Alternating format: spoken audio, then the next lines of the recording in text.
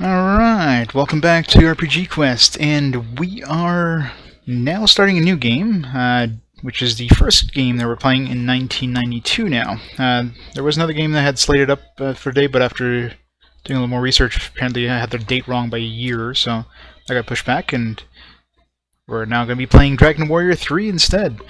Now this game, originally, I was sure I had played it before, but looking at the manual and that, it's like, I don't remember any of this, so I don't know if I've ever played Dragon Warrior 3, which is, I don't know, mind-boggling. I was sure I had played all the SNES ones, but I don't remember any of this, so if I did play it, it's so long ago, and I played very little of it that I don't remember any of it, so this is going to be pretty much a blind playthrough, so we'll see how bad I do. But yeah, let's get right into it. So the manual, of course, has your standard, what was standard at this time, a kind of walkthrough, which I'm totally avoiding, obviously. But went through the rest of the manual. I think we're going to be creating our as like a standard group of like fighter, a healer, which is a pilgrim in this game, and a wizard. So we're gonna, or not a fighter, sorry, a soldier. So yeah, let's get started.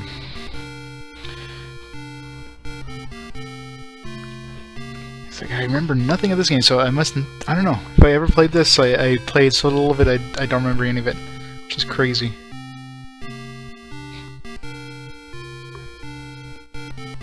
Alright, Dragon Warrior 3. Alright, let's start the timer.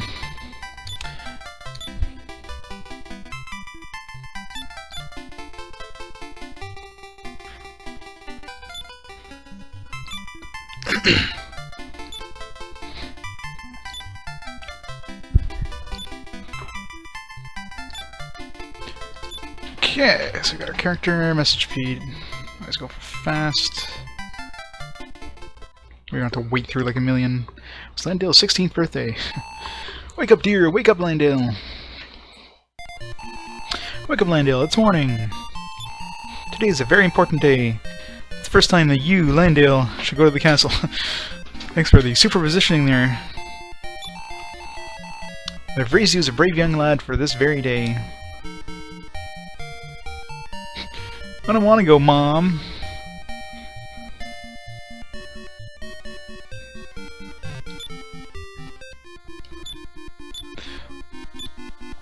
Of course you can't. Good old... Have to actually search manually. I forgot about that. So come with your mother. No, I want to see the old man. This was a Gramps.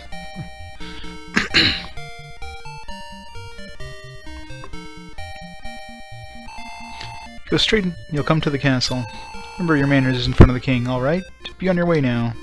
No. What's the matter, Landale? Go along and meet the king. I don't want to. Fine. I can see they never fixed the, At this point they still haven't fixed the sprites, on different terrain. Let's just make it pink. That matches every terrain type. Go to the castle. Let's do everything except for going and seeing the king. Let's go talk to everybody else. Oops. I'm assuming there's like doors in this, like keys, same thing as like Dragon Warrior 2. Different kind of keys, and refind all the keys again. See the key made by the thief of Bakor. Can easily open all doors with simple locks. Which I'm assuming is that door up there.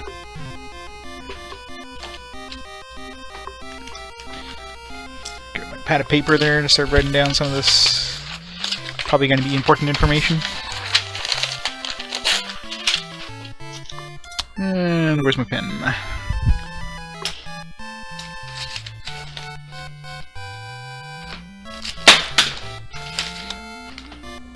One second, just gonna grab a pen.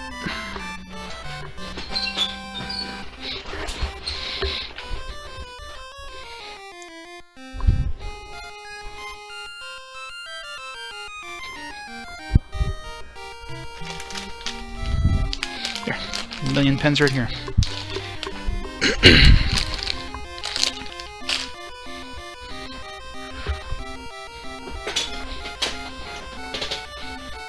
Alright.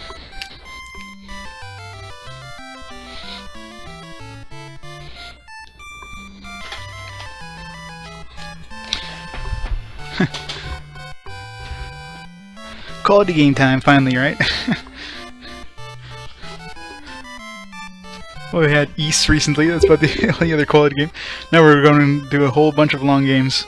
Starting Dragon Warrior 3. After that we have what, Pool of Radiance, I think, and then Wizardry 2. Oh god, just the thought of Wizardry. So at least we got a good game to start it off. Alright, so Backcore. This key.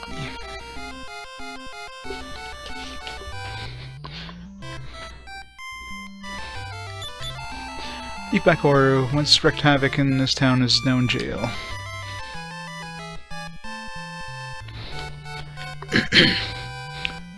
So what we gotta do to get the key? You see the princess, my princess, my princess. I go out because the Archfiend. I don't think I can stand it anymore. Every day is like this.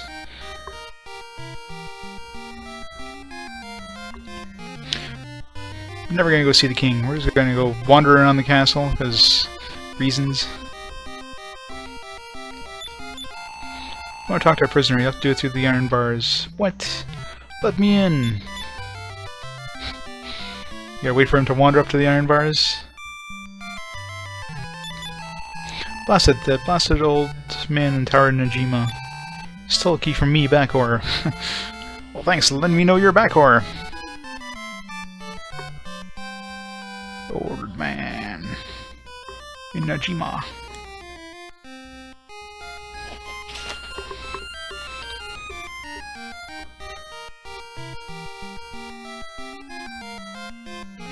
Oh yeah, at that point pretty much everything kind of falls into place pretty quickly. At that point you can pretty much go anywhere.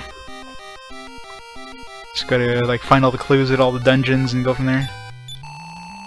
Anyway, you don't have the key to open the jail. Get away from me. Get away from there. Damn it. Put a simple door in the way.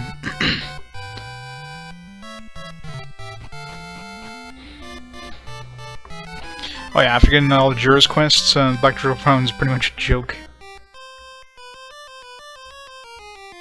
I remember having that harder time with it, and characters weren't even at maximum level at that point, or in the maximum. They didn't all have the Jurors quests. Rumor has it you can go from the cave on the promontory to the Tower Najima. Go through. I don't know if it's just a coincidence, but it seems like I'm getting all these clues in like the perfect order. The guy tells me like Backcore has a thief, and then the other guy tells me he's in jail, and then I go see the jail and tells me the old man in Tower Najima, and then this person tells me how to get to Tower Najima. It's like, why are we getting all these clues in the perfect order? It's one hell of a coincidence. Mind you, I guess that's the way it's designed. I mean, normally you would instinctively go down here, talk to these people, and then make your way that way, so... It's good game design.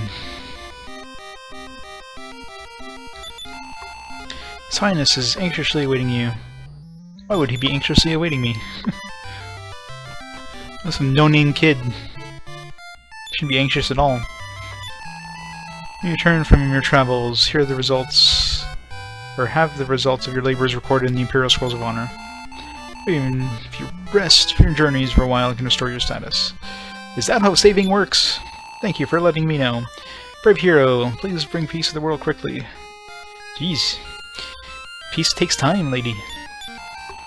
Castle gates close at night. You can only have an audience. Oh, that's right, there's a day-night cycle in this game. Not the first game to have it, but definitely the first of the Dragon Warrior games.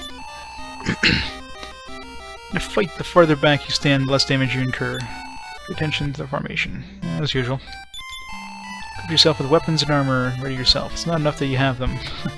Really? Got to equip things? It's just weird. Oops. Solo journey is too dangerous. Let's go to Louise's place at the west edge of town, find companions. Okay, that's where we get our pals, I guess. Welcome on to the Landale, son of the brave Ortega. It is said thy father Ortega met his end when he fell into the volcano's crater at the end of battle. We do hereby accept your petition to follow in your in the footsteps of your brave father. The enemy shall be the Archfiend Baramos. Name of Archfiend Baramos is yet unknown in the world of man. Things remain unchanged. Before long, the world will be destroyed by the Archfiend. It's a hell of a quest to put a 16-year-old kid on. Hey kid, yeah, we got the super evil baddie that none of our knights in the kingdom even have a chance at. You want to go kill him? Baramos must be defeated. Seek companions at the local eatery and start your quest.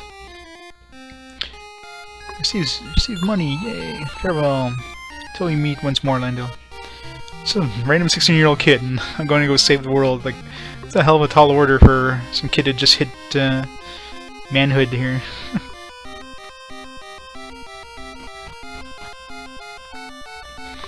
I think they would want to send somebody who's a little more, experienced in battle.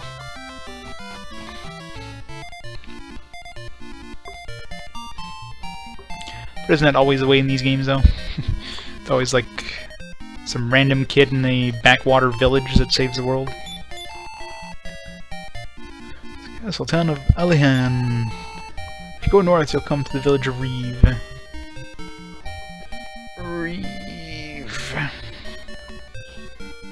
North of Alihan.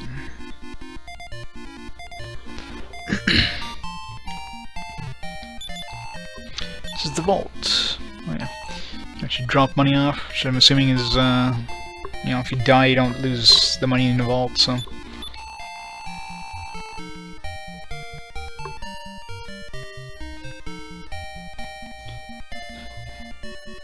Well, true, but I mean... Yeah, you didn't get tasked with the quest of, saving the world right off the bat, right? You kind of learned over time you were saving the world. This one, like, he's pretty much just telling you, like, right off the bat, yeah, you gotta kill this, like, super evil archfiend that is about to destroy the world. Have at her! If you're going to take anyone along, you best take a soldier, a pilgrim, and a wizard. Hiccup. Yeah, that was the plan. Looking at the classes there, that seems to be the kind of the standard trio. Your black mage, your white mage, and your tank. Well, plus yourself, which is also kind of a jack of all trades.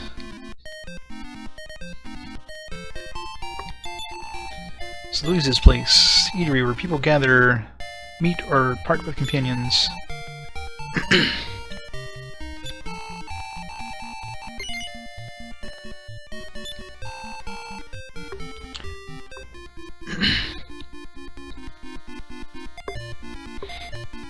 Another world?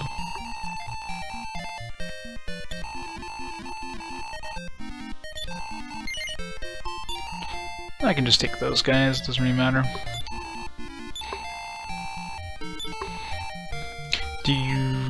Is there like random stats if you... Can you roll different stats, or is it just predetermined? Goof-offs are really useless. Won't take one along, wait until you get strong, and just take one along for laughs. So from the sounds of it, the goof-offs probably have some sort of super important thing, like they can do it later on, but it seems pretty crappy to begin with. Well, fancy 10-0. Let's give it time, they'll have a 10-2, 10-3 coming out, and... Sages are chosen few. Sages are chosen few. Only those few can withstand rigorous training can become sages. Yeah, it's the only class you can't create off the bat.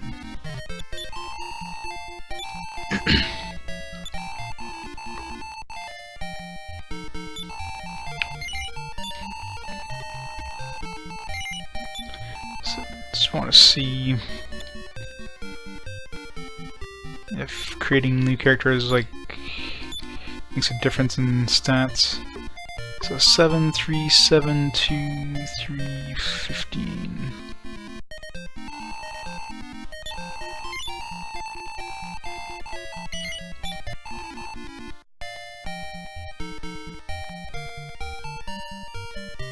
Didn't I say 15? 15-0, isn't that what I said? Did I? Okay, yes, the stats are definitely different, so it's randomized every time you choose, it's kind of annoying. Let's see what the default guys come with. Did I say 10? I don't know. My bad.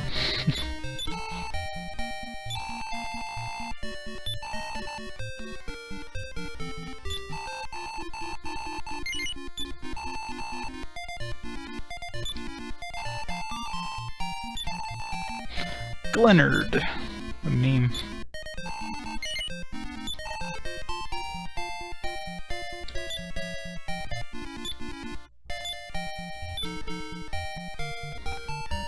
Okay, Leonard starts with a good string. Careful agility. I could randomly roll stuff, but we'll just take the default characters.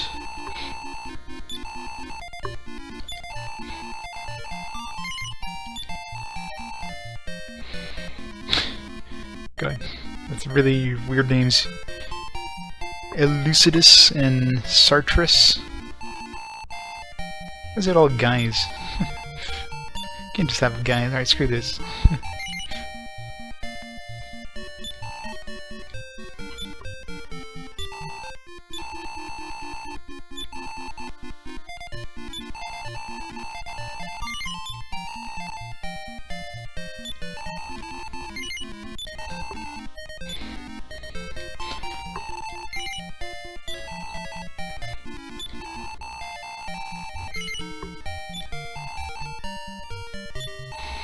Creating our own characters.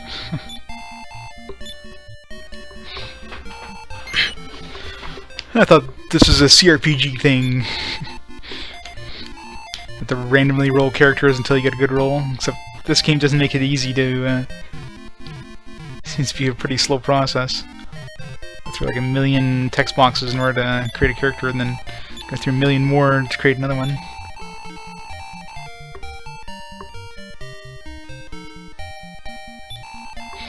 Also, this one's like a sausage fest here. Like, you could have had like at least one pre-generated like female character, but no, it's like that was a bunch of male characters. Gotta have like equality here. Have like 2 guys, 2 women. You know, have a female warrior, female soldier. You know, be a badass Valkyrie or something.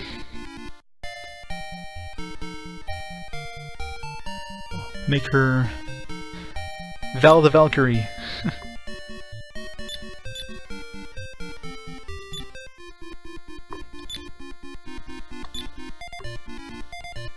That's actually pretty good.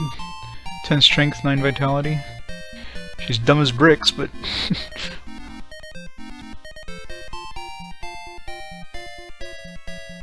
she's pretty slow, but well, pretty slow in both ways. Mentally and physically. But she's strong as hell.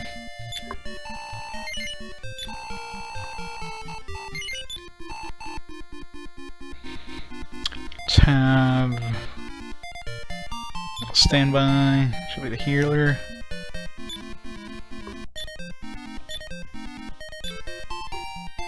Pilgrim. I'm assuming intelligence is what you want as a healer.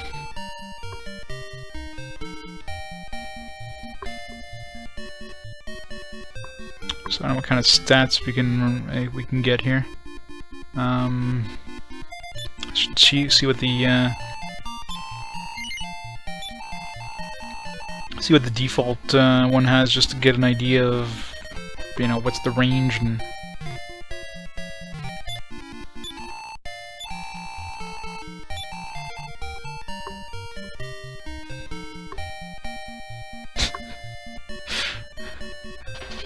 Well, soldiers don't need intelligence. Not like I'll be turning a soldier into a sage or anything like that.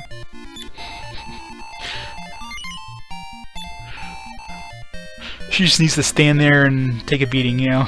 She doesn't need to know how to, you know, press a button.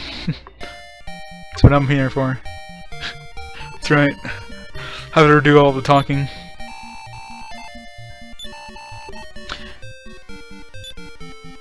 She's more liable to like chop off her own arms instead of the enemies.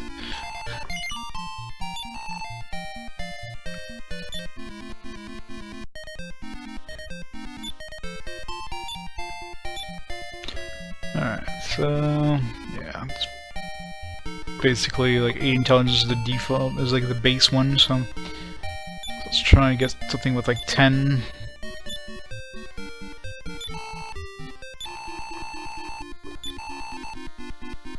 Let's check out the wizard just to...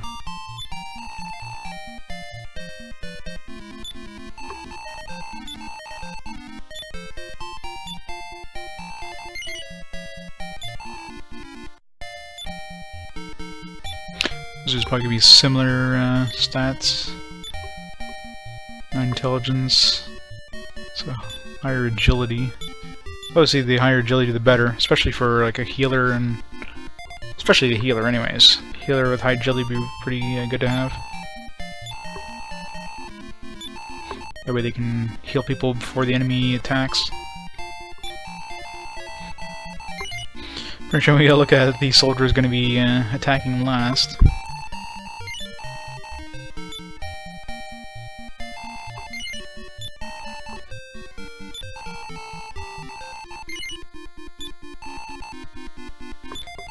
I hope I can part with myself.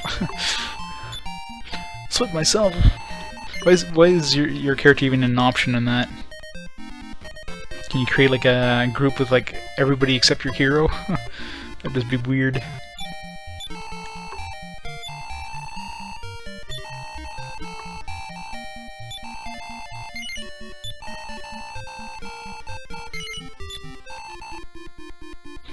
I wonder if you can change their name afterwards.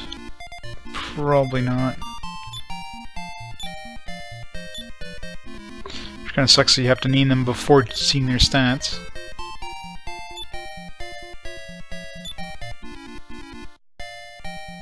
It's pretty crappy.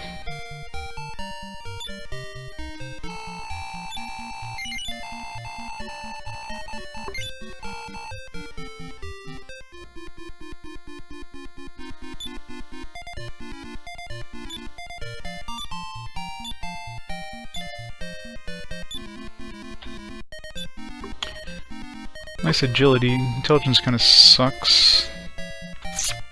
Vitality sucks, so... Nope. I want decent vitality, I want high intelligence. I don't know what the... I'm assuming... I don't know, 10 is max you can start off with. But I don't know if... I don't know what the range, the possible range for each stat is.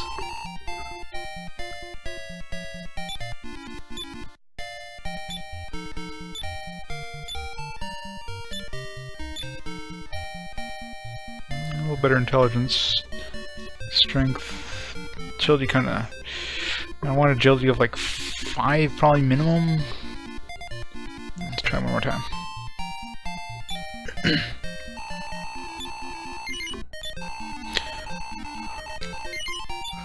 Gotta say, this is the most annoying character creation system.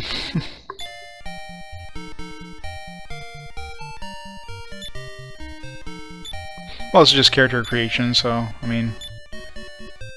Like, I'm going Soldier, Pilgrim, Wizard. It's basically the group I've decided on. In terms of the actual stats, I mean... I don't mind knowing what the range could be. It's not really a spoiler in any way.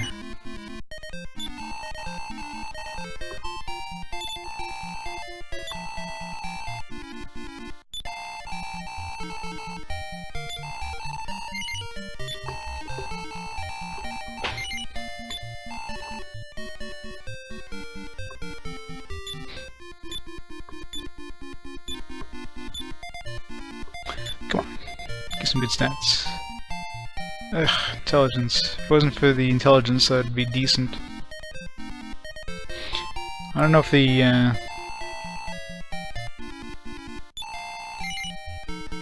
or just, well, anything that's not like a spoiler, really. I mean,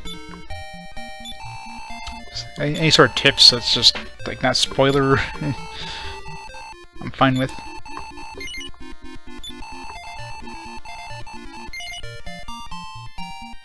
Yeah, well, that's always the case, right? The sequels, or not sequels, the remakes are always, they always make things better.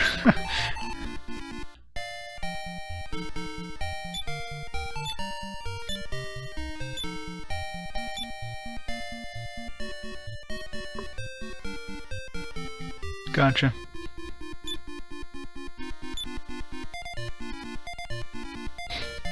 Pretty crap.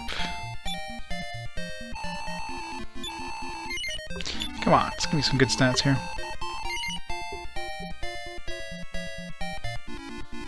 Okay, that makes sense. Yeah, they probably got the feedback that people hated, like any sort of random stat kind of starts. Not a big fan of that with like CRPGs. Ugh, Vitality sucks. You know, you spend an hour just trying to get a decent roll. That's the problem.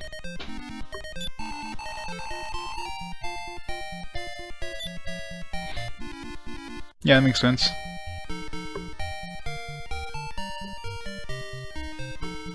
Yeah, unfortunately.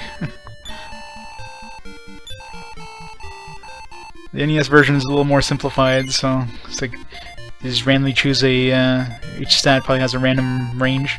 It seems like 5 is about the maximum for anything other than the intelligence. Most I've seen so far was 9.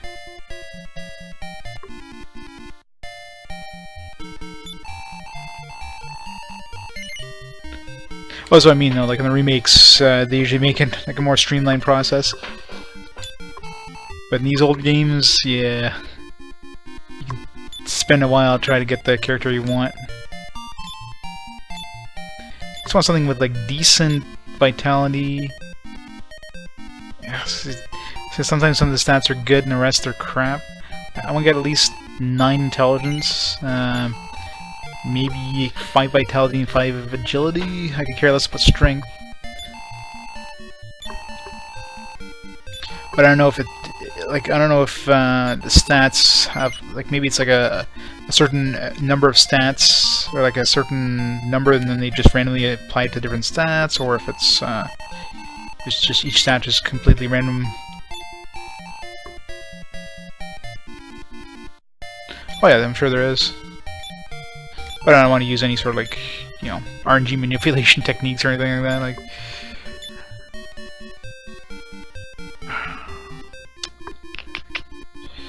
now, if intelligence is 1 point more, I might take this one.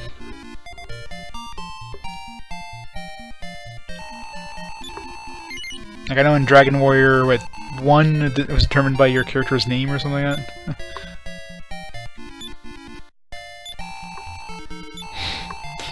Half an hour in, we're still choosing our character. This is a CRPG, isn't it?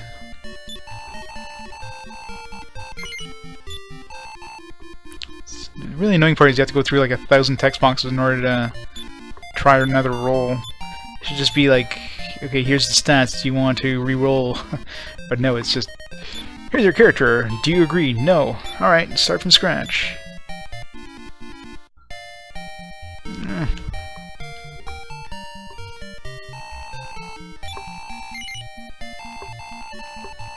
Yeah. That much I knew, but, I mean, I didn't know which names were good for which, so usually, you know, unless you're like going for speedruns, you don't really care about that too much.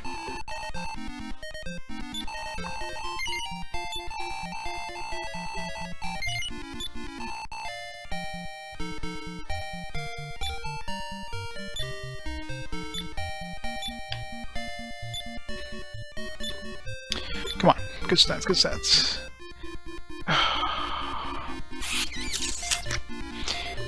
You know, the agility and vitality is really good. Intelligence, eh. You know what, we'll take it. It's 1 less intelligence that I like. I haven't seen 10 intelligence, so I'm assuming 9 is the max for Pilgrim, but the agility is really nice, which means we have a good chance of getting off a heal before enemies attack, so let's keep it. Alright, and last one will be Wizard. Whiz the Wizard. Because I don't have too many characters, considering we have to re-roll these damn things each time. Okay, good intelligence, vitality, or agility is okay. Vitality sucks though.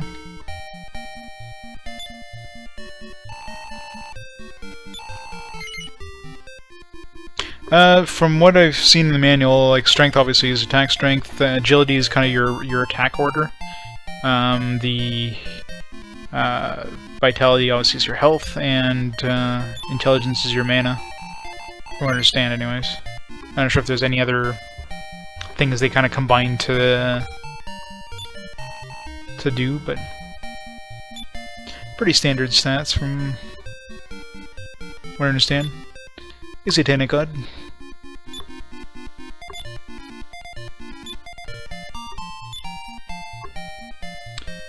Same rules as before. I don't know what luck does, but I think that's good for goof-offs, so I don't know. So one I'm not sure about. Luck is always like it's a very mysterious stat in a lot of games. Yeah.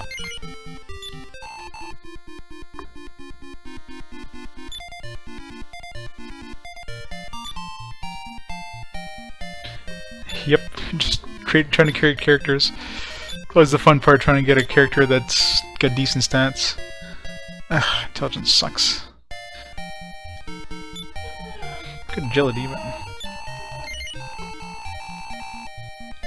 Give it. Okay, so agility's defense as well. So my my soldier has really crappy defense, but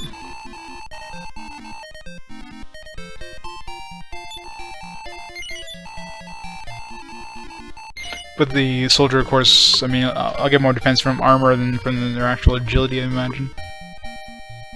I'm guessing fighters would have, you know, they won't be able to wear the strong armor, but they'll have the kind of the agility boost or whatever. Yeah, kind of figured as much. So the higher the agility, obviously the better chance of going first, which is important for a healer, especially. That's why I wanted my healer to get a pretty good score. Because if the healer can heal before, you know, the enemy attacks, then you get a chance of like surviving a death.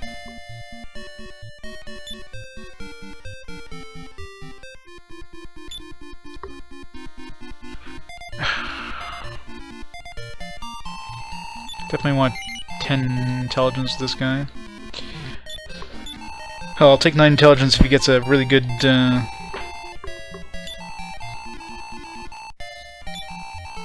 oops, it's a really good agility score.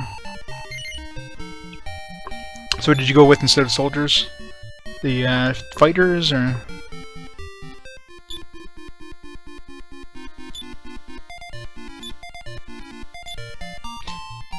The merchant seems to be like just good for getting extra money. Goof off from the description sounds like, you know, it's garbage, but obviously it's gonna be something that only the goof off can do. So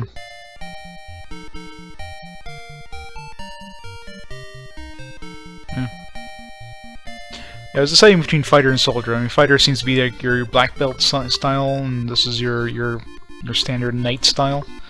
So I figured, you know. Go with just the basic knight, the kind of the heavy tank.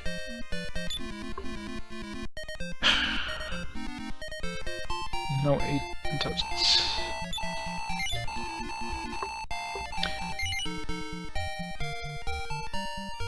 Yeah.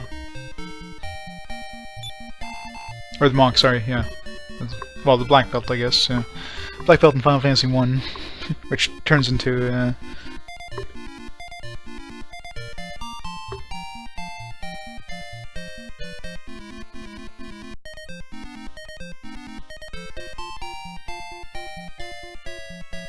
Gotcha. So obviously the higher intelligence, the better for your casters. Which is why I'm trying to get... I want to get like a roll of 10 with my wizard, for sure. And decent agility, but... Definitely get 10, because I've gotten 10, so... Yeah, I know.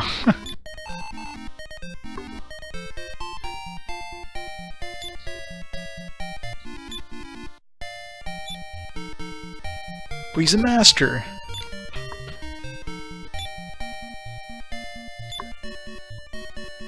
Come on. I'll never see 10 intelligence again. Keep getting 10 intelligence at the beginning, now I won't see it again. It's like it doesn't exist anymore.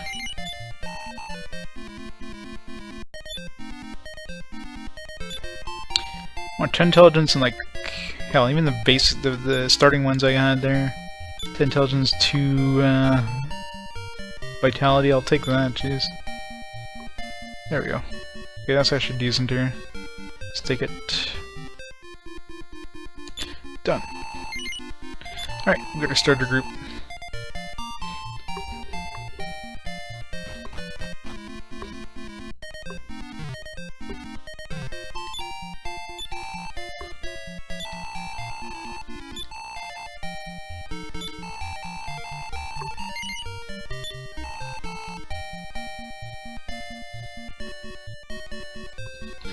Compensates for gains.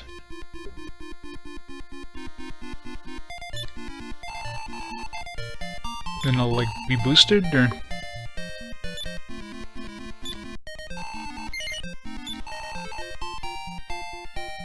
that's pretty cool. So if you have crappy stats, it's in the end it probably kind of evens it out. Gotcha. So basically it just makes everybody kind of even. So no matter where you can have like, you know, the best stats or the worst stats, and you know, 20 levels are probably going to be about the same.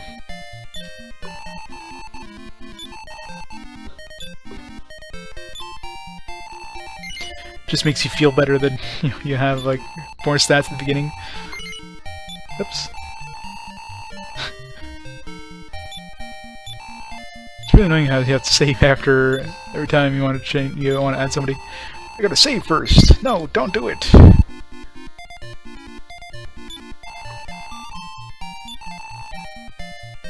Makes sense then, yeah. Oh well, what's done is done. Alright, let's get out of here.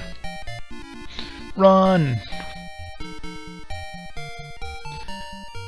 Okay, so what do we have in terms of... he's got copper sword and leather armor. Oops. Yeah, Pilgrim is your healer. Club. Get Vel a better sword.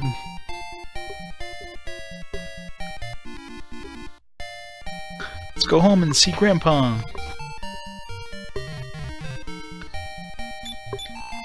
Father Ortega is a great hero and my son. Thanks, Gramps. He's also sit down and rest. Your friends should come in and rest too. There's one bed in this room, Mom. It's kind of wrong. Damn it. Because they haven't added like lootable chests in this game yet.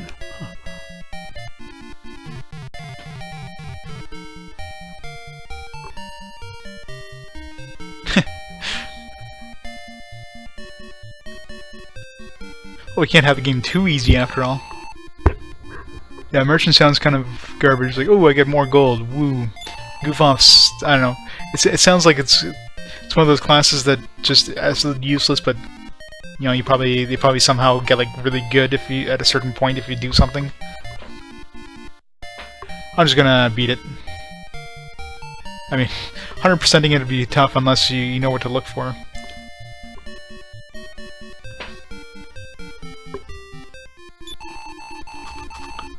And the travel door connecting the ocean is closed off. Yeah, I was gonna say there's no thieves.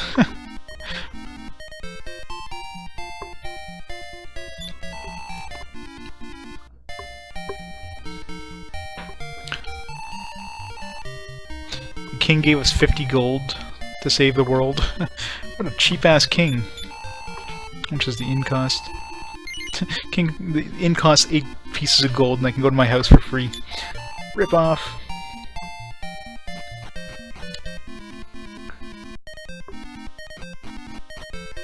So I think goal number 1 is to go get that key, because everything's locked up. Walk along the ocean from the castle, you come to the cave on the promontory. Okay, so that's where we gotta go to get the key.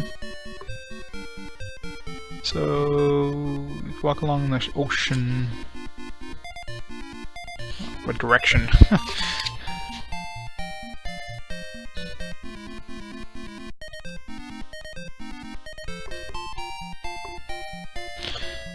Guess we'll figure it out.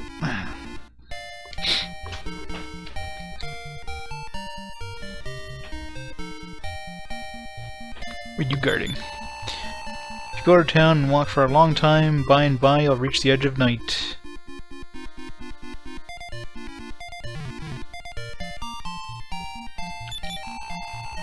I still have seen the idling floating to the west of this castle. No, I have not. You should see it as soon as you go outside. Sure. The sea is rising up on that island is the Tower of Najima. Alright. That's where we gotta go.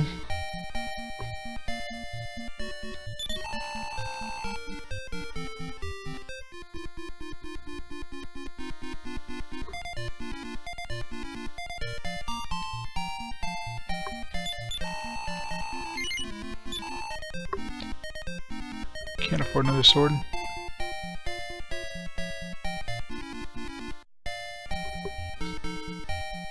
Oh yeah? So they have a better chance of critting then?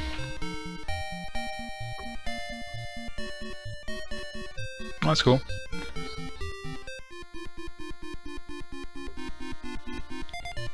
So they pretty much have, you know, double, triple the chance of getting a crit as most people. Can't really afford anything, so because the king's a cheap ass, doesn't even give us enough gold to buy another sword. Cheap ass king. Here, go save the world with this change purse that's barely enough to sleep at the inn for one day, for one night. But I'm here in the town. The idea that the Archfiend will destroy the world seems impossible.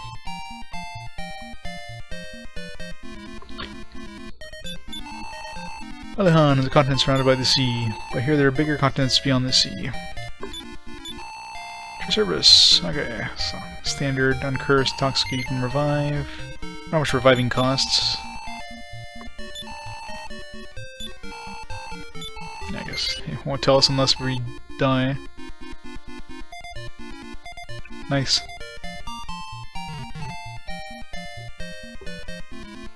Oh yeah, Dragon Warrior is one of the defining, you know, JRPG series. I mean, it created the JRPG.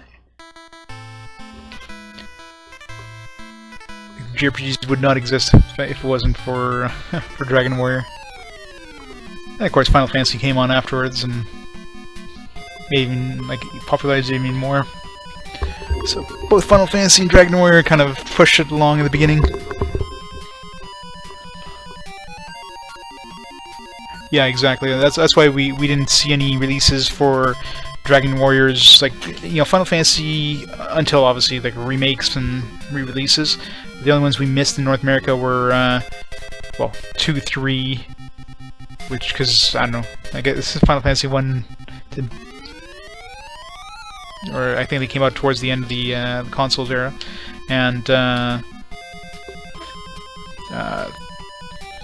and yeah, just 5. So 2, 3, and 5 are the only 3 that we missed in North America.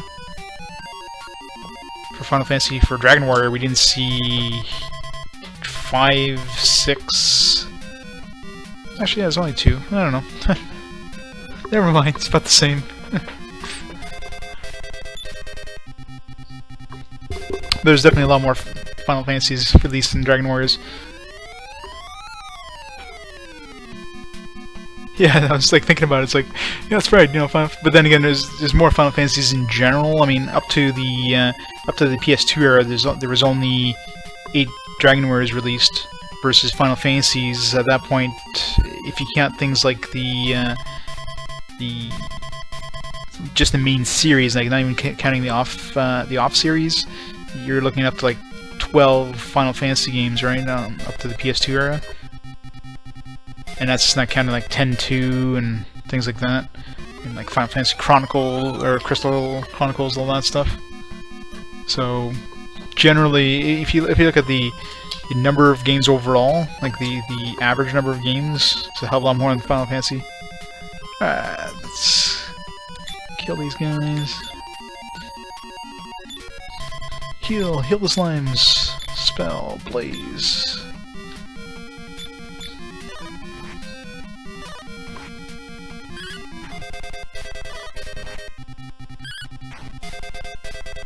Yeah, exactly. Well, I think the main issue back then, especially, it was the long translation time, the long localizing time. I mean, look at Dragon Warrior. The first Dragon Warrior, it took what was it, like 2 years after the Japanese release to come out stateside. That's a huge amount of time, and generally a lot of these games came out towards the end of the console's lifespan in Japan. So if you're looking at an extra year of localizing, minimum, an extra year of localizing to bring it out in North America, and by then, you know, the console was pretty much done, like, or they would have moved on to the next console, then it's not really feasible.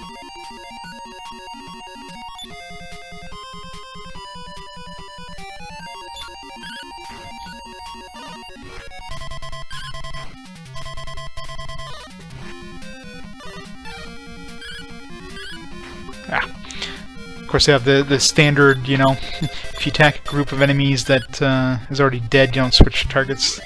Something I really hated.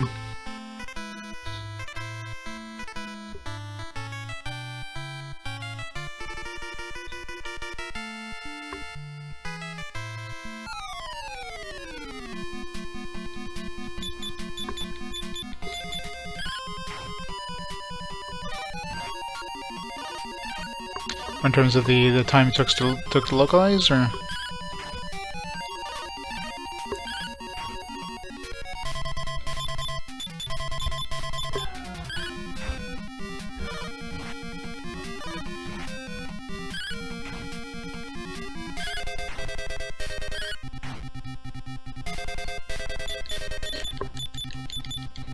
Good old slimes. Level up! Val levels up. When nobody else leveled up.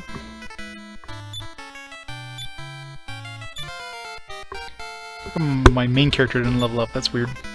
Guess he takes more experience.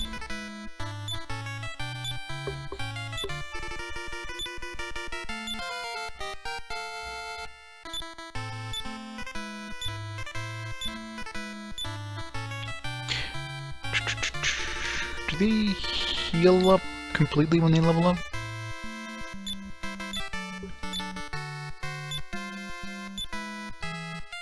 Did notice if I healed when I leveled.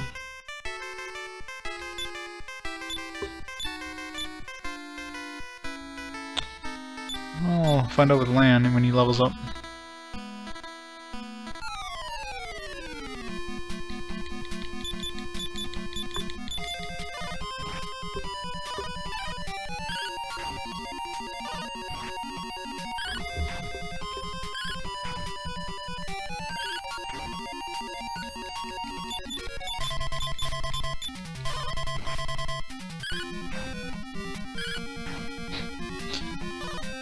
Well, it's pretty standard. I mean, you have the iconic music from Dragon Warrior, right? They always kind of use the same music in a lot of their games. Same thing with Final Fantasy, right? And if you look at the battle music in Final Fantasy, it's pretty much remixed in so many different Final Fantasy games.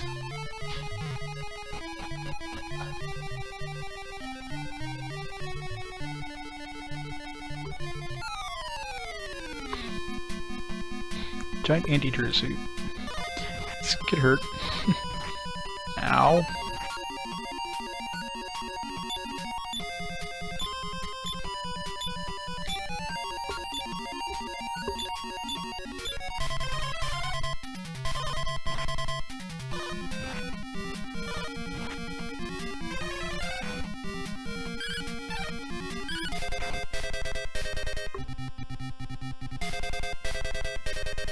Zelda!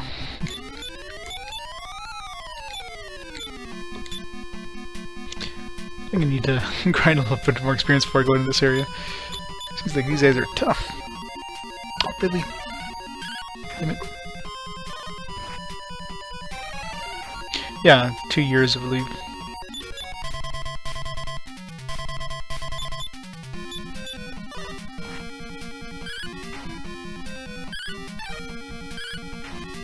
But even then, it was generally about a year between like the Japanese release and when it was localized in North America. Mind you, even later on, that was pretty standard, but.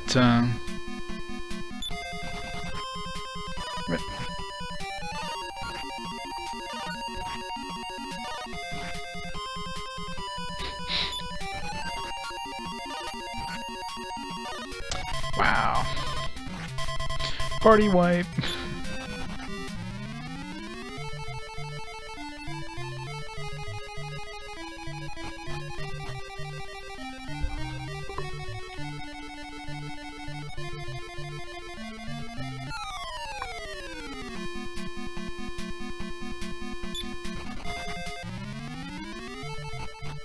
Alright, let's see how much it costs to revive people.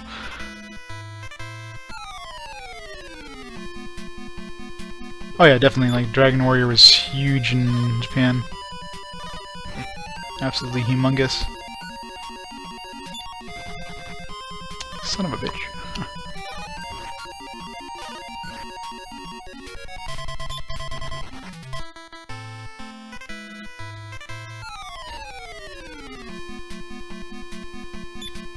Why am I not healing? Damn it. Well, party wiped. Alright, note to self, don't go into that cave.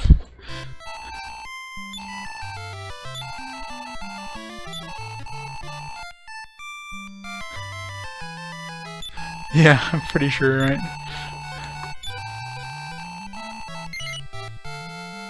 No. Let's see how much it costs. Probably gonna be reloading here.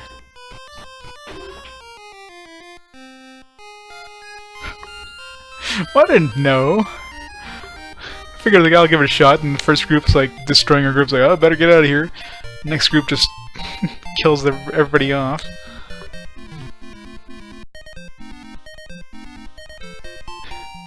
Now I know. Do not try the tunnel until you've got like, I don't know, like 10 levels under your belt. I don't know.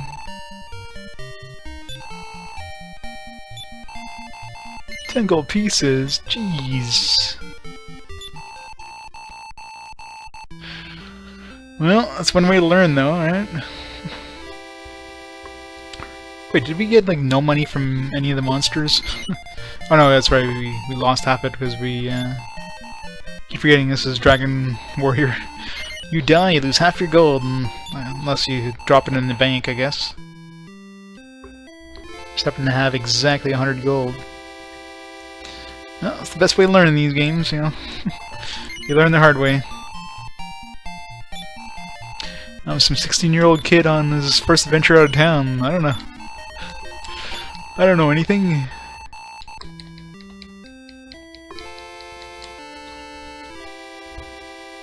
Alright, so we're definitely not going there until we can handle that area. This revives us with like full health. Does it revive us with full magic as well? I think it did.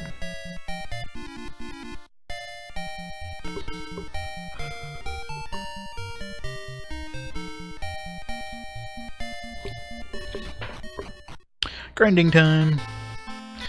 Good old JRPGs kind of force you to grind right off the bat.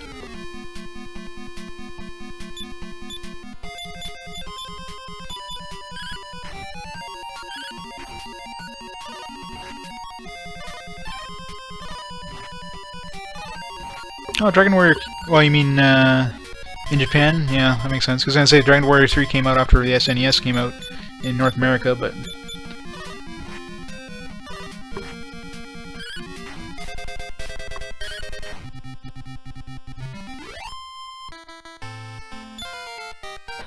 Level up finally! 1 point, 1 agility, 1 vitality, you suck. Wow, everybody's like leveling up to 3 now. And just leveled up to 2. Some good vitality and strength increases though.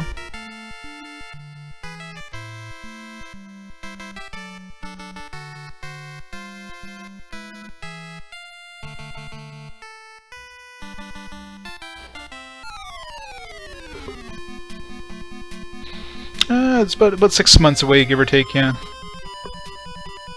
We already played Final Fantasy 2. Like, Final Fantasy 2 came out before Dragon Warrior 3 came out, or Final Fantasy 4, but, you know, what was called Final Fantasy 2 in North America, anyways, came out before Dragon Warrior 3 came out.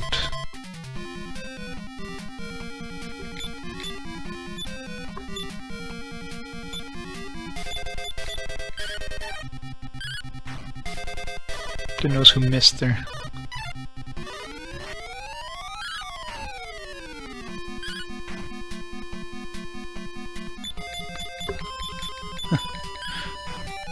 Yeah, it's pretty much... Nowadays, most games just kind of hold your hand, you kind of level up as you go along, but... In this era, it's pretty much grinding. I mean, it's pretty much a requirement. Ooh, new spell. What did I learn? What did I learn? Did I learn heal more? No new spells for my... Alright, so spell for combat, I guess. Expel. Let's expel.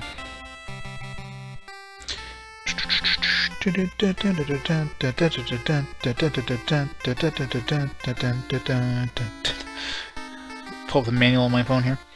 I don't remember if expel was in the other Dragon Warriors. Doesn't sound familiar. Dragon Warrior 3 manual. Not Digimon World. What's Digimon World? The first thing that comes up when you search for DW3.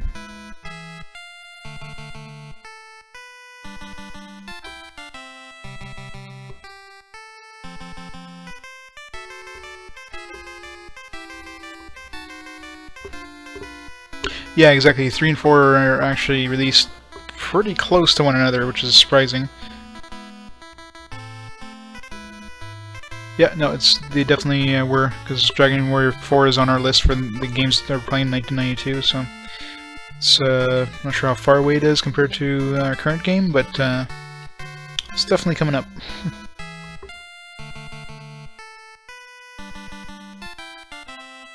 Yep, exactly, because we already played Final Fantasy 4/2. Alright, where's the spell list?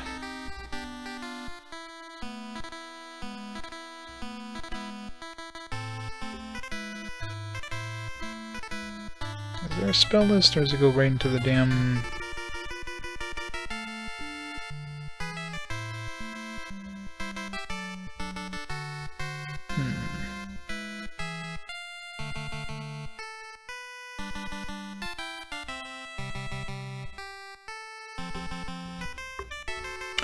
There's a spell. This is probably after the walkthrough.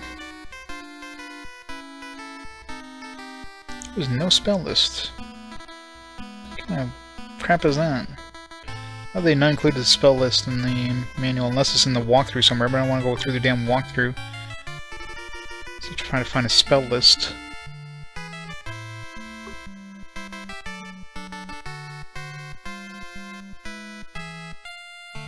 I guess I'll try using it in combat, see what it does. It's weird that they didn't have a list of spells in the manual, they always do. Stores, embarking your quests. Your allies, no, definitely no, unless there was a, was there something other than the manual included in the game? I think sometimes they include maps in that. Just double check here.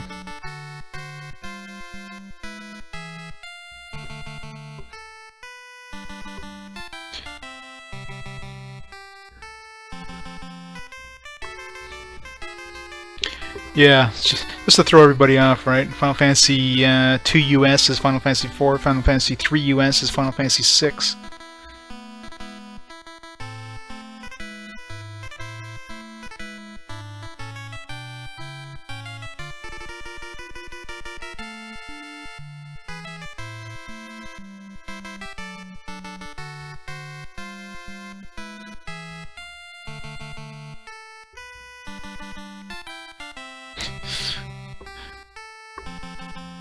I don't know if it just... I don't know when those came out in North America, but or in Japan. Did they come out... Because I don't know if they would have... Well, obviously, yeah, Final Fantasy 4 came out well before, you know, the NES was done, so there was no... It wasn't like the console was done by the time they released Final Fantasy 4, so I don't know. It's weird. Here we go. Okay, found the spell list. If I can find expel. Finish enemies from a fight. Okay. So it just kind of gets enemies out of the fight.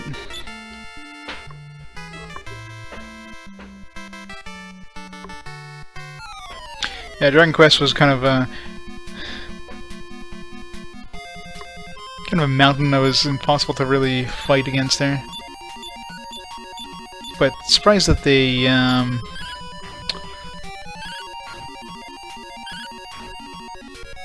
like Final Fantasy definitely did a lot better in North America than at least the ones they released did a lot better in North America than Dragon Warrior did.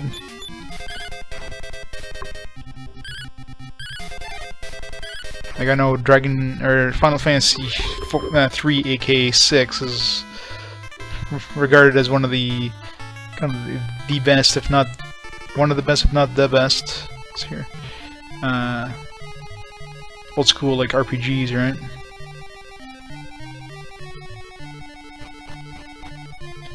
And yeah, I never played Dragon Warrior. I'm gonna get murdered here, aren't I? Oh no, it's just slimes.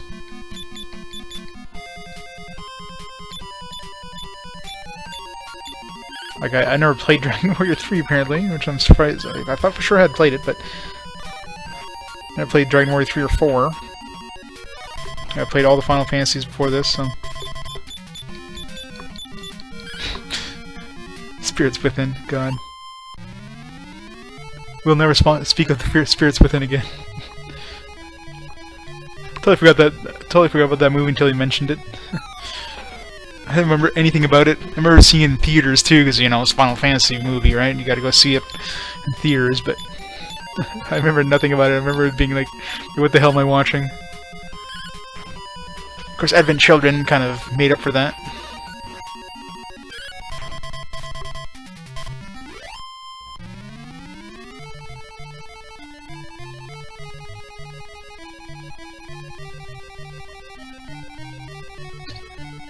Yeah, we didn't get to taste it until they released it on the DS or 3DS. I think it was the DS. I really shouldn't be in this dungeon, should I?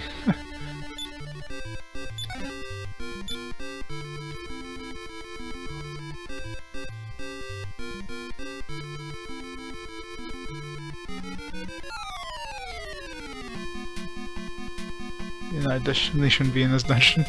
Run away! Really? Wow.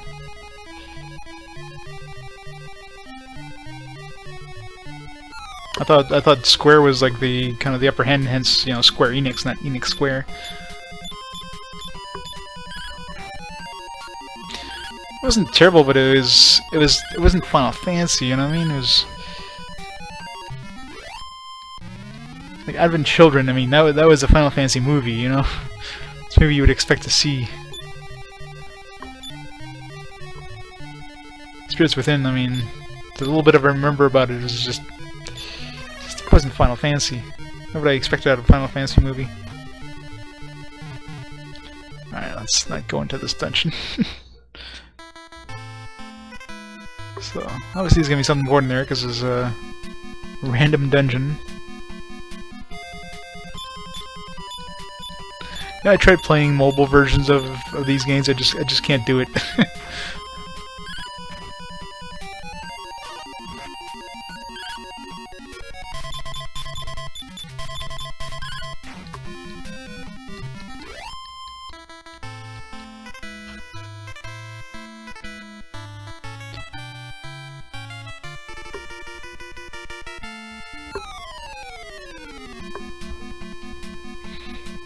Once everybody gets up to like level, I don't know,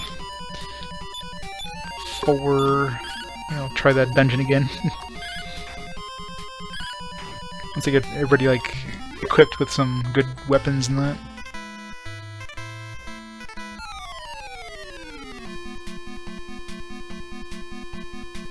Party chat? Is it like you speak, or you can chat with different members of your party? Kind of like the, the Tales games do.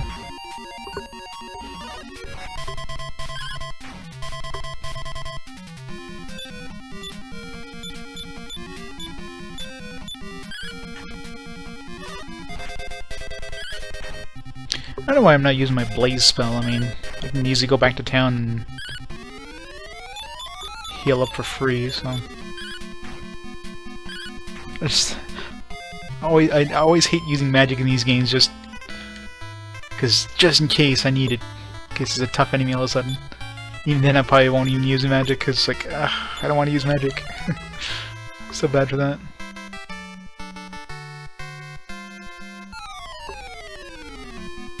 Yeah, it's one part I enjoyed with the Tales games. Like, you can always have like random kind of chat with your party members.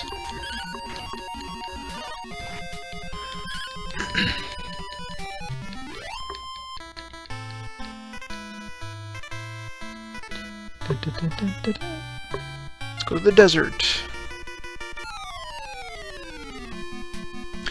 Yikes. Alright.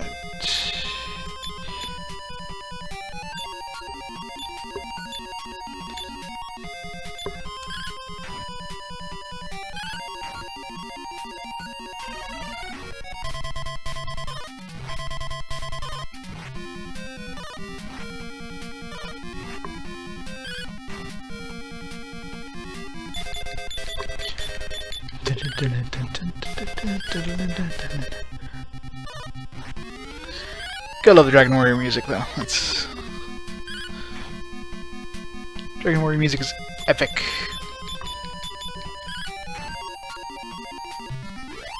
I'm gonna have to check those out.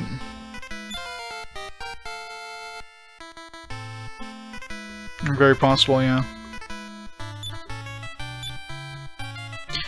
Because with the DS remakes, like, did 4 come out before 5 and 6?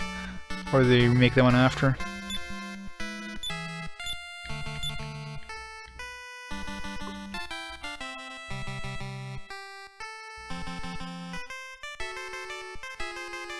It's gonna be nighttime! Oh yeah.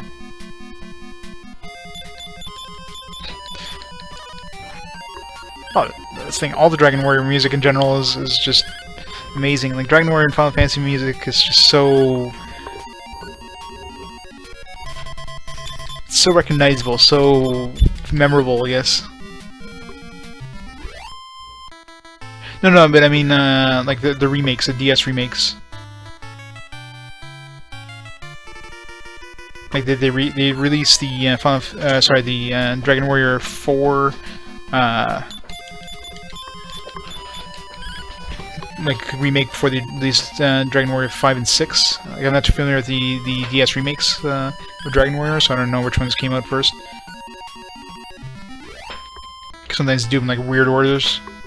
Okay, so they actually came out in correct order. So yeah, so that could be why, right? I mean, maybe they got like backlash from not including in 4, and then so they did a better job with 5 and 6.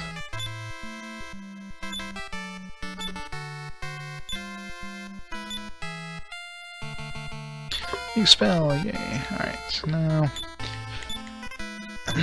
so I'm going to go try out the dungeon again. Let's save first. So what spell did I get?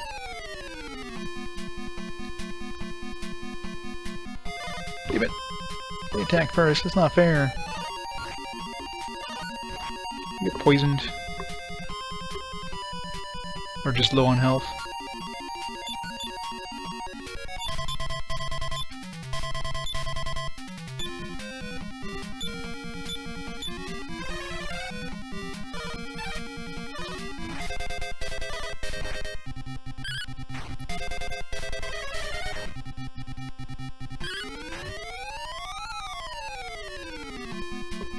Well, I can imagine. I mean, that's you know, taking a PlayStation 1 game. It's a lot harder remaking like a PlayStation 1 game. Not harder, but I mean, there's a lot more content, I guess, in Dragon Warrior 7 or to remake.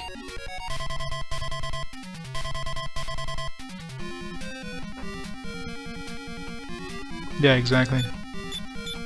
That's what I hear.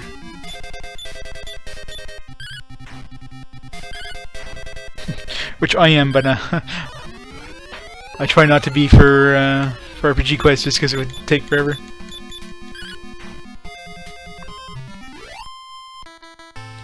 Yeah, they do that a lot in these older games. It's kind of a quick way of seeing if you're hurt, or green is somebody's low on health, orange means somebody's dead, and nighttime is like blue or something like that. I don't know if it changes if you're poisoned or not.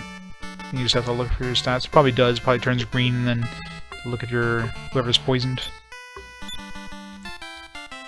Alright, let's go save. Heal up. It's nighttime. Which means the monsters are going to be super deadly now. And all the shops are closed, of course. Is Mom going to block us? Be back late. Glad you're safe and sound. Go upstairs and rest now. You should come in and rest too.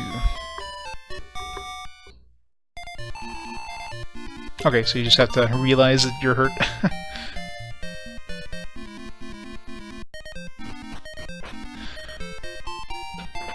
Well, sleeping paralysis is usually obvious when your character wants to attack. Poison is not so obvious sometimes, though. No, not at all. Just have to watch for watch for the color changes, or watch for the status changes. Alright, how much money do we have here?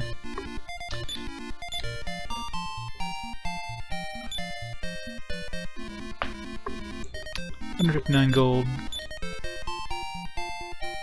That makes sense.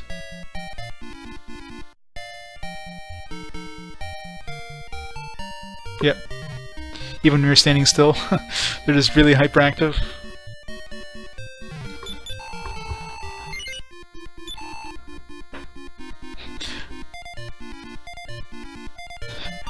You should see one of your characters like dragging him behind him or something. That'd be hilarious. He's like standing, or he's reversed and like dragging the other guy with him. That'd be the best way of doing it.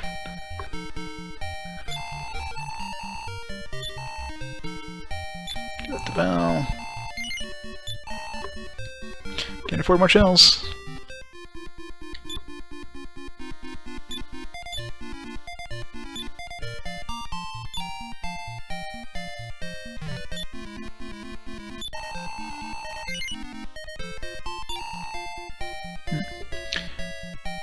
Who do I sell to? Can I sell?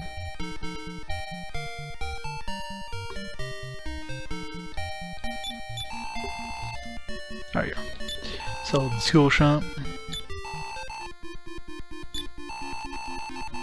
22 pieces! Alright, let's go save, and then let's go try out that... I don't know if I should try the dungeon first, or if I should try the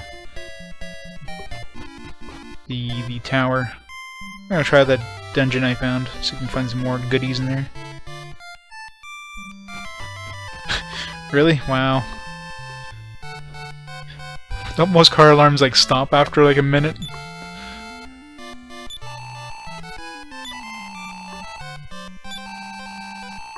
Guess he doesn't care about his car alarm going off.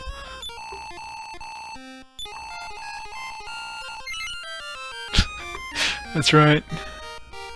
Surprised somebody hasn't gone there with a bat yet and shut it off permanently.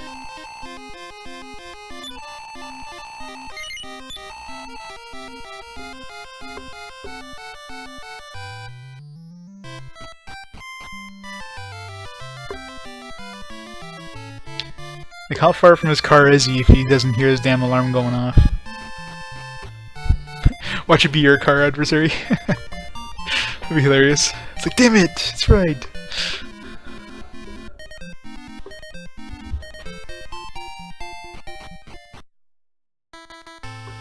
They pretty much are, yeah. They just serve, the only purpose they serve is to annoy the hell out of everybody.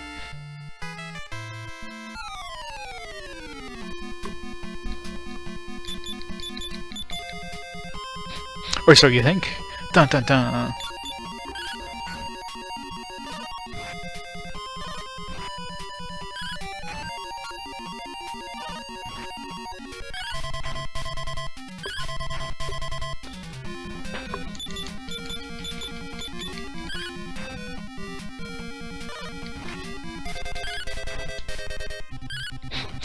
Oh, exactly.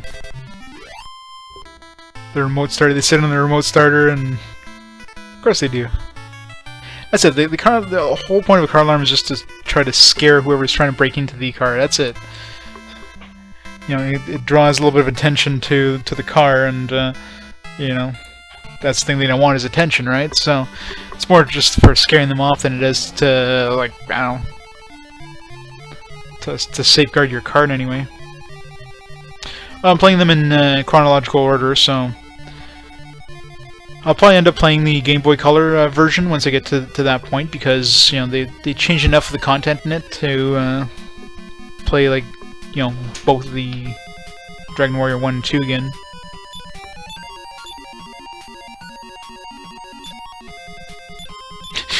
That's right.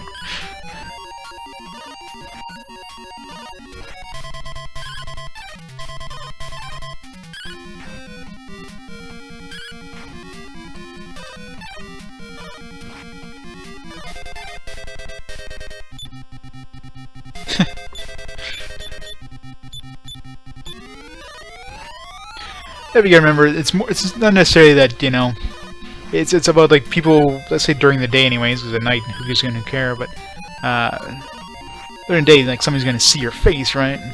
So if suddenly, like, you know, cops started asking around or something like that after a car is stolen, you know, more chance of somebody, like, fingering you than...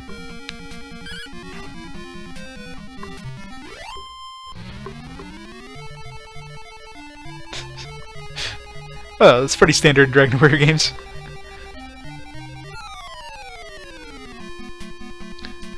Gotta love the old NES games. It's weird playing, you know, playing an NES game after playing a whole bunch of, like, SNES and Genesis games, kind of going backwards in terms of graphical style. Plus, I mean, these are old games when they came out anyways, because of, you know, the length of time it took to translate them. Hey, Dr. Magnar. Been a while. Still, this is a great looking game for the NES era, but compared to some of the stuff on the SNES at this point, yeah, not so much.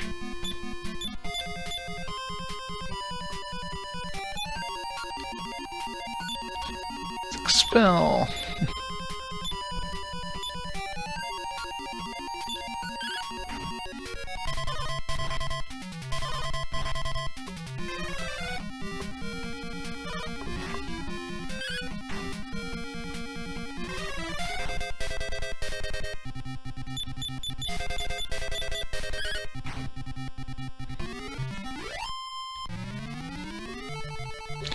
Huzzah! We're surviving this dungeon! No idea what the hell's in this dungeon, but it's gonna be something good because it's kind of a hidden dungeon. Oh, definitely, I mean... some of the best looking NES game, one of the best looking NES games in this era, RPG-wise anyways, but... I mean, obviously compared to 16-bit graphics it's a downgrade, but it's still pretty good.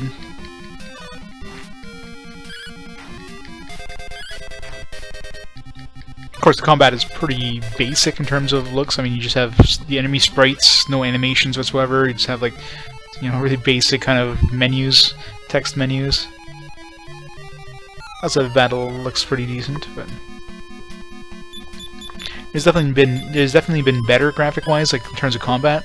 Like one of the ones that was actually had pretty nice looking sprites was it Sword and Sorcery or something like that. It was a CRPG anyways, and the combat like animations were actually really well done. Like it was actually animated sprites, nice large sprites, so a lot of detail, a lot of color. Like it was really well done. So I was kind of surprised at how good it looked for an NES game. The actual like in-game, like the navigation graphics, like going around the mazes and that, looked pretty crappy, but the actual combat graphics were really well done.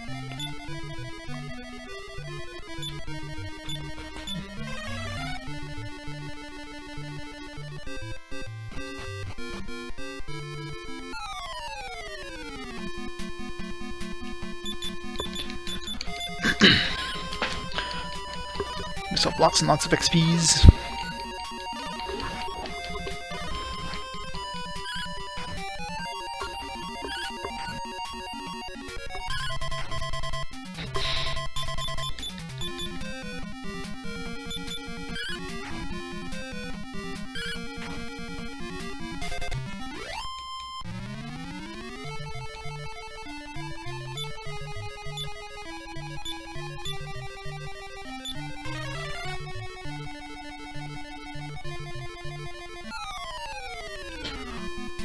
So many encounters.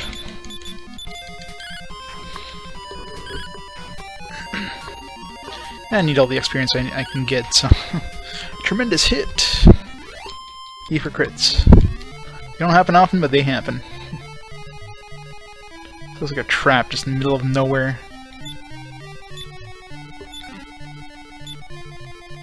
Wayfarer's clothes. Is that an upgrade for anybody?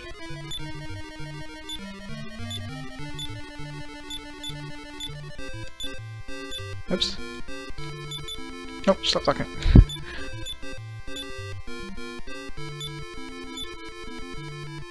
Probably better than clothes.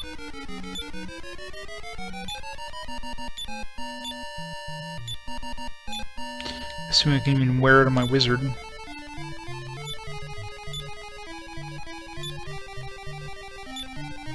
There you go. A little more defense. A weird slot for a chest, though, just in the middle of nowhere.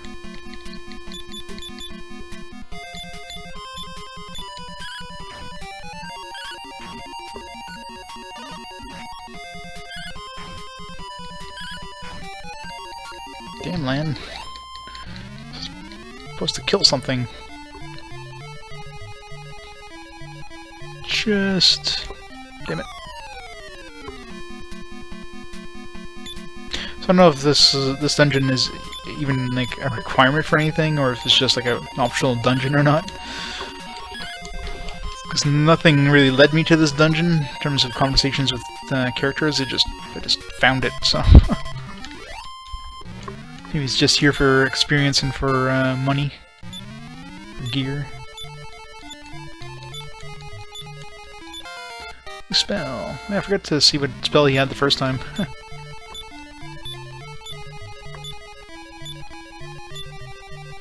Spell.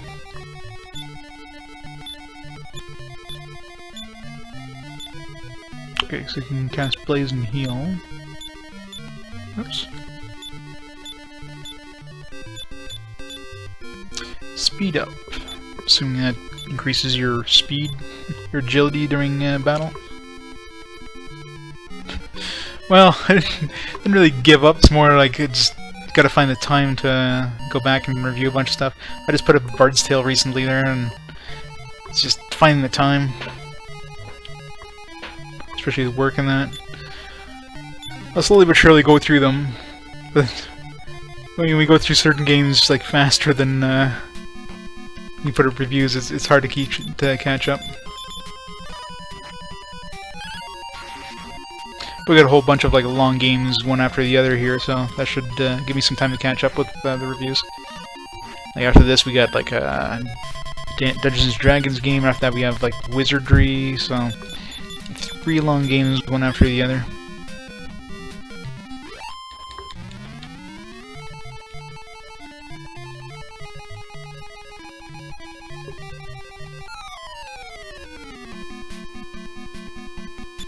Time for revenge.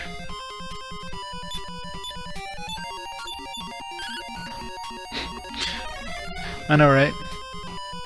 Next week's gonna be kind of a pain too, because I'm working overnight next week. So when I stream, it's probably gonna be like earlier in the day until like, you know, evening, and then off to work. A couple of times I probably won't be able to stream that much next week because a lot of times I'll be you know, heading a couple hours out of town for an overnight call. So it's gonna be a lightly streamed week, that one.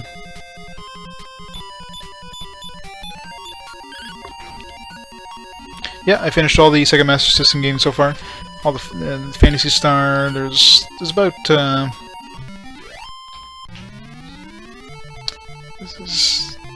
think it was about 8 of them or so. If you check out the list there and you go to the Sega Master System tab, you'll see all the ones that I've done, and you can see like links to the videos and whatnot. I can't remember off the top of my head, other than Phantasy Star, which games were on there. There's what the hell is it called? Like Magical Miracle Warriors or something like that. There is what the hell? What's going on with my phone? Come on, home button, work. Oh yeah, Phantasy Star 1 was amazing. Especially like for the time it came out. I mean, Phantasy Star 1 came out before even Dragon Warrior came out, so it was really the first taste of JRPGs we got in the West. It was an amazing game. Of course, I'd never played it like on the original system because I didn't own any Sega hardware. But as a kid, I owned all Nintendo stuff, so I played it much later. And amazing game.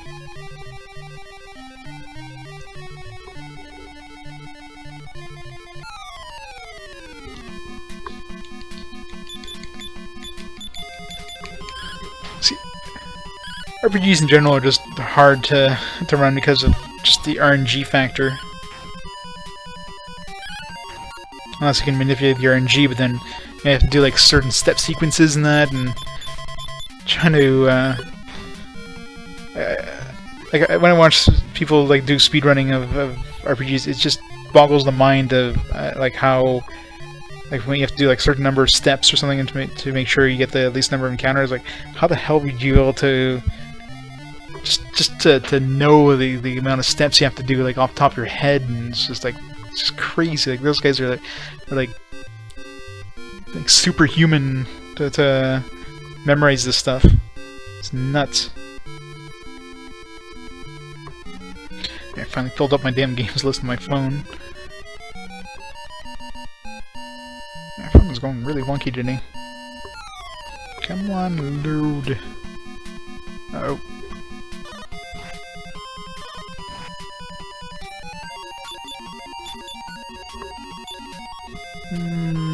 Let's heal Val.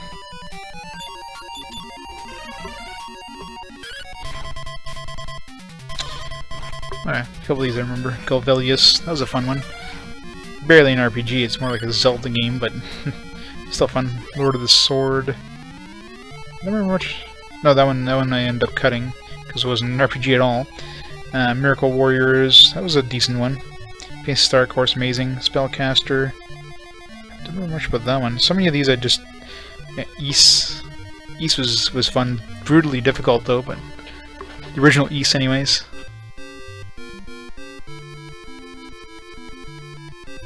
What's I mean? Any sort of RNG manipulation like that, with like step counters, like it's just insane. Like how the hell people can like do this. I could see like for a task or something, but like for a human to do that stuff, it just boggles the mind on Like, how these people can, like, just memorize these step counters. It's just insane. Like, we're not talking about, like, you know, a game that takes, like, you know, 20 minutes to beat, like some speedruns. Like, these are hour-long games, and just memorizing all of that is just, it's like, wow. So I'd never be able to speedrun an RPG. Just the thought of it, just, it's frightening.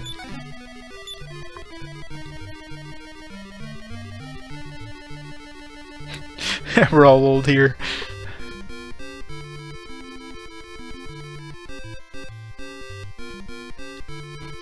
I was never a big fan of the old style CRPGs. Some of them were fun, don't get me wrong. Like, I kind of enjoyed Might and Magic. What the? I'm out here now. How'd I get out here? Went through the wrong way.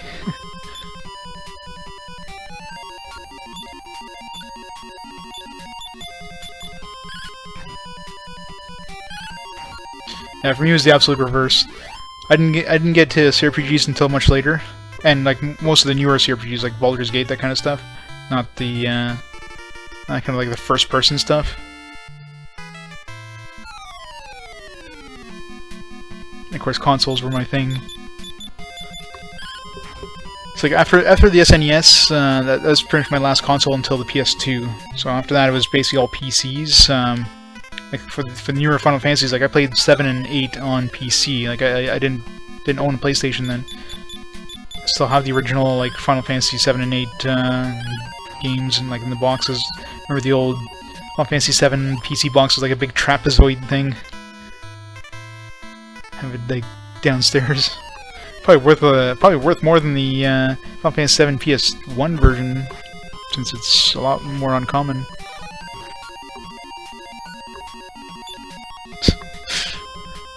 That's right. That's fun though. Like I enjoy drawing out the maps. That's the one thing I enjoy in CRPGs.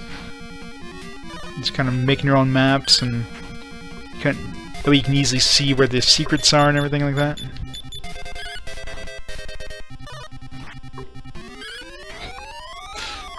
It was, but it was epic. Was it 7 or 8 that had the companion app that you can like raise your chocobo? It was like this kind of Tamagotchi thing for chocobos. I remember that being fun. I think it was 7 or something, wasn't it? It's something you can kind of do on the PS1 one, but you had to get like a special adapter. I think it was Japan only, and some weird stuff like that.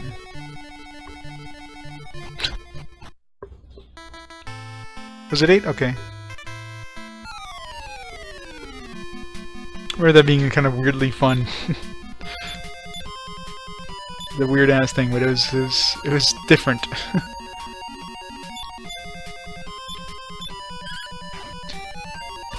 It's bad you can't run those on like current generation Windows though. I mean, there's the Steam version of 7 obviously, but like the original one just doesn't really run anymore on current Windows. Just unfortunate. It'd be nice to just pop it in when you get to the Final Fantasy 7, just play the PC version instead of the PlayStation version. Oh yeah. Good old Tamagotchis.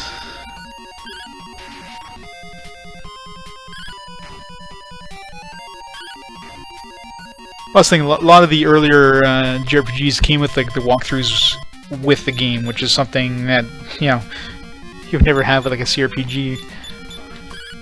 And even this game here, like in the manual, like 3/4 of the manual is the walkthrough for the game, which obviously I'm avoiding.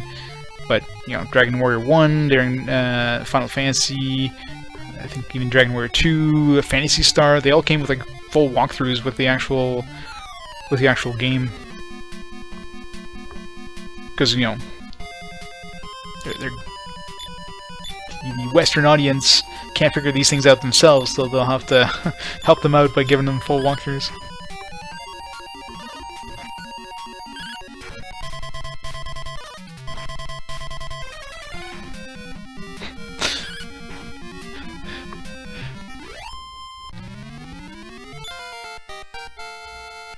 I think I played Etrian Odyssey 1, and I never played the other ones, but I found that was kind of neat that you built, that you drew your own map. Didn't play much of it, though. So I'm kind of looking forward to when we get to that part, which is going to take forever, because, you know, the DS is quite a long ways away in our list, but,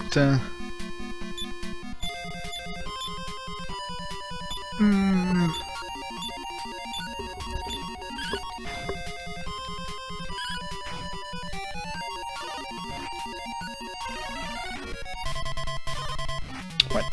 Kill it.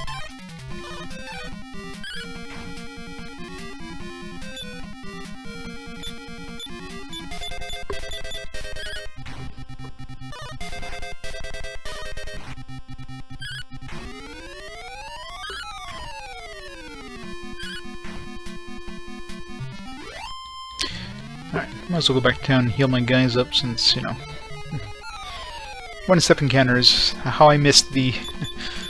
Oops.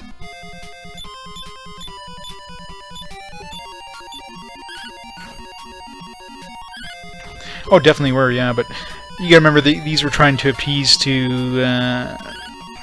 like players that weren't into RPGs. You know what I mean?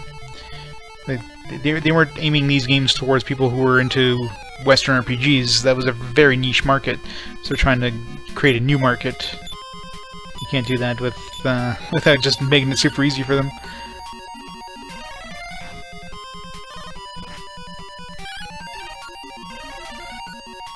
Oh, definitely, exactly. But that was an easier way of selling the game. You know, if you include the walkthrough with it. Of course, you know, at a certain point, the games became popular enough that they need to start doing that. But you know, these games were basically geared towards kids, while nowadays, you know, RPGs are geared towards older audiences, right? And kids would just get frustrated and like stop playing, which of course, you know, that's not a good way to sell the sequels and that. So.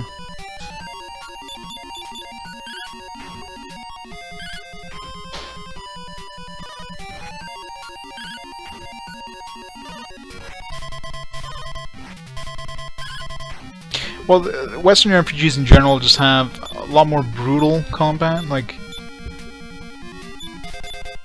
you know, you can, you know, get an encounter that suddenly like lowers your level, which is extremely horrible. I mean, you kill off your character permanently. You know, your character dies and you try to revive them and then turn to dust or something like that, or your party wipes and, you know, it's game over. You know, you just you lost your party. You got to restart the game from scratch. And you didn't have stuff like that in JRPGs and.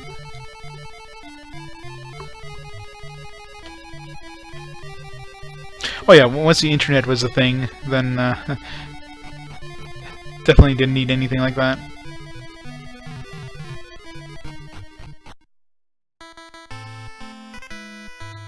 Alright, let's go heal and here, save a bit.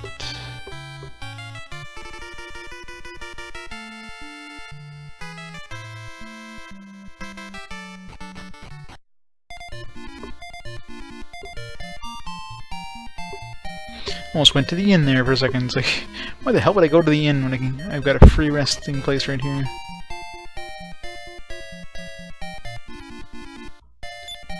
Hi, Mom.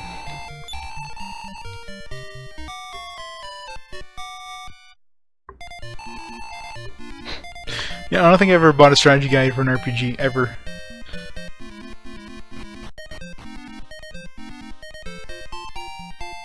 I know. That's why I'm avoiding it like a plague. That's always hard when you ever get like a manual and it's like, oh, 3/4 of this is like clues on how to, not just clues. Sometimes they give you like kind of a, like the Starflight, for example. Starflight 1, kind of the second half of the manual is kind of like I don't say a walkthrough, but more of like kind of log, like captain's log. It was done like in a story way, which is done in kind of a cool way, if you will, but still like it had enough details that you can kind of use it as a walkthrough. But when they give you pretty much a detailed breakdown of exactly, okay, this town, they sell these items, you gotta talk to this person, you gotta go here, you gotta do this. Those are just way too easy, you know what I mean? Like you're not playing the game at that point, you're just reading a step-by-step guide. And even if you get stuck, you kind of have to find the area, and then you can see hints for like the next area just by like trying to find where you are right now, and so you can accidentally kind of spoil something later on if you do get stuck. So I hate stuff like that.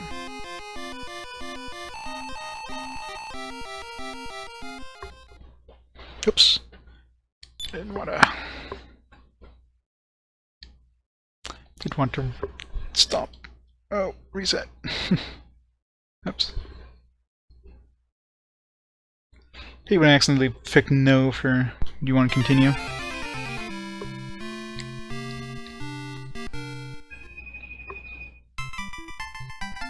Continue. There's a lot of freaking options. Where's the quest? Yeah, no.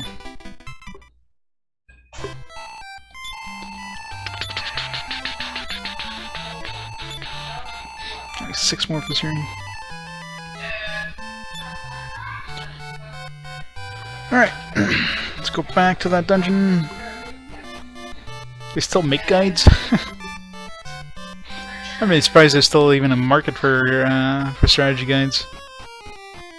Especially since it's like, you know, a couple clicks away nowadays for all the information you could ever need. But yeah, I guess for artwork and that kind of stuff, it'd be kind of cool. That's why I like buying the kind of limited edition of games, because you get like an art book, that kind of stuff.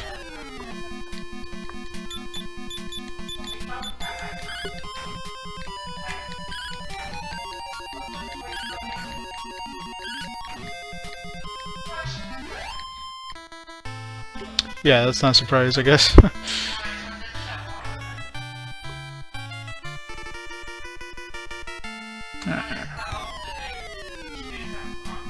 A lot of slimes.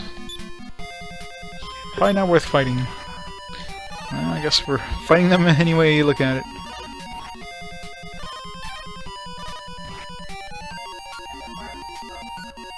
And Val's really kicking ass in terms of vitality there.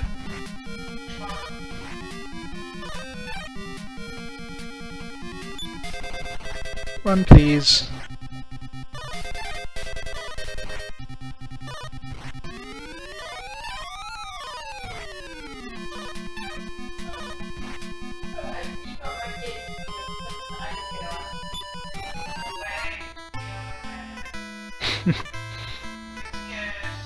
Oh yeah, the wizardry games are brutal.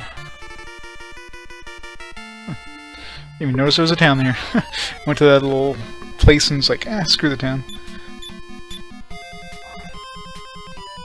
Let's see what they have in this town.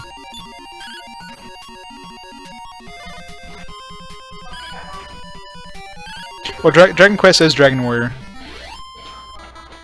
Dragon Quest is the Japanese title. Dragon Warrior was the Western title until Dragon Quest VIII. Dragon Quest VIII is like the kind of the first game in the West that actually took the Quest name instead of the Warrior game name. I think it had something to do with a tabletop RPG or something like that being called Dragon Quest, and I don't know, some sort of like legality or something.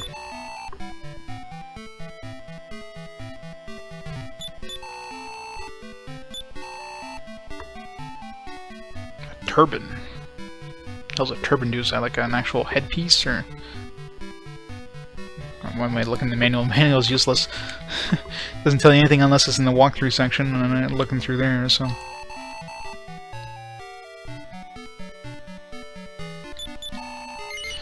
It's in the Thieves' Key. Yes! There's a cave. Cave in the forest south of this village that continues. That connects to Tower Nejima. Yes. I found it! Doctor already? Yes. I did. You walk outside of town and encounter things in some suspicious places. It's not good enough to look from a distance. Get up real close. That's right. Yeah, there's a lot of name changes for games that, well, name and number changes, really. Final Fantasy, like, switched the naming convention, or the numbering convention, until Final Fantasy VII came out. It was the first one that they kind of went back to the original name numbering convention, and Dragon Quest and Dragon Warrior, and quite a few series like that.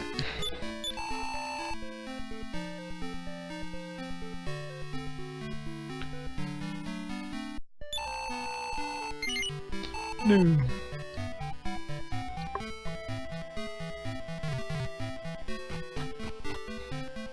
Yeah, a lot of the problem, especially when it comes to, you know, different copyright laws across the world, or just copyright claims, I should say. You know, like a name might not be copyrighted in Japan, but then when the game comes out worldwide, and suddenly there's, you know, copyright claims or copyright names are copyrighted in like Europe or North America that, you know, was fine to call it that in Japan, and so there's a lot of issues. Scorch a lot of monsters, okay? You did my mom and my papa, whimper, whimper. Poor kid.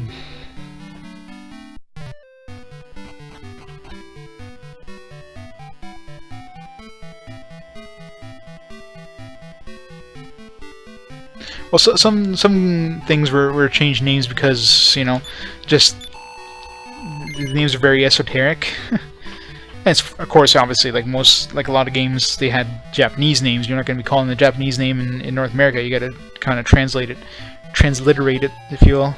So sometimes, you know, just the literal translation just doesn't quite work, so you have to kind of come up with a new name for it.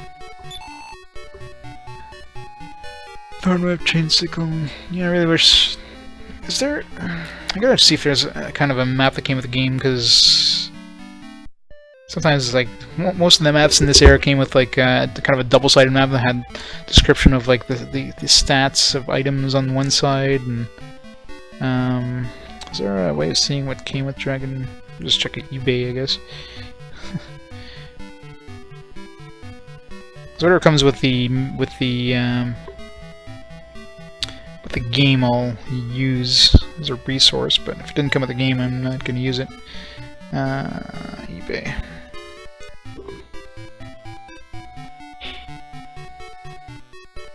Yeah, exactly. That's right. And of course, we played 4 and 6, not 2 and 3. It's even more confusing, right? In North America, we didn't have 2 and 3, but we did, but we didn't.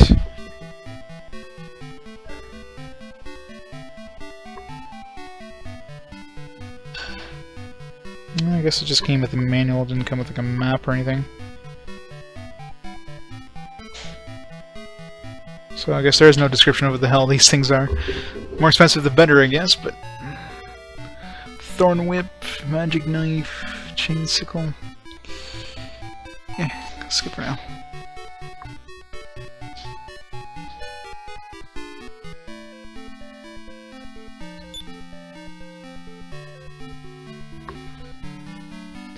Of course, a lot of the renumbering causes confusion, especially later on, once, you know, we got the games re-released and kind of the right numbering. You know, the PlayStation 1, you know, when they released the Final Fantasy Origins, Final Fantasy Chronicles, and Final Fantasy Anthology, they were numbered the right way. The only one we didn't get until much later was Final Fantasy 3, which we only saw on the DS. It was the first time we actually had 3. Aha! I'm Superman! There's gotta be something underneath there. Nope. Oh, strength of yours will come in handy someday. Keep pushing the rock everywhere.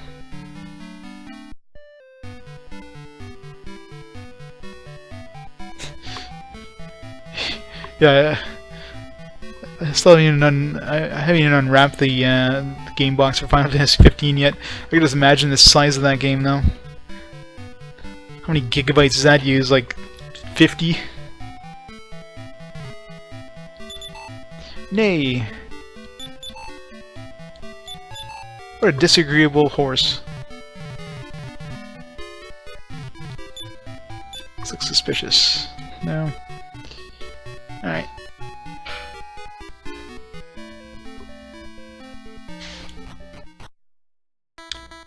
Well, I mean, with the amount of hype they built up for it, I mean, it's impossible for it to be as good as what the hype made it to be. But from right here, it's still a decent game. What I've seen of it. Eventually, I have to go play it, but just don't have the time to play it.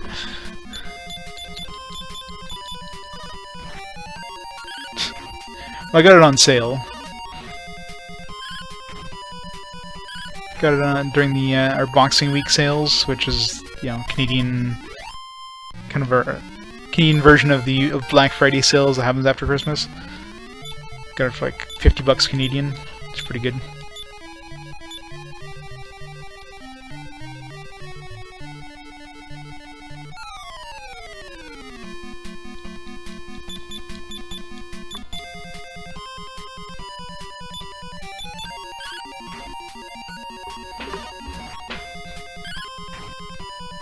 Well, the problem nowadays is just the amount of content almost that's required to be thrown in these things. Like, people always expect more and more, and it's not cheap to do these games, especially RPGs. I mean, these are not small games. It's not like a, you know, game you can throw in that gives you, you know, if you're lucky, 10 hours of playtime.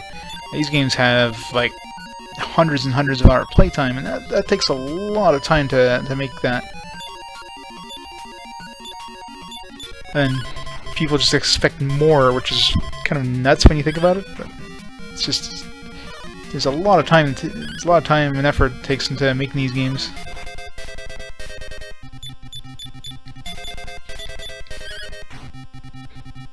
And that's the problem too, right? I mean, making the world like fully detailed. When you have an open world like that, it's really hard to kind of fully flesh it out. Like, you gotta make the world smaller to fully flesh it out. That, or you have some sort of like randomized elements, which makes it really hard to control the world the way you want it. Yeah, I'm doing console only. Basically anything that's controlled via like a controller. Because yeah, if I threw PC games in there, it would just take forever. So.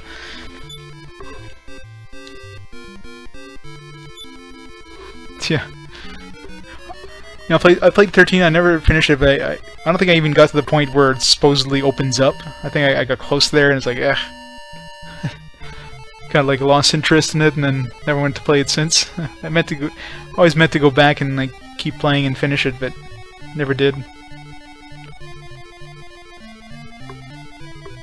What am I looking for? Oh yeah. Let's see what I got with Wiz. Ice Bolt. Tissue. Yes, he'll now officially be known as Tissue. The best laugher in voice acting history. He's got such an infectious laugh.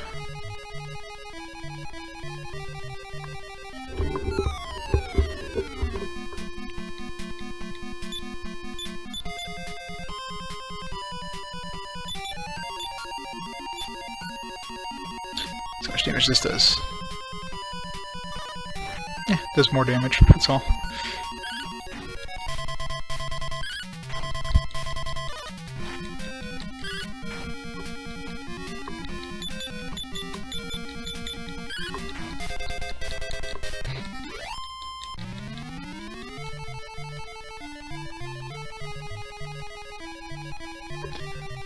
Oh no, we're going to the blackness. I wonder if I should have gone up those other stairs. One of them is probably the right way, one of them probably leads to treasure. Always go the wrong way, which is the right way. Always want to get the treasure before I continue on. But sometimes you end up going the, you know, quote-unquote right way, which sucks when that happens.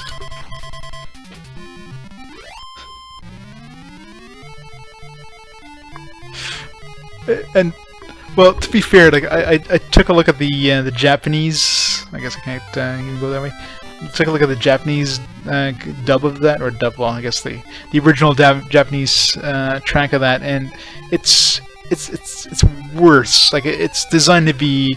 The English one is less cringeworthy than the Japanese one. So, you know, people keep giving, you know, giving hell to the English version, but it's supposed to be that bad. It's supposed to be that cringeworthy.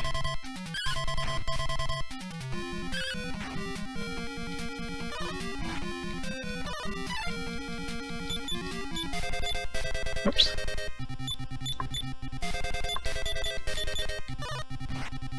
Exactly. I mean, that's what I mean. It's supposed to be cringeworthy, and the Japanese one is definitely even more cringeworthy than the English one. So, but it's always like on everybody's list of, like, you know, the worst voice acting. It's like, it's supposed to be bad. It's supposed to be cringeworthy.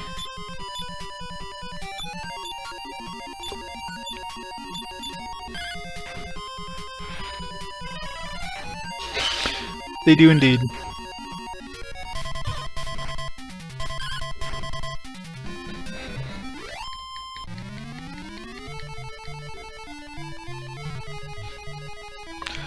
We'll have to watch that one in glorious HD.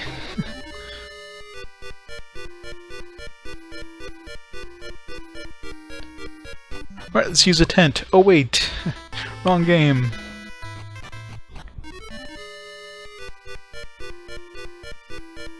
Those dragons look inviting. Where are they looking? They're both looking over here.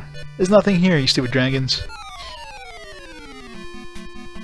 I don't think I've seen that one. We'll get there eventually. We're getting fairly close to Sega CD games. I think we have our first Sega CD game in 1992.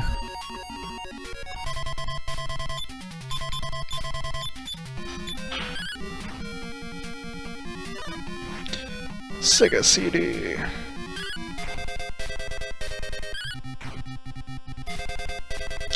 Vey 1994. So we're a little ways from there. No, I guess 1993 is the first one.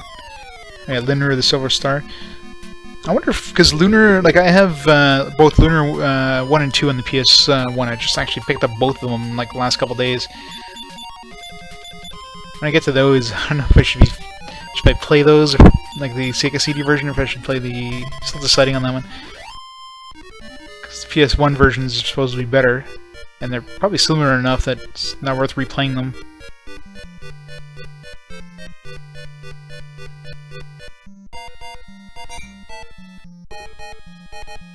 Yeah, I've never heard of Vey, so it's one game I've never played. But then again, you know, Sega CD wasn't exactly my console as a kid, so it's not really surprising. But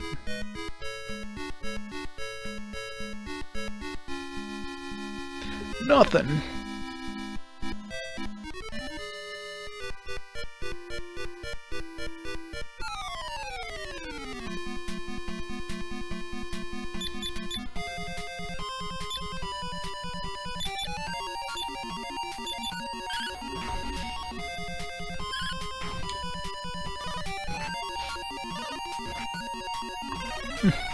Looking forward to playing it now.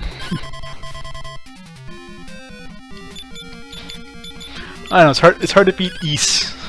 Ys soundtrack is epic, the Turbo CD version anyways.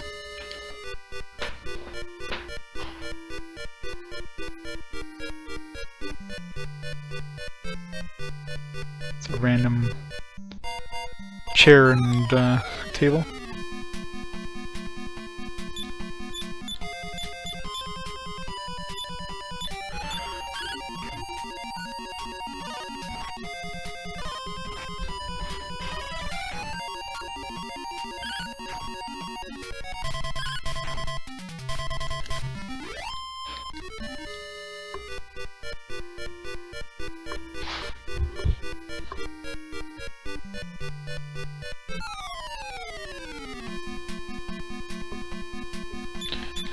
Yeah, I love the kind of the rock soundtrack that they have, like kind of a mix of kind of the standard, you know, JRPG music with like kind of rock elements. It's done so well. Both, you know, Book 1 and 2 and Ys 3 were amazing.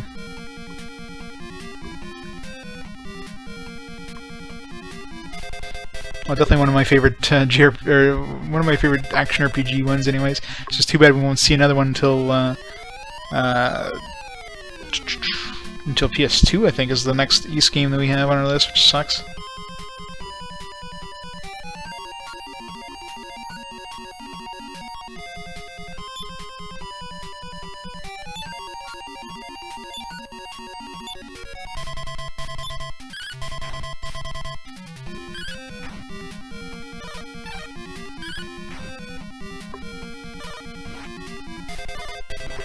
Next Shining one would be Shining Force. Not sure where it falls on our list, but... double check. Oops. Damn it.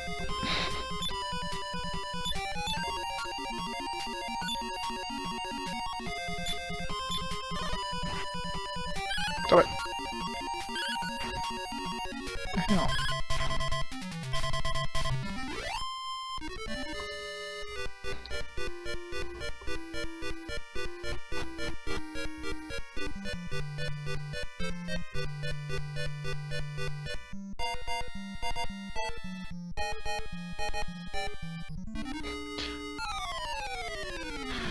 You gotta play East 1 on Sega Master System though.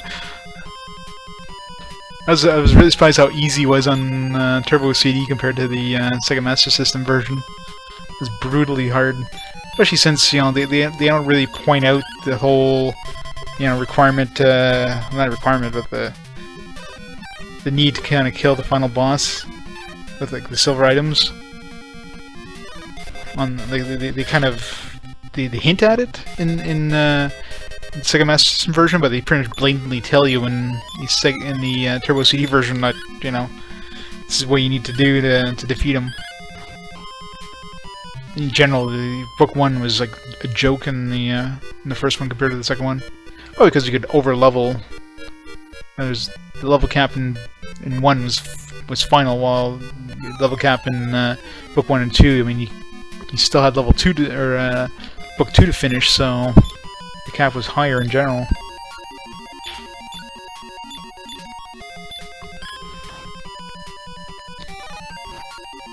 Seriously?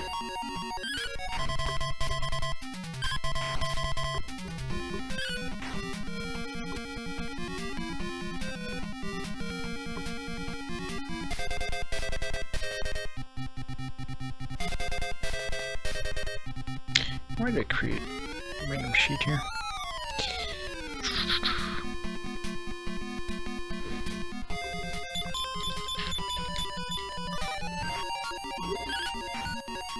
Stalker, yeah, it's coming out in what, 10 games from now, give or take.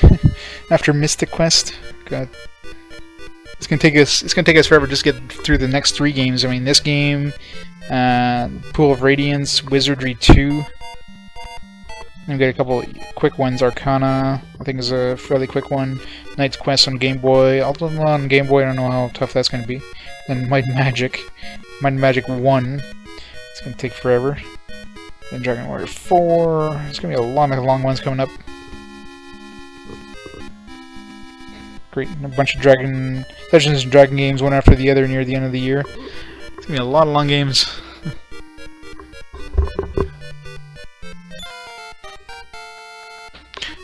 I don't remember Mystic Quest being decent. Like, I don't remember it being bad, but...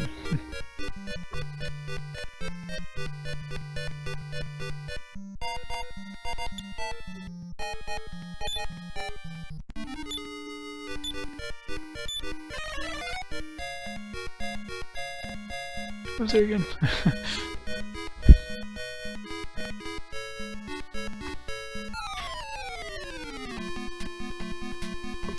So many anteaters.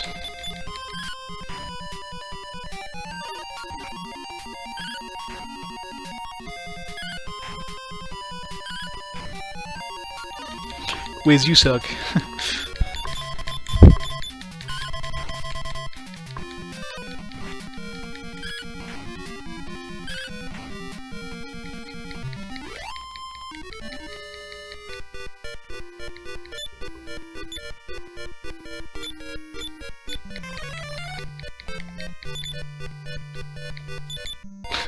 Damn it. Stop talking. Alright.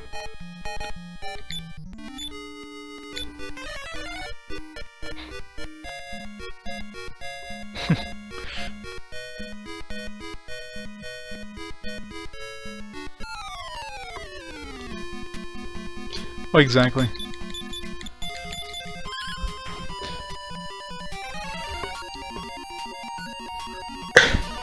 Nice thing as a kid is these games lasted forever, though.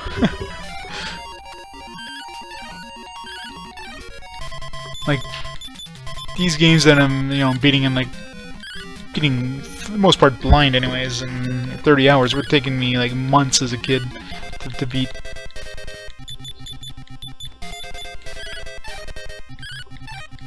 They were like the best games ever. Damn it. Yeah. Giving me make us blind like that.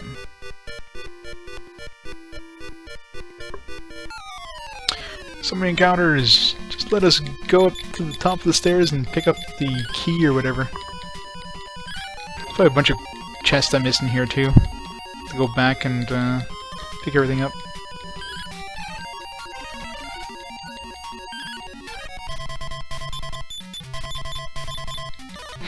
Sounds about right, yeah. Well, there isn't really too much replayability in these kind of games, just the way they're designed, right? I mean, it's a very linear story for the most part. So replayability is pretty much non-existent, but it takes a long time to beat anything, because it's so easy to get stuck, unless, games like this that pretty much give you a walkthrough with the game. Like you were just running around in circles, as a kid, you don't usually write down clues, that kind of stuff, which, you kind of know as an adult that's super important. If you talk to any NPCs and they say anything that looks remotely important, they mention a name or something like that, you write it down. As a kid, you don't do that, so you don't remember, like, if you talk to this person, like, 3 weeks ago. Yeah, especially games like CRPGs, like, if you're not drawing your maps and that, which as a kid you usually wouldn't, you'd just be completely lost. But generally CRPGs aren't really designed for kids, they're designed more for adults. So usually the people who take better care at doing those. JRPGs were definitely geared more towards younger audiences though.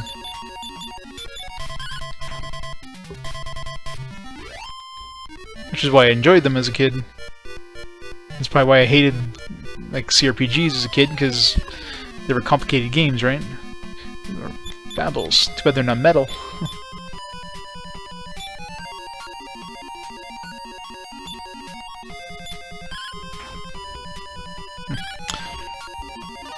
Easier than expected.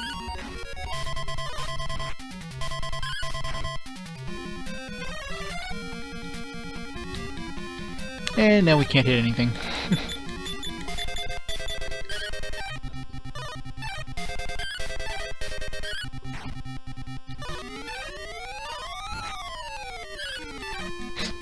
Damn it. I hate that spell. Make it so we can't hit squat.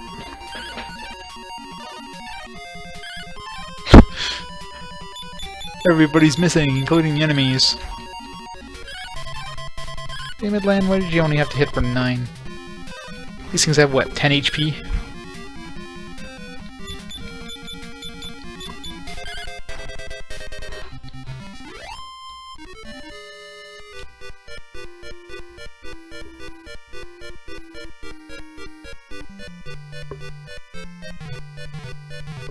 Come on. I see a chest.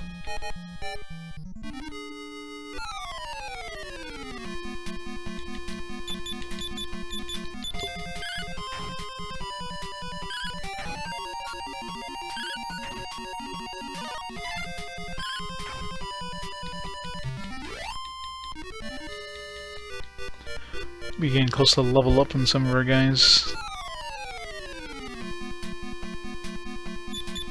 Especially Lan is like lagging behind everybody. Because of course he's the main character, so. Damn it. I think Bal dodged all of those for some reason.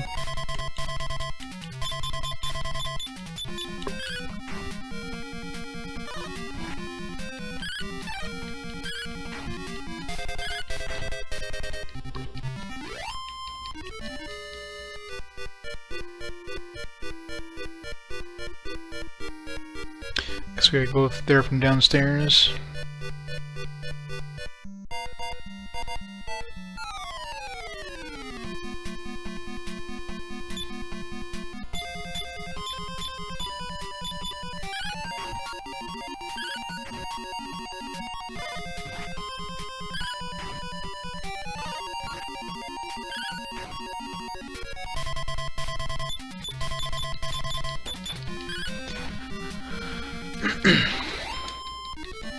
Level up. Yay, level up.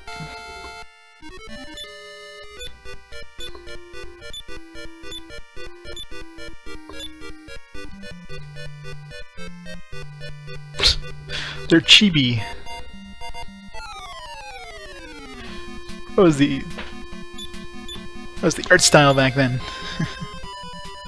Like, I guess the only way of making them of making your characters have detail, right? You have limited number of pixels available to you here, so if you make them thinner, then there'd be like no detail in them.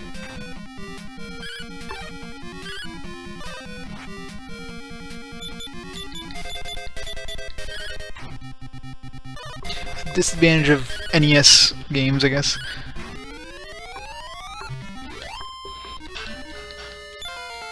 There you'd have to zoom in more, in which case it's harder to see your surroundings, so it's kind of like a you gotta do what you gotta do, I guess. What did I spell I get here? Spell. Spell I'll never use too much. Let's just get rid of this enemy so we don't get experience with them. Yeah, great idea. Wing of Wyvern. Alright. Is that... I think those teleports back to town, right? If I remember correctly.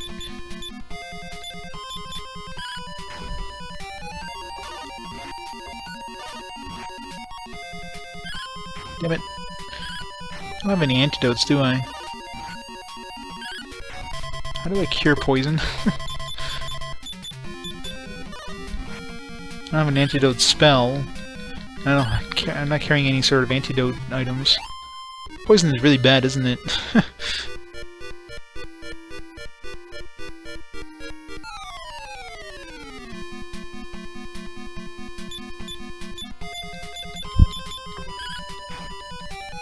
really hate when they don't give you like an antidote spell like until like much later. Well, that should be one of the first spells they give you.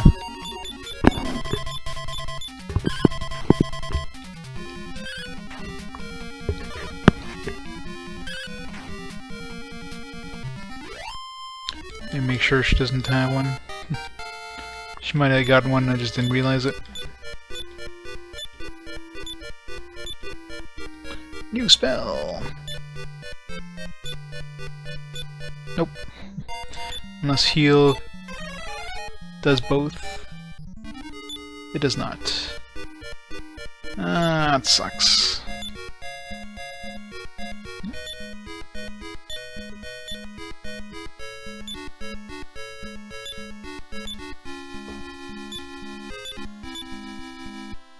Upper. Does that raise defense? That's good.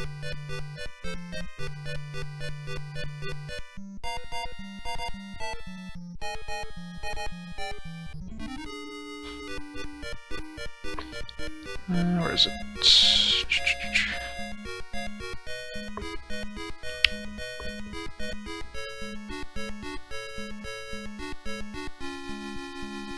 Oops.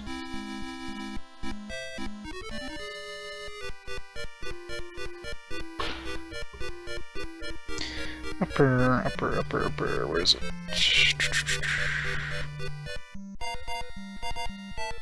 Yeah, increase defense.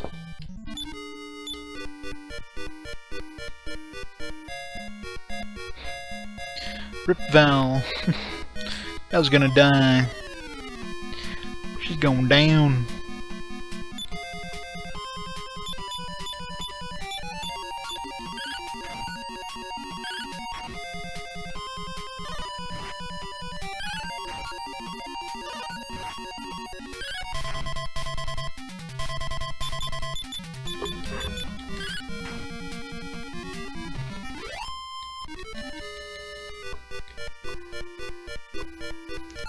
Yeah, run to a chest that has like a antidote item.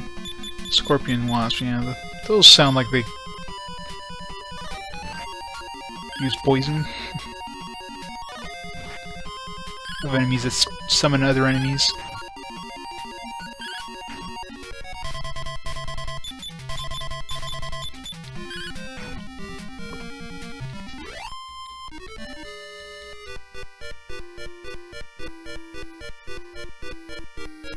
At least there's a quick way down out of here. Just have to jump off the edge. Oh, great magicians. Magicians are never fun in these games. Just nuke them.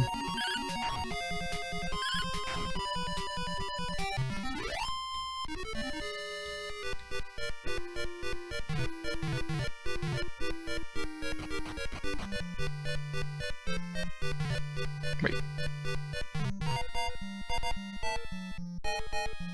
Need the key to... Okay, I guess I gotta find the key first. Then come up here. Well, I guess we're going back to town. Before we can, like, get rid of this damn poison.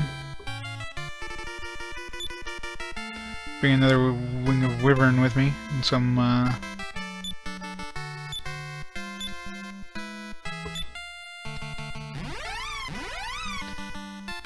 antidote herbs this time. I didn't think of bringing antidote herbs with me for some reason.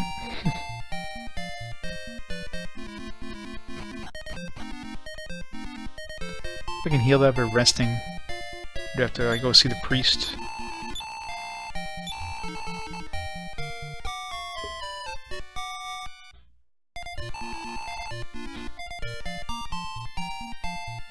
Nope. Can't get rid of it by resting.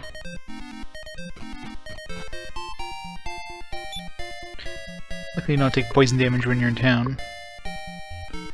Alright.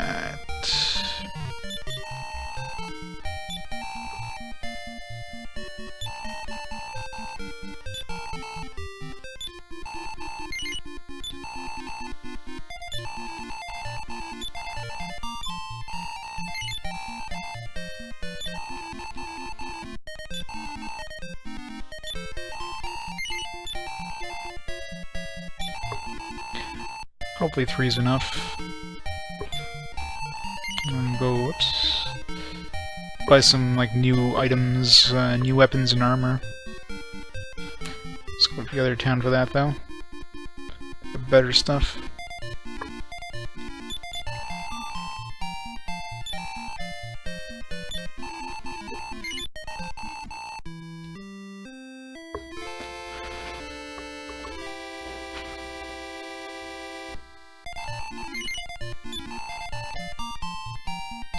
Onwards to glory!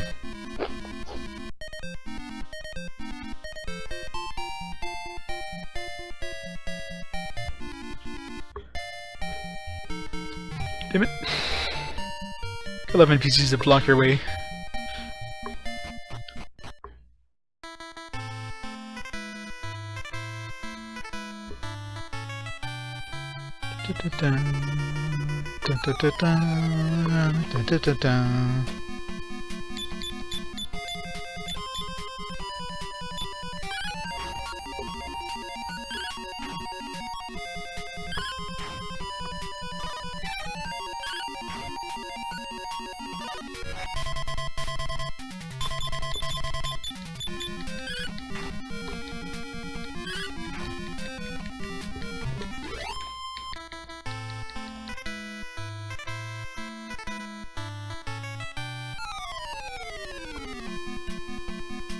So many different types of monsters. Kill that, you kill one of these, you kill the other one of these, you try to kill one of these.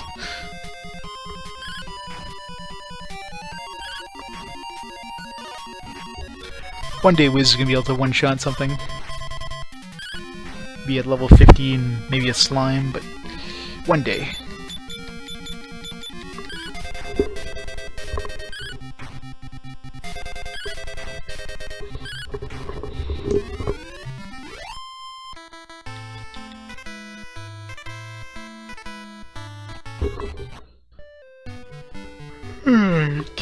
Excuse me. Long day.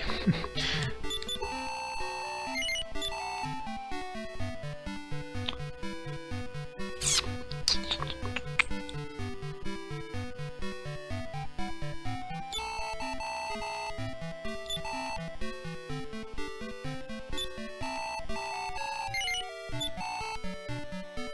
how much this gives us. equipped. 43 attack power.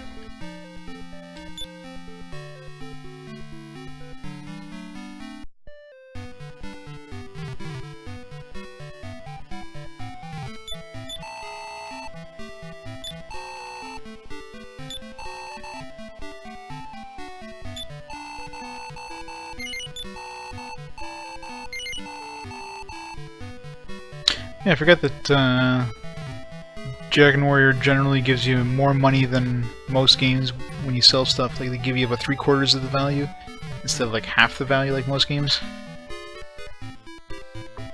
So it's not as terrible selling stuff.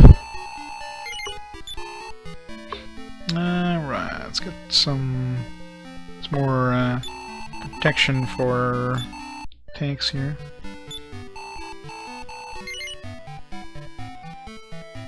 Or more bulb.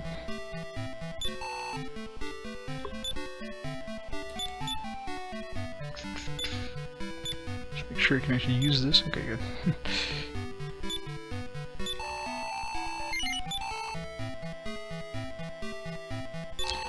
Leather helmet. What if my other guys can use that?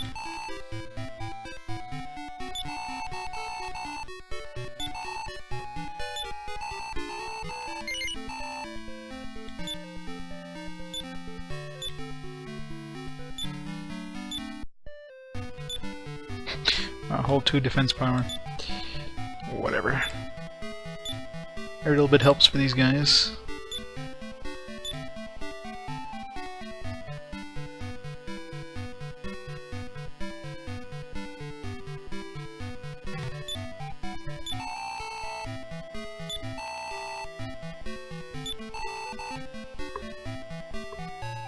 I know, right?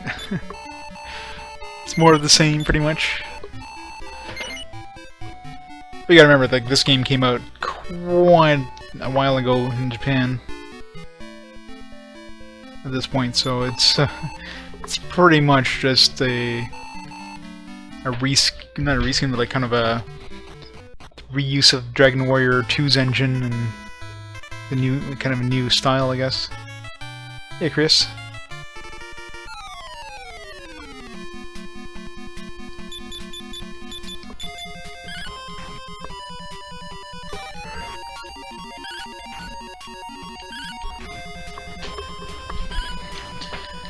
Especially after, you know, playing Final Fantasy II, for example, /4. This game's definitely like a downgrade. It's still a fun game, but it's like the mechanics are just outdated at this point. Like having to actually, you know, choose a menu to talk to somebody. It's just weird. Let's go save.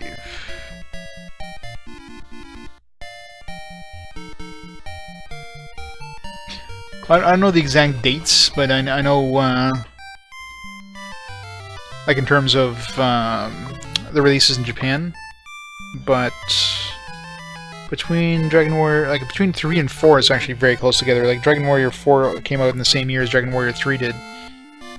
It's actually only about like 10 games away. But between 2 and 3 is a decent amount of time. Take a look at my release dates here.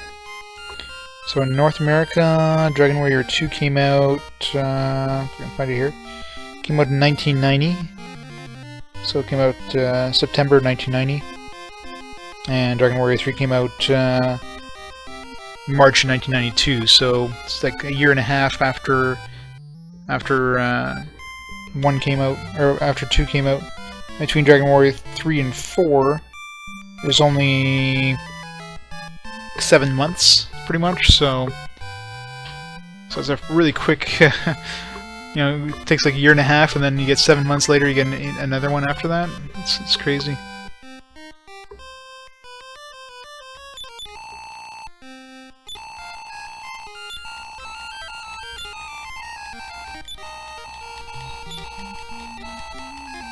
Yes, please.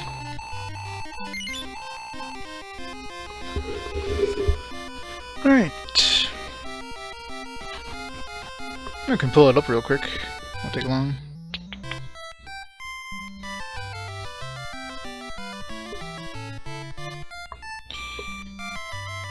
Dragon Warrior.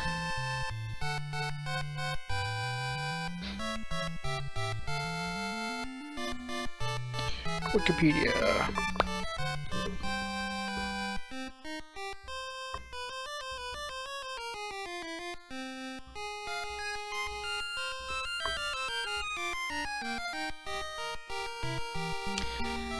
So let's see. The original Dragon Warrior came out in 1986. Dragon Quest, I should say. Came out in 19.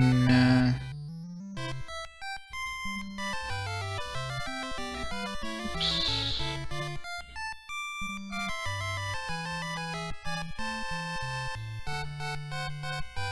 I think they'd be like linked together easily. Dragon Quest 2.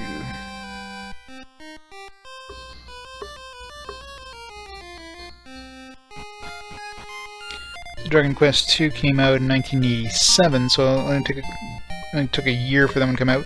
And of course, North America got it like 3 years later.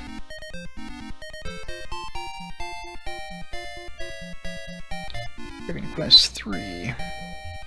Dragon Quest 3 came out in 1988, so they're all basically a year apart in Japan, and of course like 3 to 4 years between the Japanese release to the North American release. Like, you know, this game here, Dragon Quest 3 came out in 1988, February 1988, and Dragon Warrior 3 came out in March in 1992, so more than 4 years after the Japanese release, which is crazy.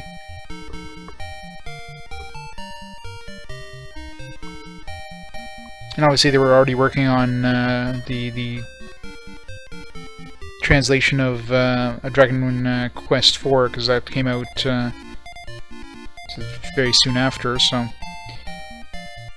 Dragon Quest 4 came out in 1990 and came out in 1992, so it's a 2-year difference. So it went from 4 years to 2 years.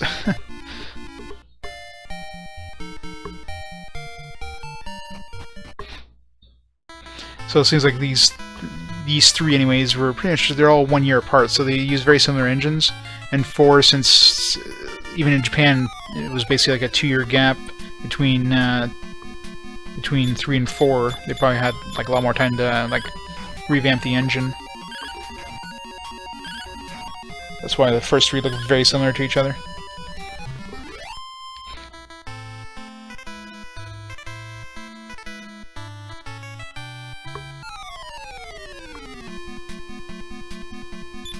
Yeah. It's really like playing CRPGs, right? And when you play CRPGs, you know, those are games that were kind of remade for the consoles, and there are games that are like 5+ years old. They were just released, you know, they're kind of consolified, if you will. Which some games, you know, they do a better job at it than others. Some games are just like so, like, there's barely a difference between the console version and the PC version, even though there's like a 5-year difference. Some games they did a good job in making the game better on the console.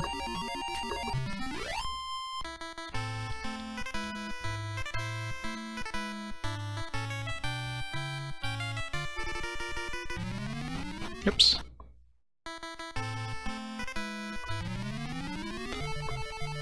Alright. It's time to go find the key first before we go up the stairs. Go up to the top. So I'm sure the key was in that room that was in the middle, which seems like it's accessible from the second floor. Just gotta find the way there.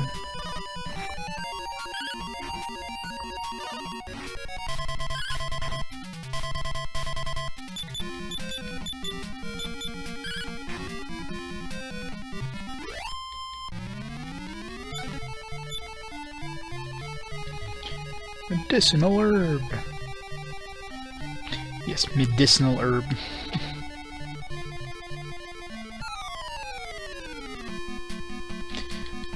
I don't know who's got glaucoma, but I seen him carrying around a lot of medicinal herbs.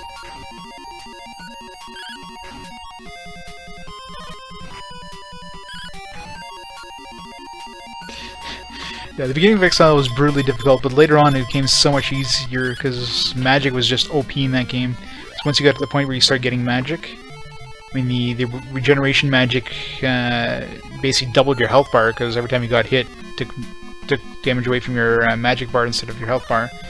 And bosses were a joke when you used magic on them. But like the first level alone was just brutally difficult. After the first level, it's like, well, not really the first couple levels was really hard, but once I picked up magic, it became so much easier. Yeah, the plot. There's a plot in that game?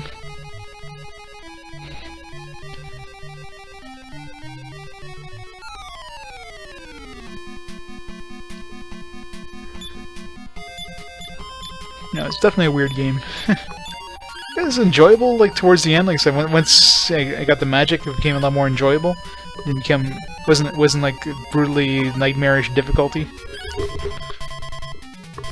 But yeah, it was decent. You know, it went from like a maybe like a 1-star at the beginning to like 3-star towards the end.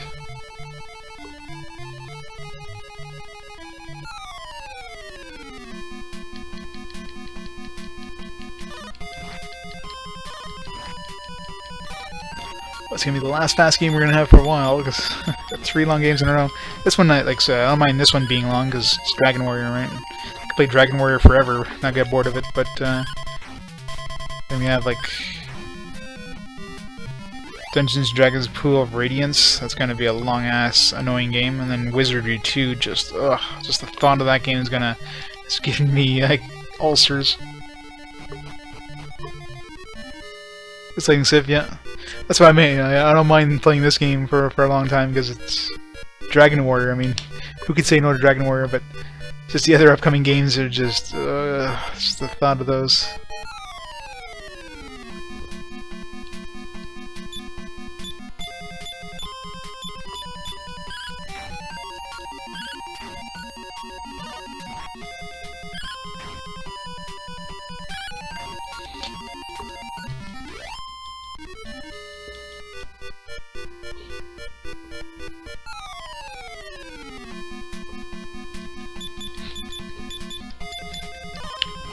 Yeah, that one I've never played. Never played the DS version of that. Or the fan translator version for that matter.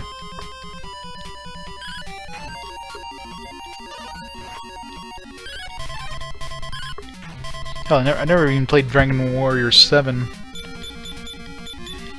Gotta pick that one up. Add it to my collection. Been going nuts recently, like especially on the older PlayStation ones. Like I said, I picked up Lunar 1 and 2 on PS1 just the last couple days, and I want to pick up Dragon Warrior 7, but hard to find one at a decent price.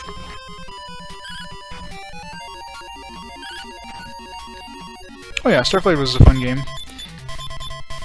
I'm actually surprised at how fast it kind of completed. Like at the beginning, you're going around just getting resources and that, and then there's a point where money just really, you don't really need it for anything. And then once you start, you know, kind of cluing or like tying the clues together, it just goes really quick at that point.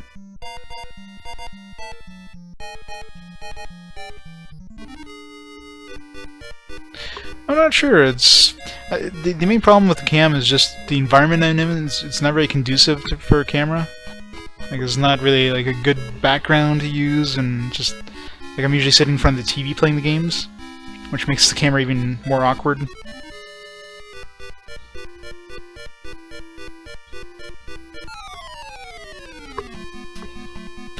Babbles. And really, for the most part, I'm not really doing this for viewers. It's more like, yeah, this is something I want to do for myself, right? And you know, it's fun streaming it for other people for them to watch, but yay!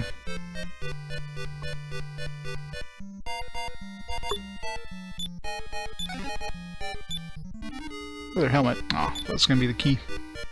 So where the hell's the key then? Which?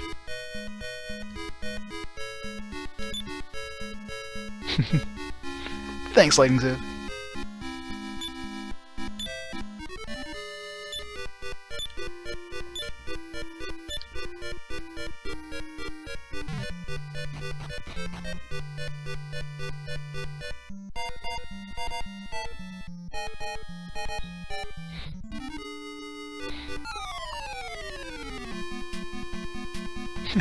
Probably is, but I haven't picked it up yet, so... Once I get it, I'll have to try it out. Oh yeah, I'm putting it... Well, the main reason for YouTube, of course, is the, you know, with Twitch, unless you're... Well, like, I don't know, like... You know, if Twitch ever decides to, like, get rid of, like, the highlights and that, or something happens, you know... At least I've got a backup on YouTube.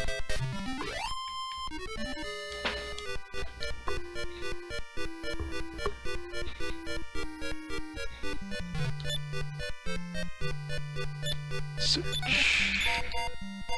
Where's the key? 80% proc rate? Yeah, I usually stay away from like sleep in most games because you know, it never works, right? Something I always hate about those kind of spells. They never seem to actually work. You actually have to try it out, because 9 times out of 10, like, it fails or it doesn't work on like 3/4 of enemies. They're resistant to it. I guess I get that from JRPGs, where, you know, for the most part, any debuffs usually don't work at all unless you're using like really low-level enemies. Games like this, on the other hand, very possible. It's very useful. I'll find out shortly. Well, I don't know when we get sleep. Assuming it's a fairly early spell, they generally are. Great, everybody's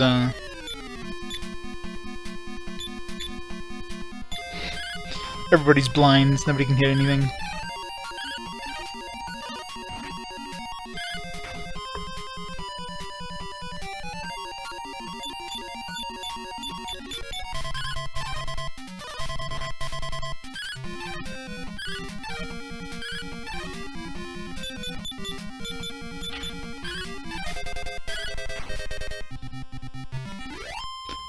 Jester? I'm guessing the goof off. Goof off. I don't know where the hell they got the name Goof off in the original one. Guessing they called him the Jester in the remakes. Looks like a Jester. Looks like a Joker. From the sounds of it, he sounds pretty useless from the way the manual describes him. I figure he's probably good for some stuff, but probably not worth carrying around for nothing. Damn it. Alright, time to use some magic, because I can't hit squat here. Spell!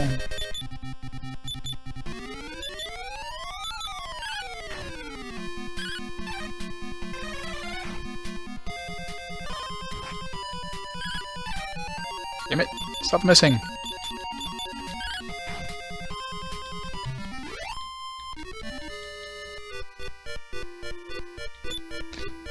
Let's heal. Where's a bit.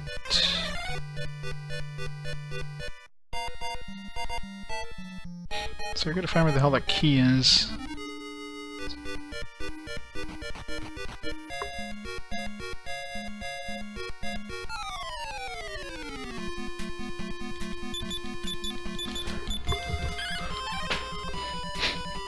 Damn it! Stop calling reinforcements! Son of a bitch. That's right, kill the reinforcements for the ones that call the reinforcements. Great idea.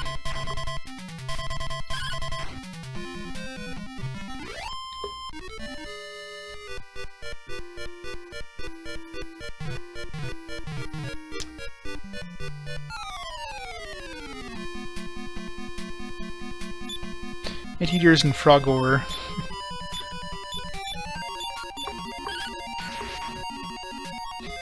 Guess here we go.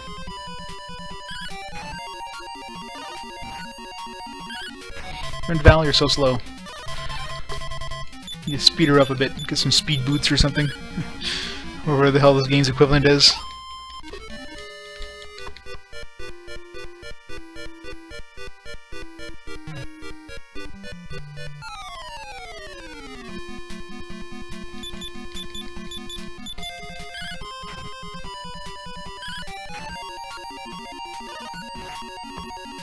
Damn it.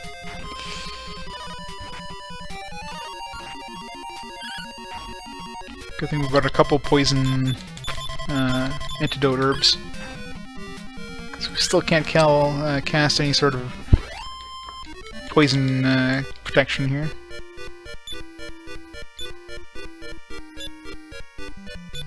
Use.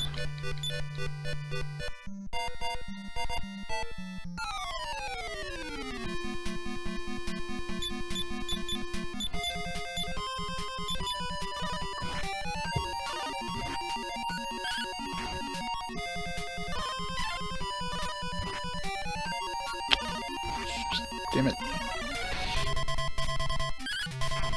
It's 2 antidote herbs, so we're gonna be out of. Should have brought a lot more.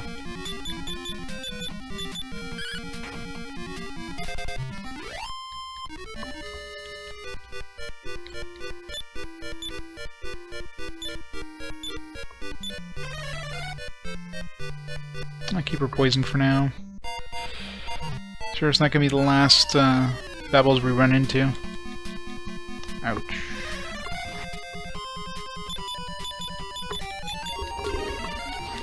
Damn it. Why is he so fast?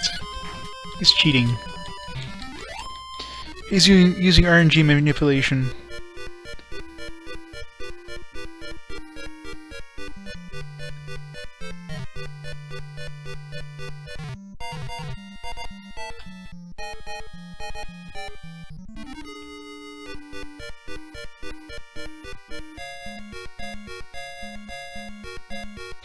I don't know if I went up those stairs down there first.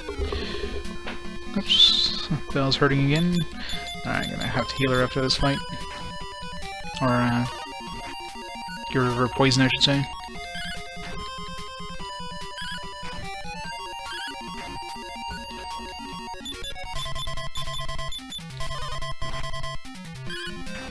As long as I don't cast poison on anybody else, we're good.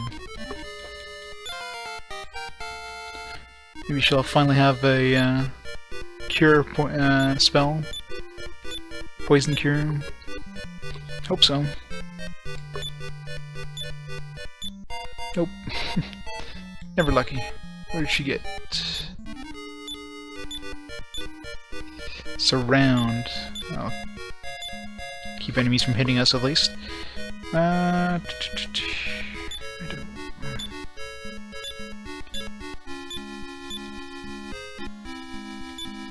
And I guarantee you the next fight, first thing that'll happen is she'll get poisoned again. Guarantee it.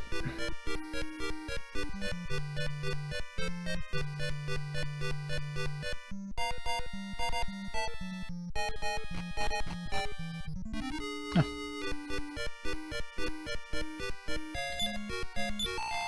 See, I've come, Landale. I dreamed that I gave you this key. So if I give you the thief's key, do you accept it? This is a trap, isn't it? Well then, be off with you. I'll go back to my dreaming. What? Wait, what? Oh. I thought the way he was speaking is like I didn't get the key.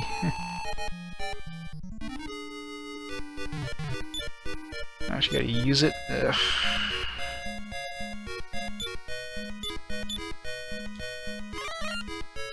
There's a door option. It's like a downgrade from Dragon Warrior 2. Wasn't there like a door option in the menu in Dragon Warrior 2 that you could just use that and it would open up the door as long as you had a key on you? Seems to be a pretty big downgrade to physically use the key on the door.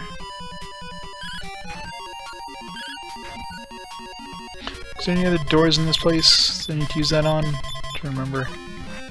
Probably just escape. Damn it. Poison. Maybe Landale will have a cure spell. Nope. No cure.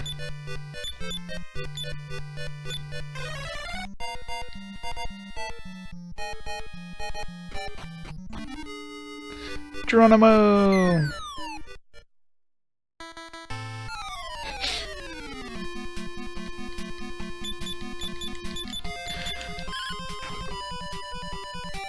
You should lose health if you fall from the top of a tower, take no damage.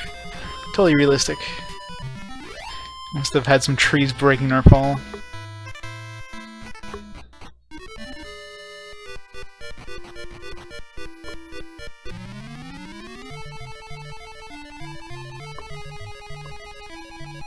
So much damage!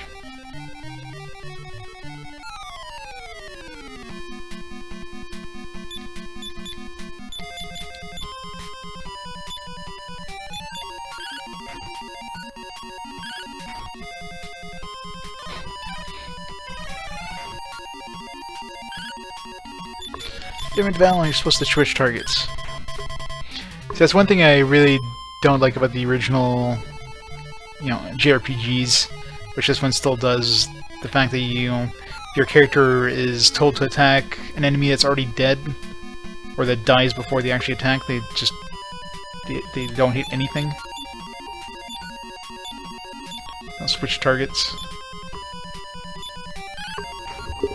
Luckily, most remakes kind of get rid of that mechanic, but it's a really annoying mechanic.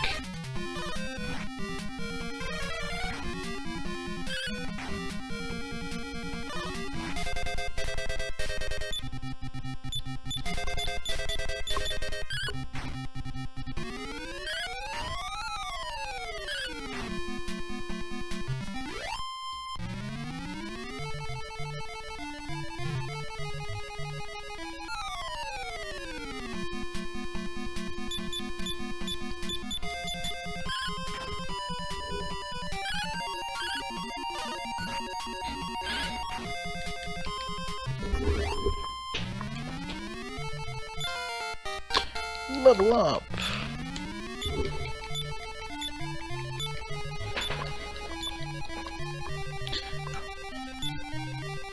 Wonder if he gets an AoE attack yet. Fireball! Probably a single target.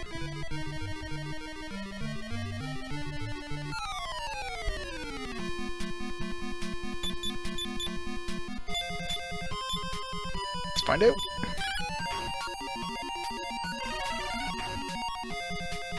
No, AoE. Yay, AoE. Didn't notice how much that cost to use, but...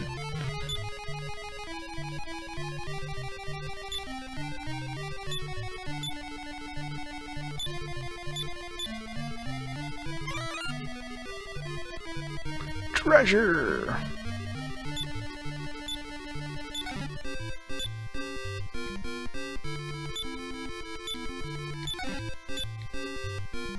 Agility seed.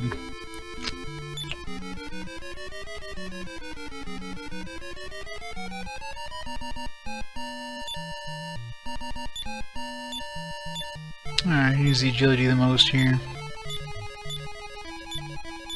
Oops. That was pretty sad.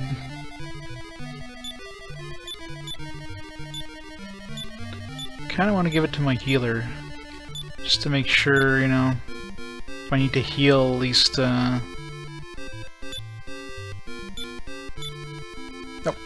Well, I guess I was able to choose who I would give it to, but or Val's fine too. Get her out of the gutter, I guess.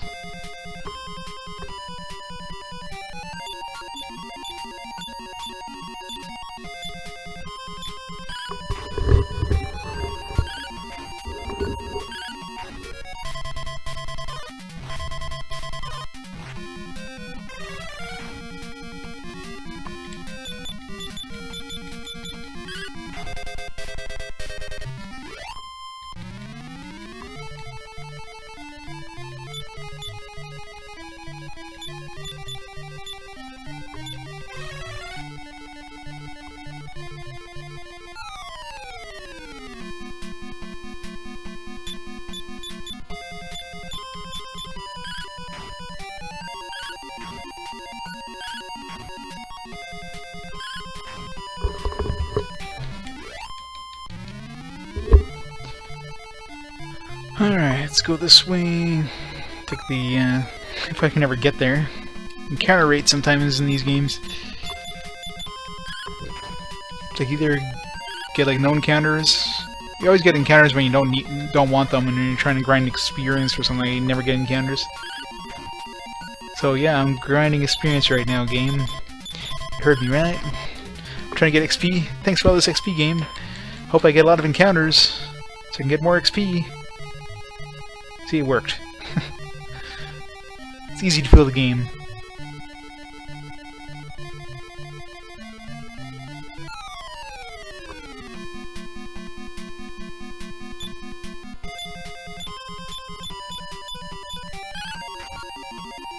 I really hope I get like 1,000 more encounters before I go to the door. So I need all that experience.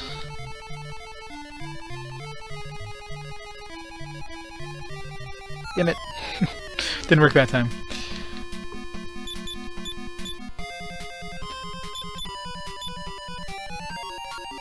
Fireball!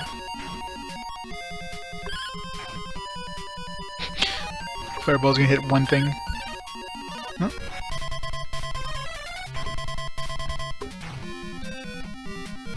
It costs what, 4?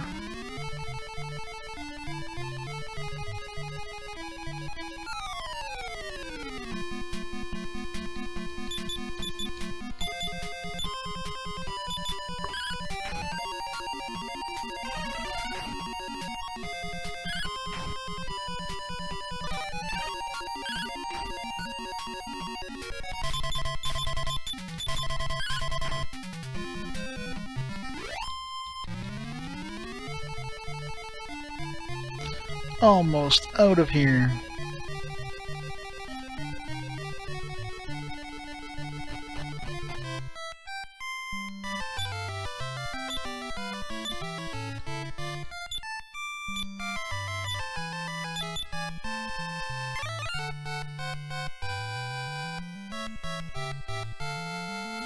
Thanks for your key.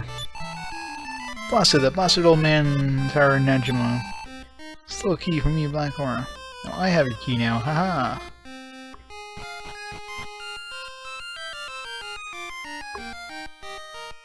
Let's go raid the coffers at the castle.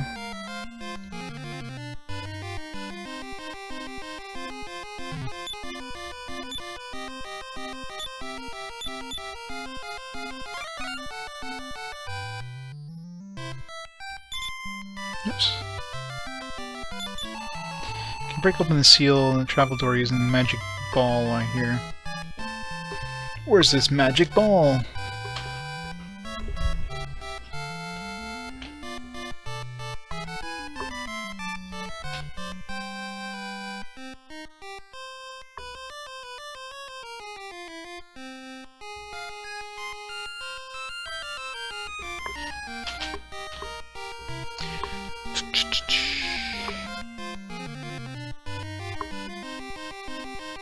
Oh, can't open this one yet.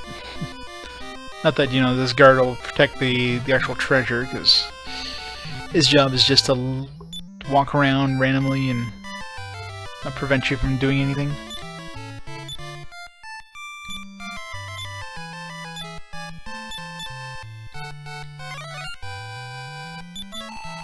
You say there's an old man who makes magic balls in the village of Reeve. She's obviously behind one of these doors.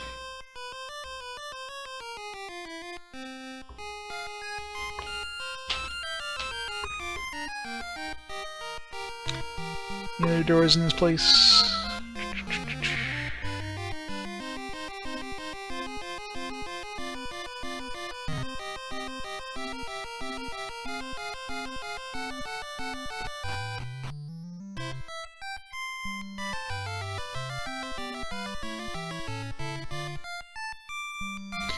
No more doors.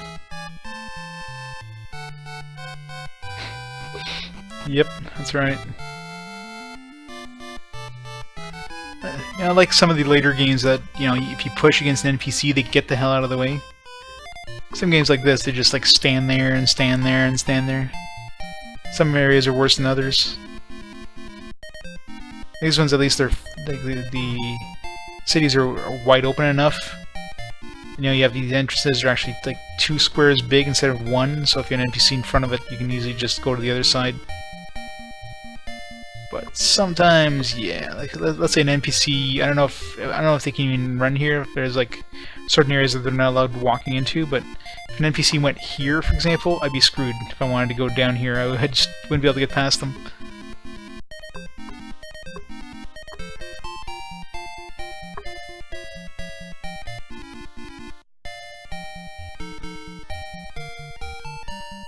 I'm sure there's probably like zones that they're not allowed to walk into, so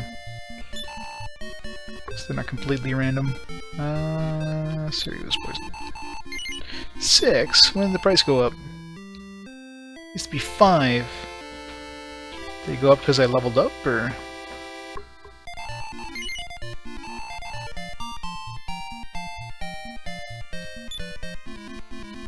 Maybe it's your level -1 or something?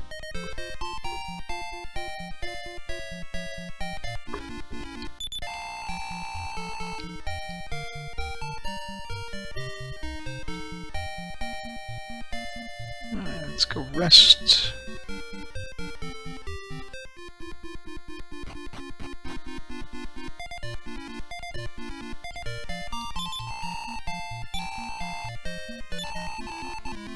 Well, I mean, you can get antidote orbs for 10 gold, so if they charge anything more than 10 gold, then why would you do it?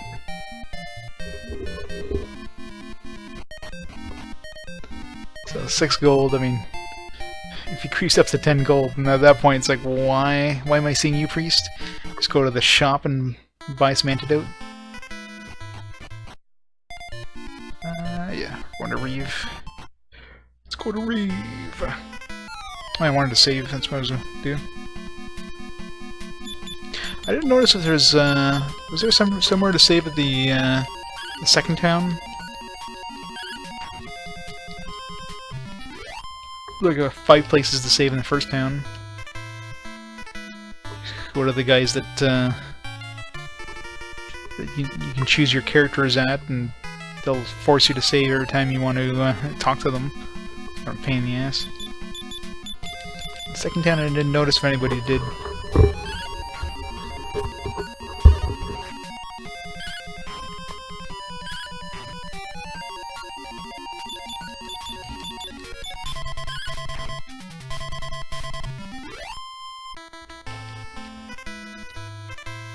Also have to go back into the cave, and I think there was another door in the cave, if I remember correctly.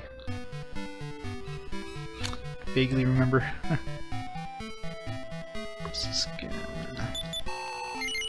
Yes. I'm glad about that. I bet you are.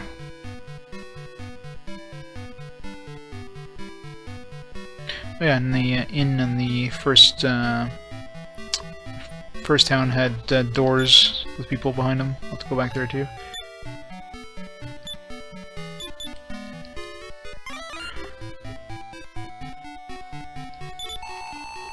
Journey east and go over the mountains. They say you'll find a small lake. Really? A small lake? Can I walk into said lake? Can I swim in it?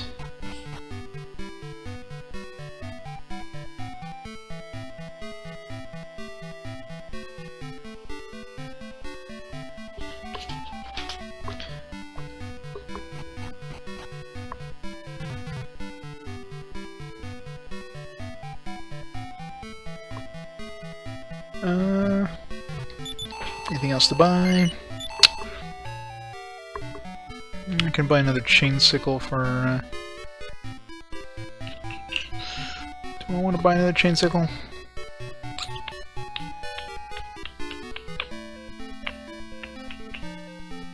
Meh, why not?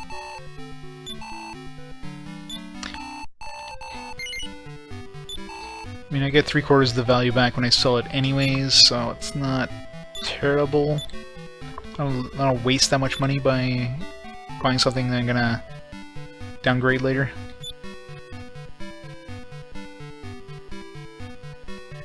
Or upgrade, I should say.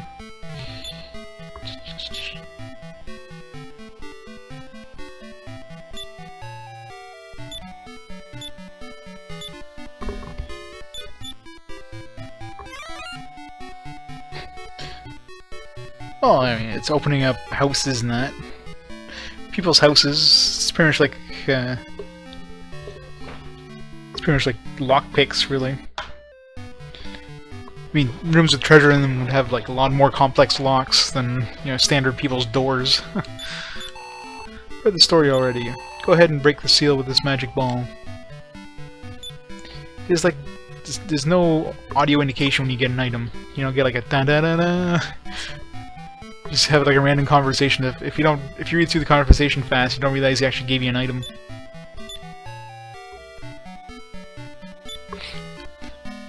So where do I use that anyways? Where's the travel door?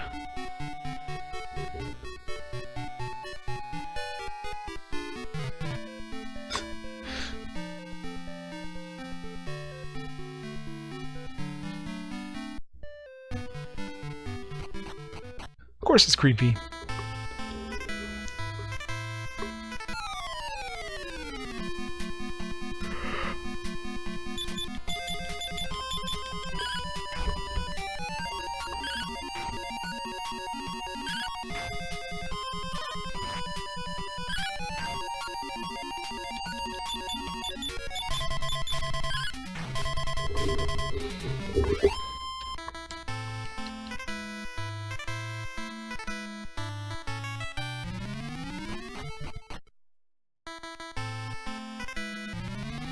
So I'll have to remember to come here once we get like a jail key door. Should make a list actually of, because I know I'll forget. So, but most of the time, like that's probably like a door to like a shortcut of some kind, like some sort of travel door, maybe. Maybe that is the travel door. I don't know.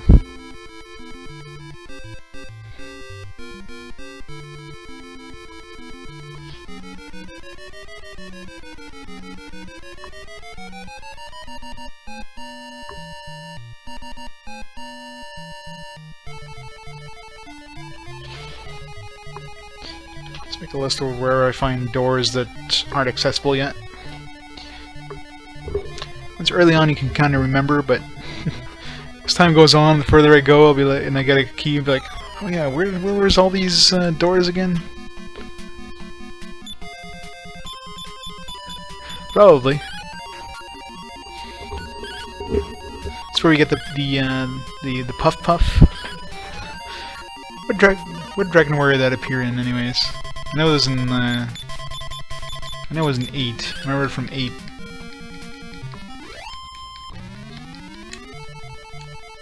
Well, Dragon Quest, I guess, 8. But I'm sure it was in previous Dragon Quest games that just... It's the first one I remember seeing it in.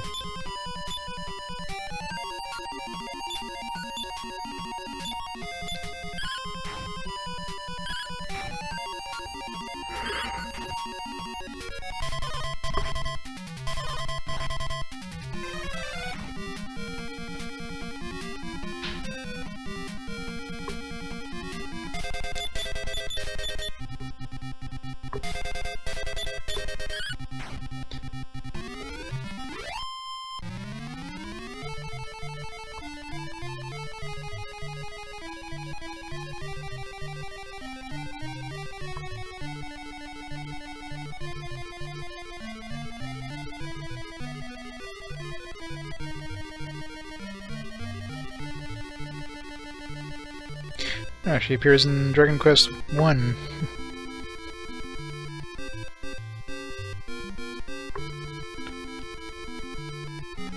Didn't even realize it. I think I probably ran into it and I just forgot about it. It's been around since Dragon Quest 1, or Dragon Warrior 1, I guess. Unless... was it in Dragon Warrior?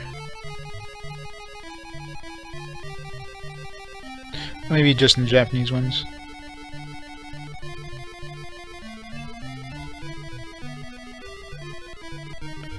Alright, so we're trying to find doors.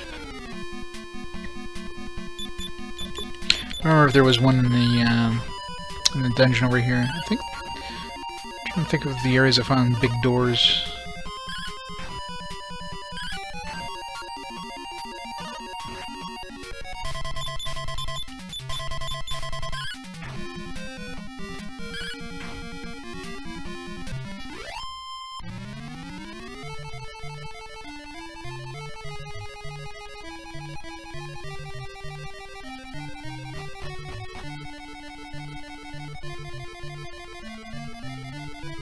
I recall there was one in this cave.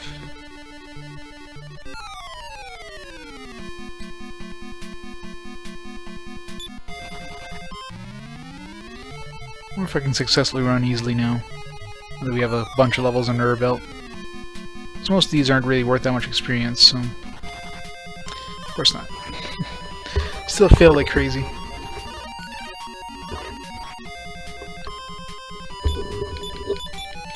Although the slime was able to run away from us.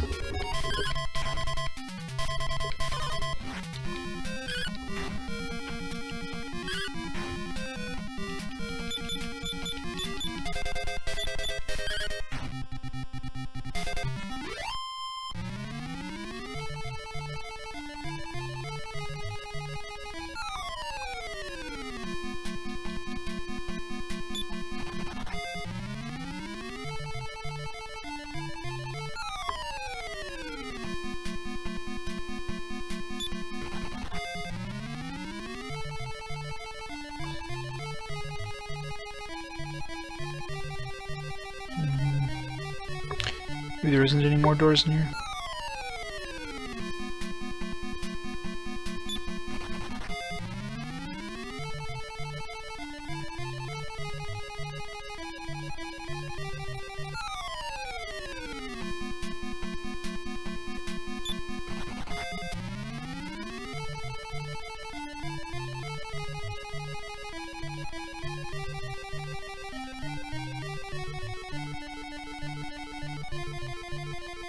No, no doors. So I think we got all the doors you can think of in these dungeons.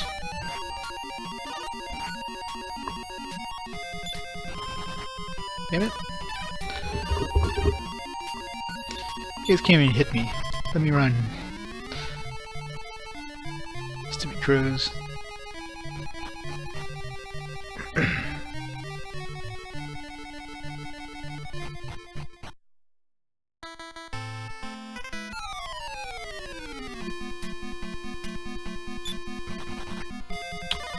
Slimes are stopping me from running. That's just wrong. How fast are slimes that they can keep us from fleeing? I can't see these things running around very quickly. It's not a metal slime after all.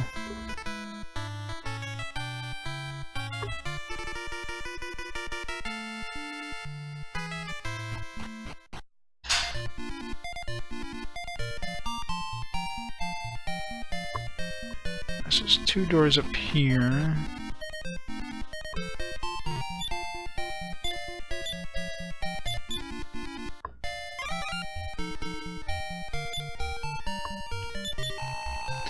Seems the man in the front room tried to make magic ball and failed.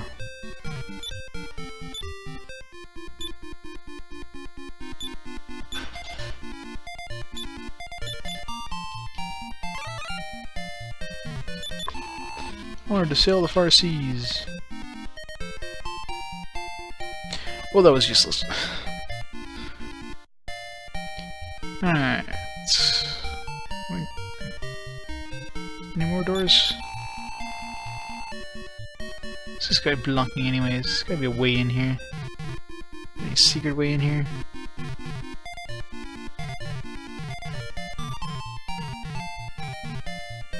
Get out of the way, I want to see inside your house. I wonder if there's like a door or something like that in the middle of the back.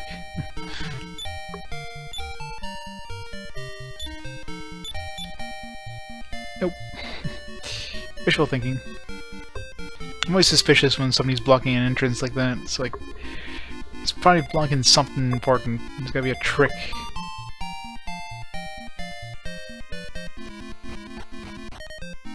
Let's go save, and then we gotta find out where the hell this travel door is. I'm sure somebody mentioned somebody had mentioned sometime about a travel door, but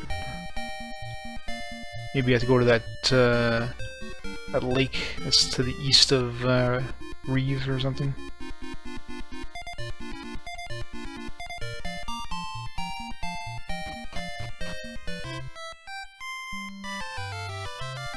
Must... This thing by chance? No. No.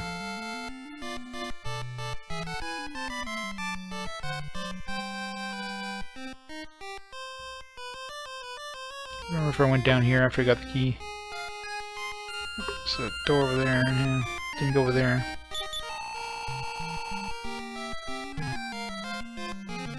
Must open everything.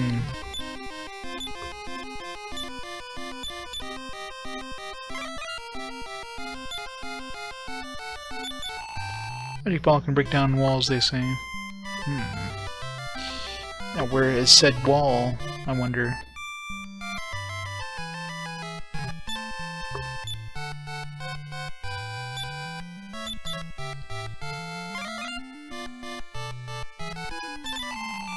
Oh, the travel door used to be in the easternmost part of Alihan. So where that dude is standing? So you have to use the magic ball on him or something? Let's go save first.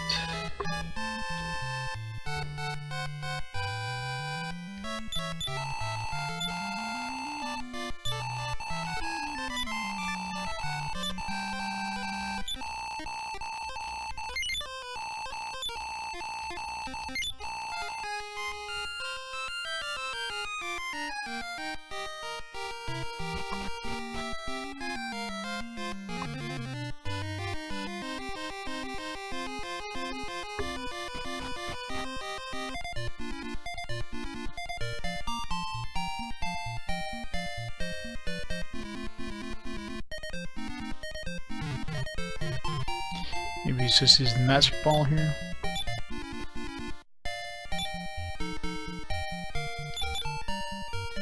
Of course not. Gotta use it on this guy.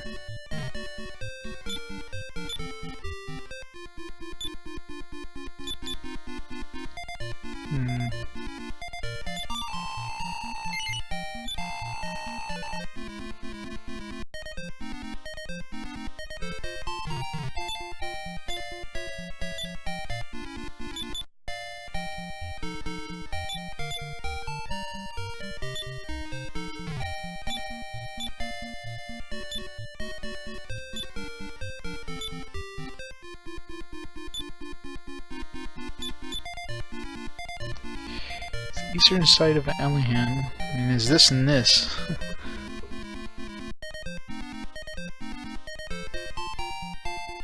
So where would this magic door be? It's travel door. Where's Alihan the entire continent?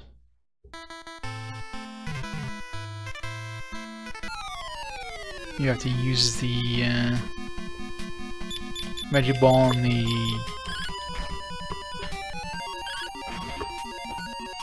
mountains or something.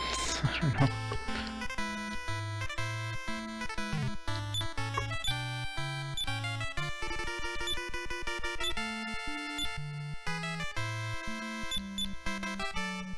Of course not.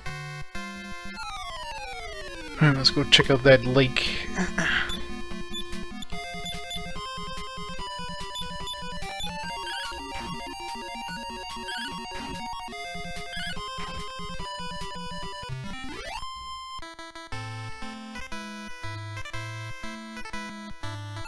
Holy encounter rate.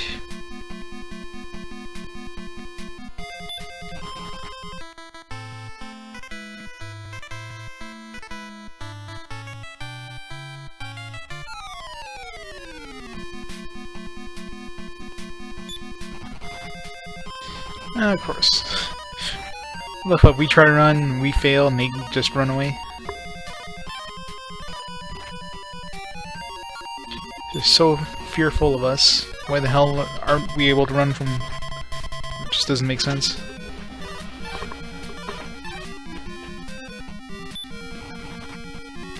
I guess we probably have to, like, roll a success check against every single enemy, so when there's a lot of enemies, it's really hard to run away from them. It's just not worth the experience. Not worth the trouble.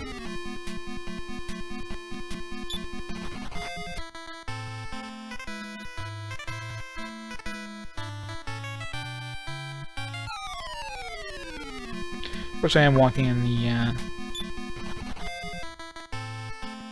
the forest, which generally gives us more encounters.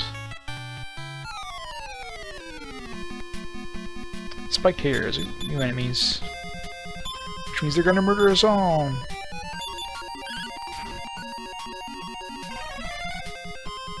Damn it, they can't sleep. Really? Let's put everybody to sleep.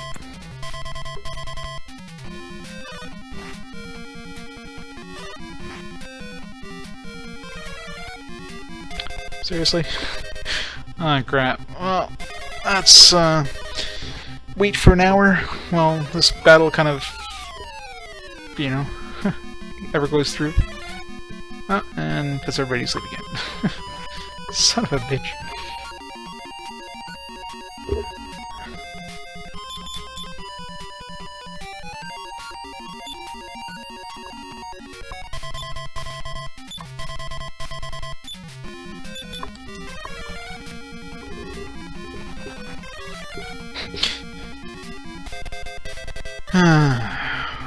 Sleep sucks. God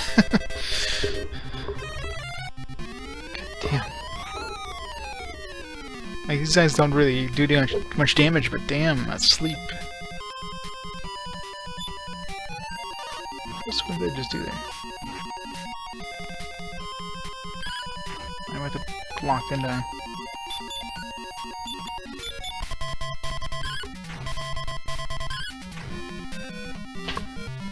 That was a pain in the ass.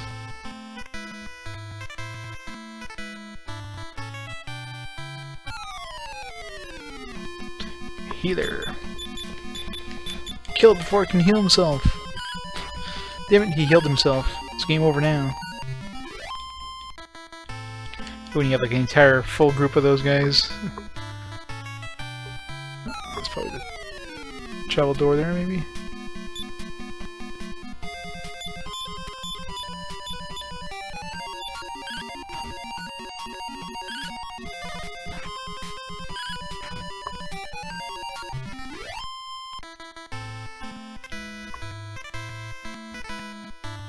That lake the guy was talking about.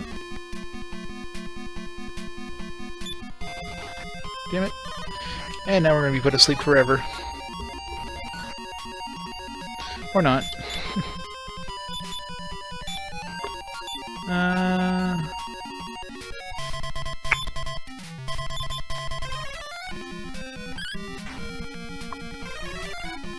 Crap.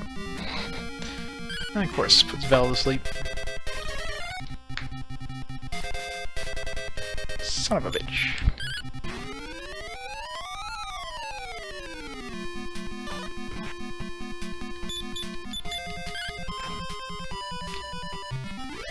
You know, sleep really shouldn't last through damage. I mean, if you're damaged and you're asleep, that should kind of wake you up.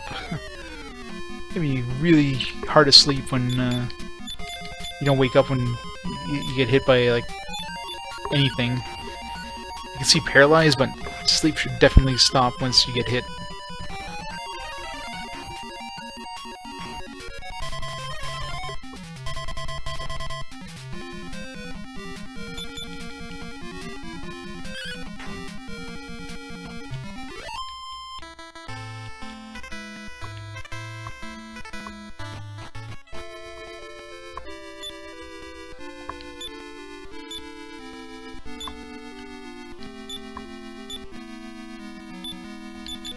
Oops. You gotta sell that sword. You gotta be a really heavy sleeper not to wake up from getting your, like, arm cut off, you know what I mean?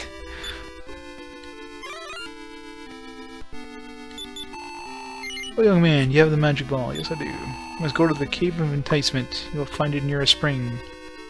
I guess I know where we're going.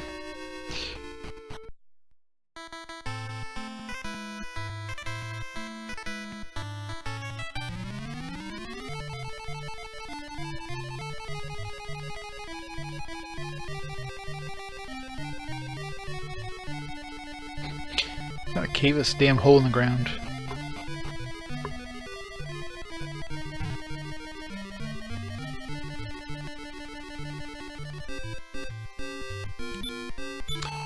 This is the cave enticement, but the stairway is sealed off by a stone wall. If only there was a magic way of opening the stone wall. Use the bomb! Shouldn't we stand back? That was a good idea, stand right next to the damn explosion.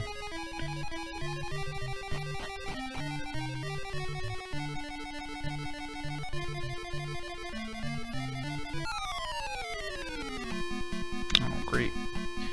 4 magicians.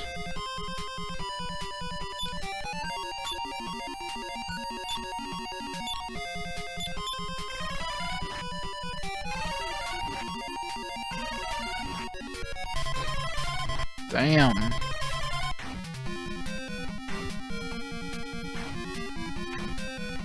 Hey, Grunty.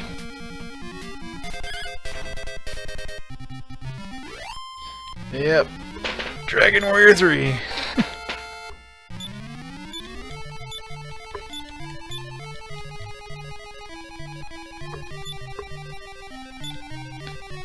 I took a beating.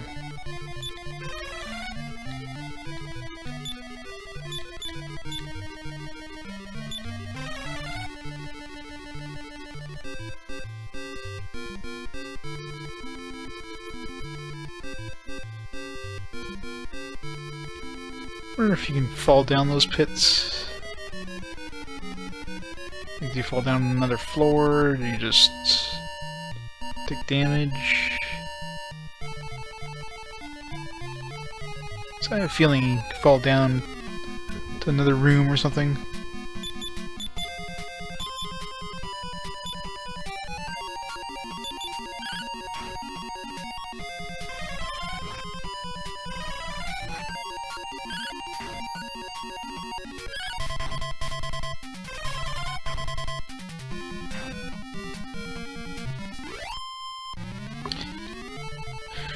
Running out of magic really quickly, since that's not a cheap spell.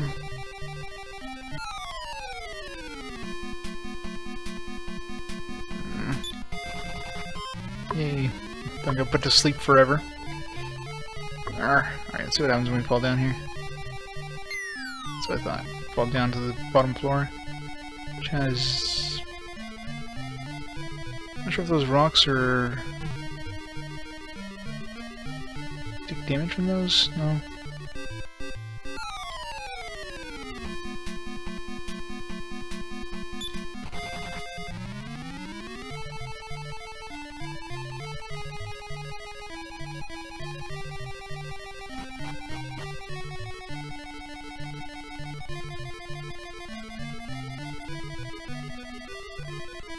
This one here looks suspicious. Just being a one-hole thing.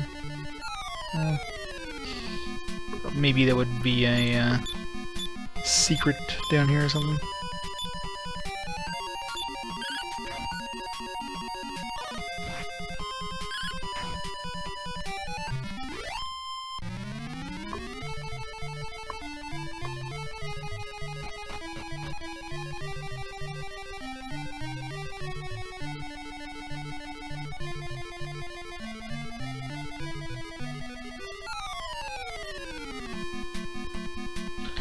These guys do so much damage.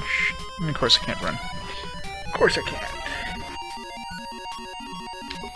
Run! Son of a bitch. Ow. Don't kill Siri, please.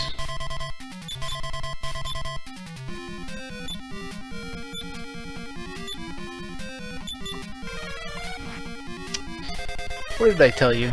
I said not to kill her. The total opposite of what I told you to do. Stupid magicians. These guys are so fast too. They have such high agility, it's crazy. Looks like we're getting out of this place. Run away!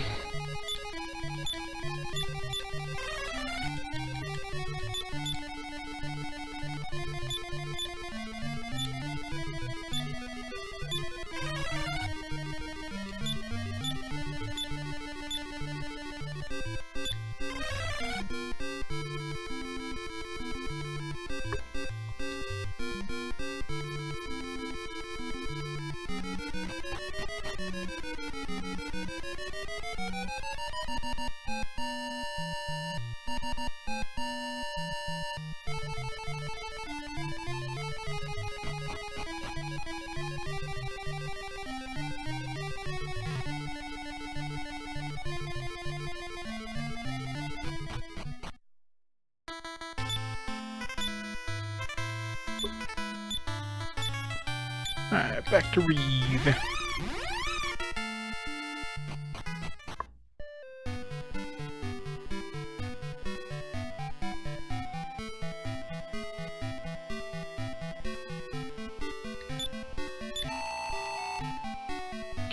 Revive! 70 pieces of gold, holy crap!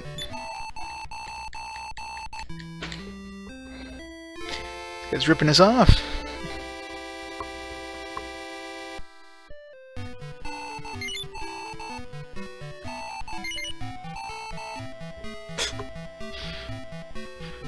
Of course, like everything walks, even when you're not moving. Everybody, it looks like everybody has like to go to the bathroom really badly. They're just shaking in place.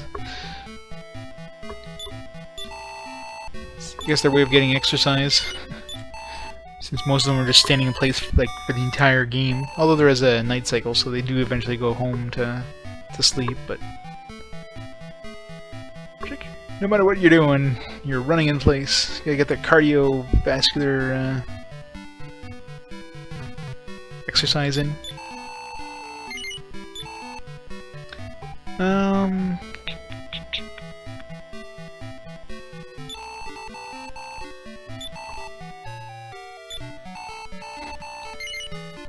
See if you can actually do some damage.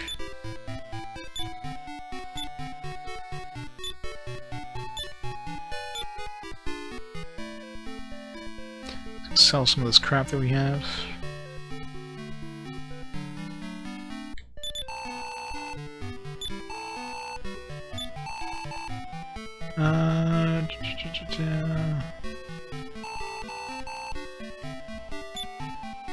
Oh. Before I forget, let's buy another Wing of Wyvern.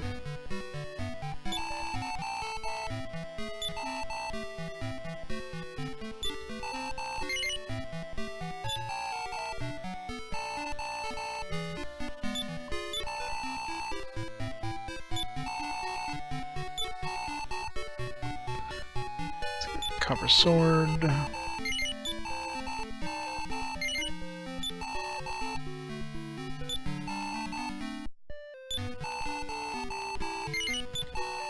$3 gold.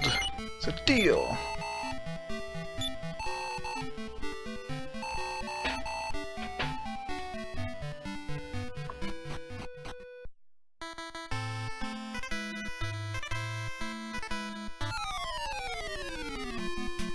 Did I stop at the inn? I didn't. I wanted to stop at the inn, I totally forgot to.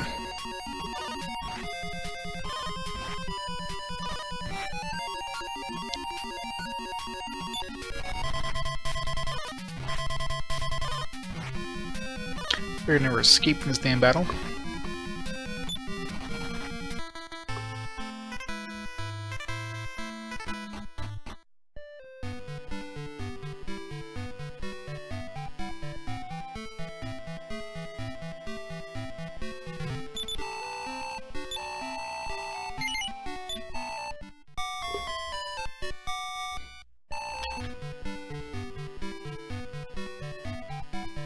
It's really annoying how you can't save in every town.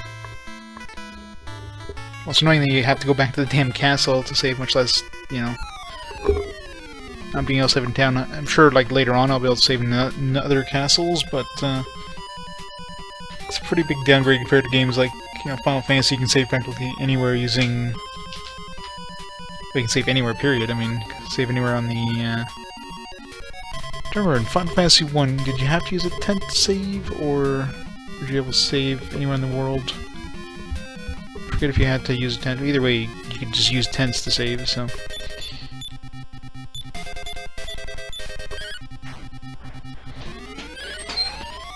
Back in a second, I'm just gonna grab a drink.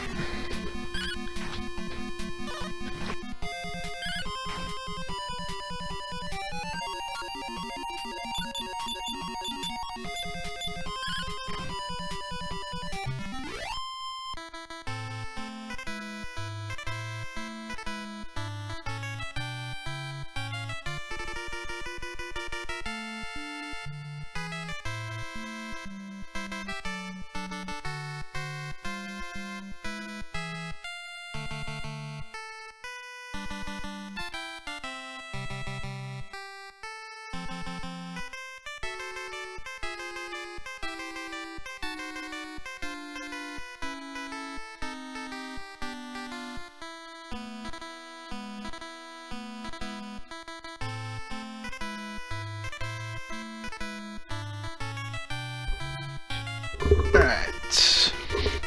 Let's try doing this without dying this time. Stupid magicians.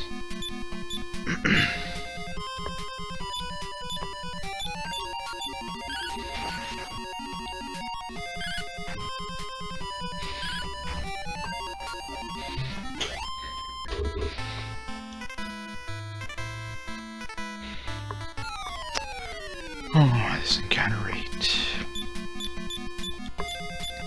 Well, the upside is we'll be like level 20 by the time we get to the second area of the game. These encounter rates, jeez. What's the maximum level in this game? Like 30?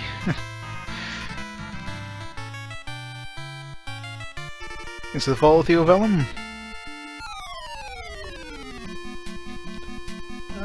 Too many different Run! Of course I can't flee. Since whenever there's more than like 3 enemies, it's pretty much impossible to run.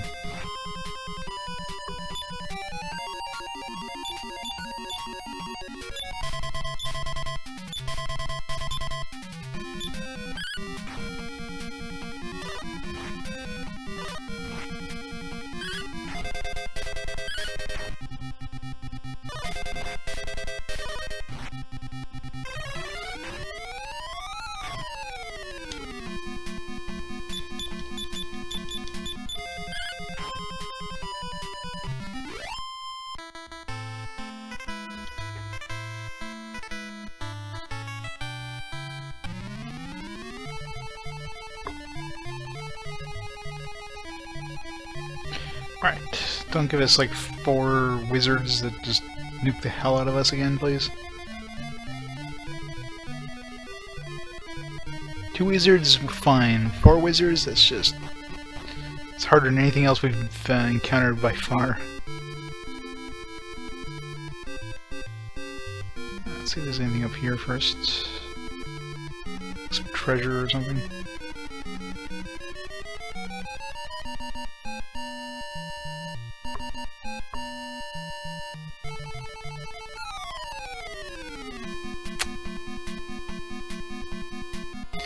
If I run and fail, we're gonna take a lot of damage. Might as well just fight them. As long as nobody's like really low, we should be okay. Then again, 10 damage pop there.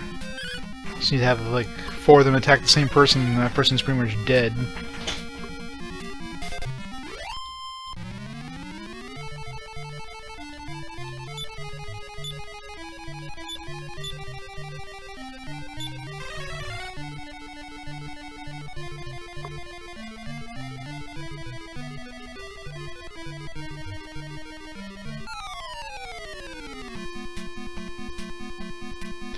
Demon anteaters.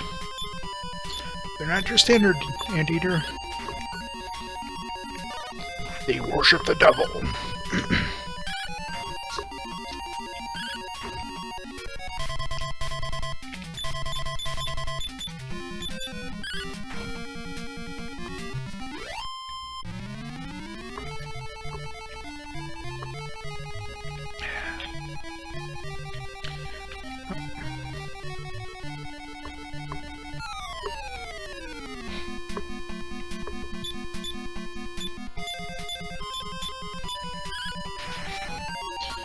Go, Wiz, go!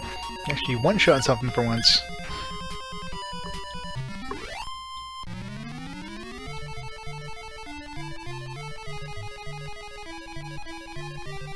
Well, one-shot something without using magic, that is.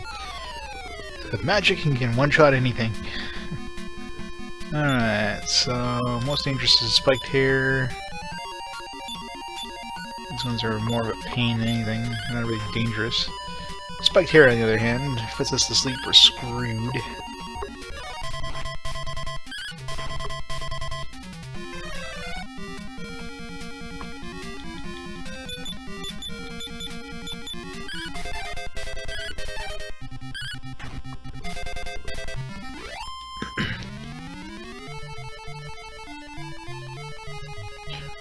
Treasure! Anything good? Antidote. Well, I've only got one, so... Considering we can't cure poison with spells, at least not at this point. Kinda good to have one of those. Oh crap. We can cast sleep.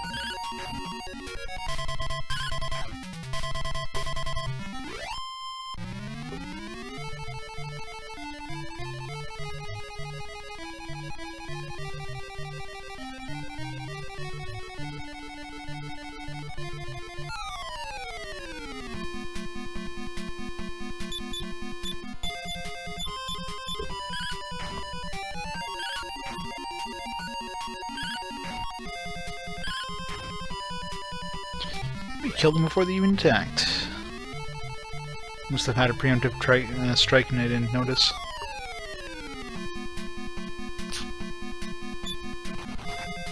Damn it. And now everybody falls asleep. Come on.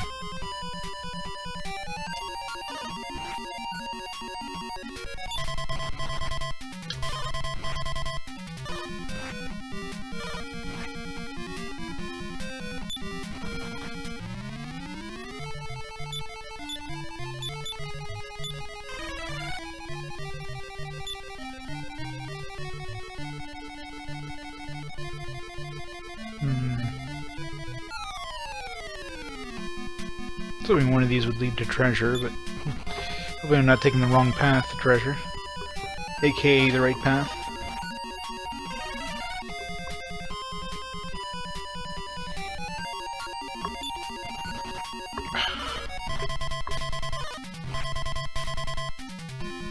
Really hate sleep. Come on.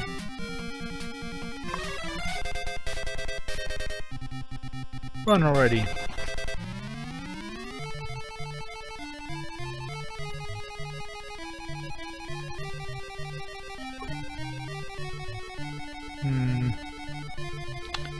The other place would have been the right, not the right path, but the path to treasure.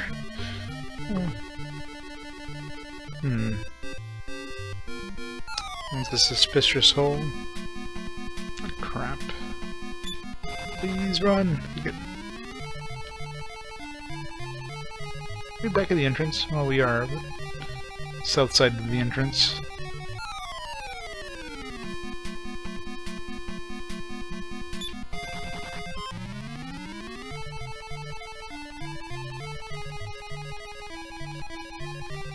Too many damn paths.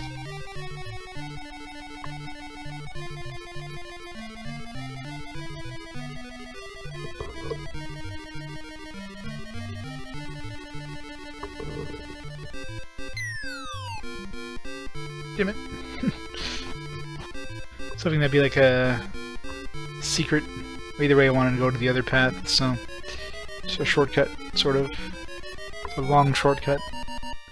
It's a long cut.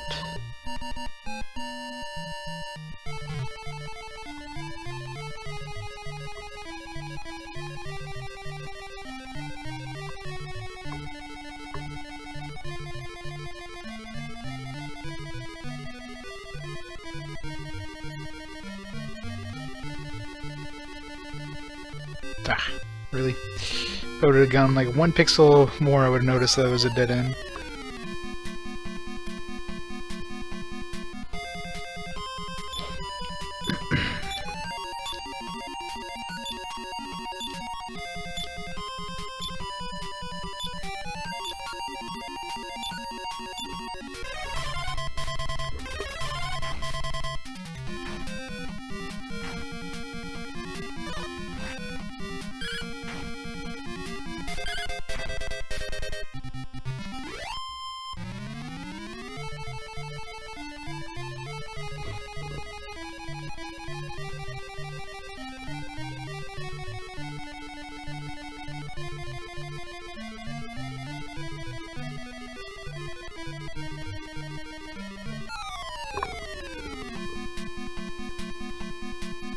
So many monsters.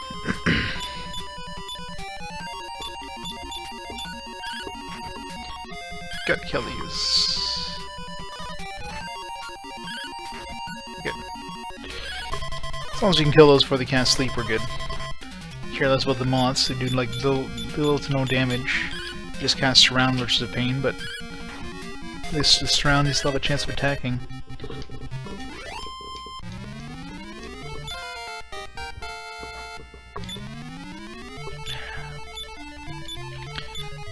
Any new spells? Nope. No new spells.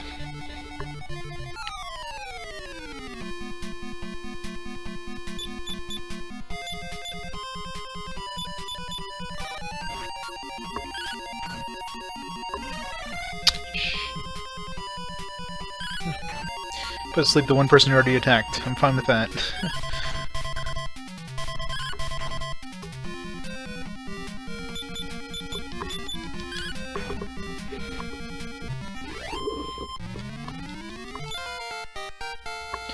Level up!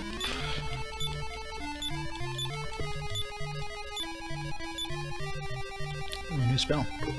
What'd I get? What'd I get? What'd I get? What'd I get? Ooh, I get return now. Yay! No more wyvern wings needed. Well, unless we run out of magic. But...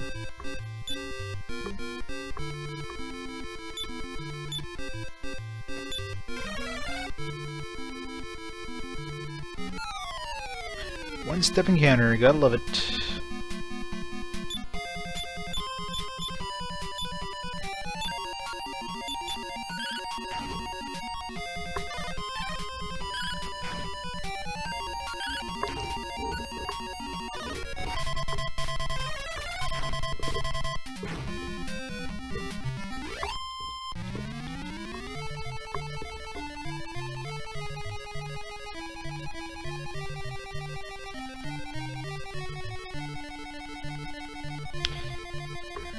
Alright, nothing there.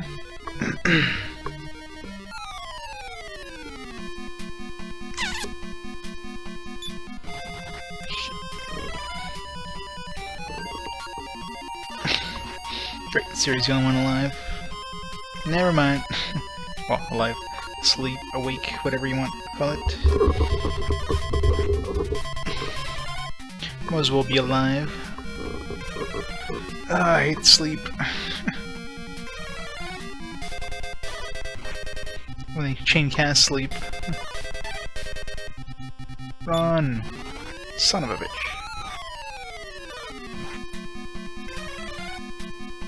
Jeez. Val goes green really quickly. 17 health and the screen is green now.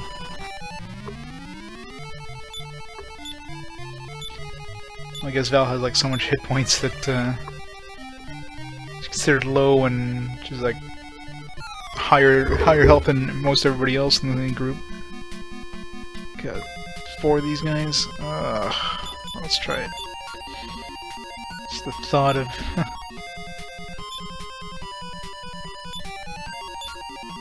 fireball. One whiz, you can do it. Oh, there's one ran away.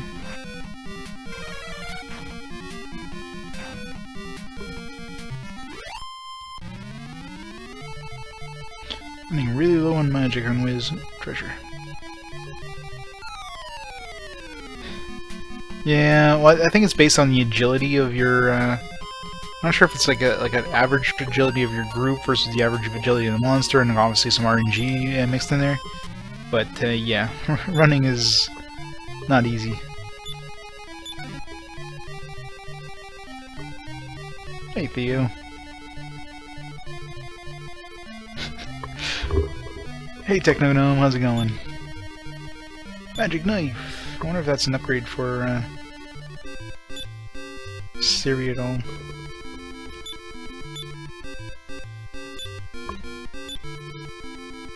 Transfer. She's using a club right now. That's a little bit of an upgrade. I'll take it. I wonder if weapons have any sort of buffs other than like attack power.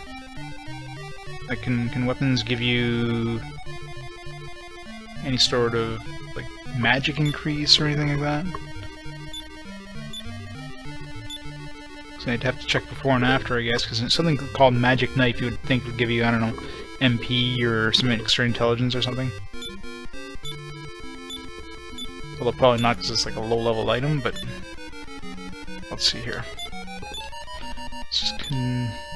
Let's double check. So MP is 38, intelligence is 25.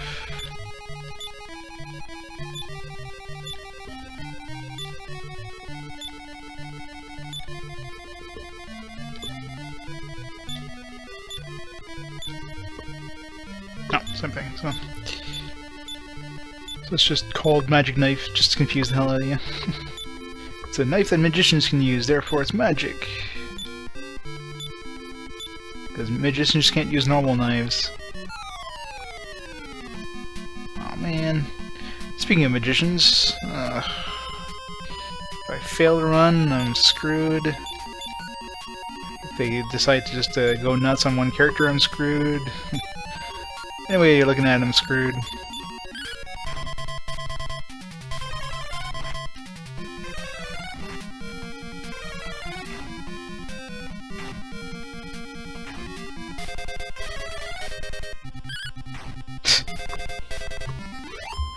That's right. Gotta heat it up to 1,000 degrees first, though. Gotta make sure it's red hot.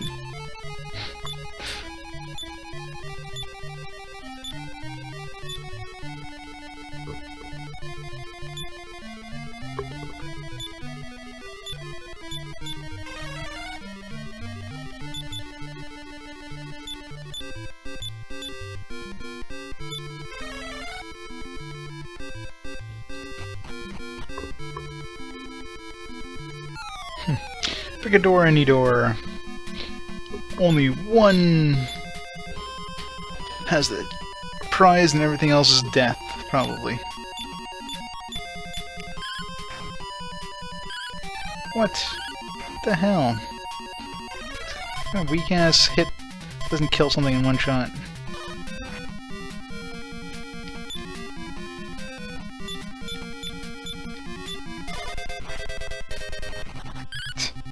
Of course you please.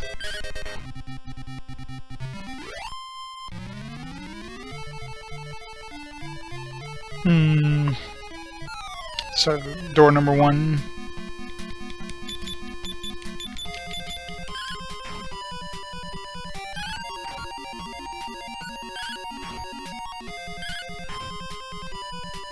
Does a demon anteater eat demon ants? Or is an anteater that's been turned into a demon?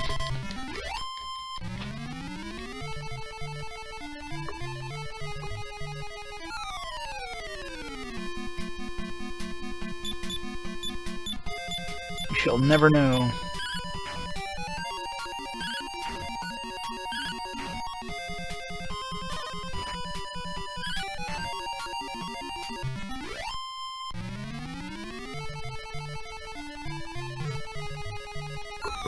God, these encounter rates. I just want to get to the damn door.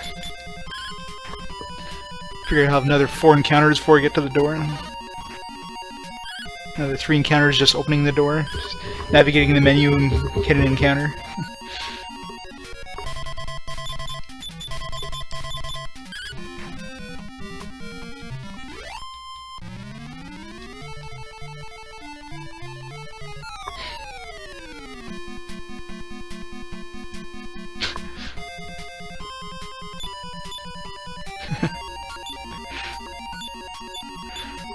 Yeah, it really makes you wonder what they were on when they were designing some of these. Aw, poison.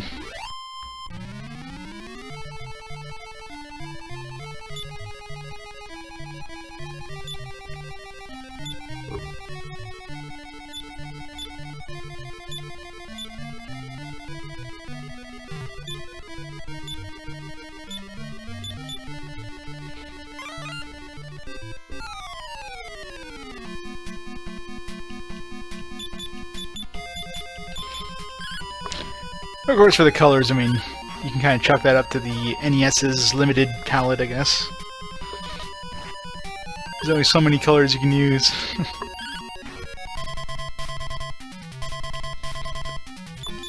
Of course, we weren't blessed with the. Then again, I've never seen what. I never played Dragon Quest 5 or 6 translated, so I don't know how those look like on the SNES. But imagine they look a lot better. Oh, did I go down the right path? Damn it! I want to go down the other paths. Yeah, probably have treasure. It's never supposed to be door number 1. Door number 1's always the wrong door.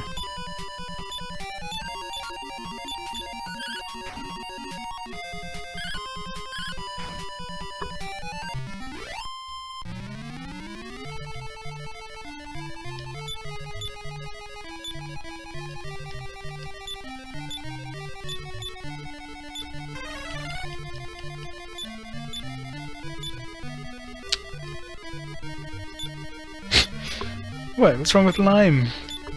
Yeah, the walls are full of, they're covered in ivy. Underground. 'Cause reasons.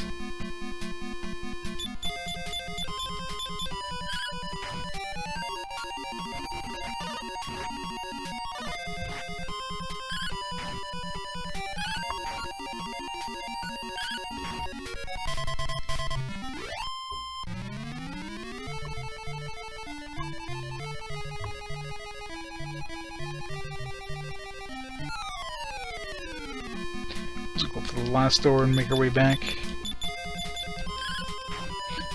course, want them both be dead ends with no treasure.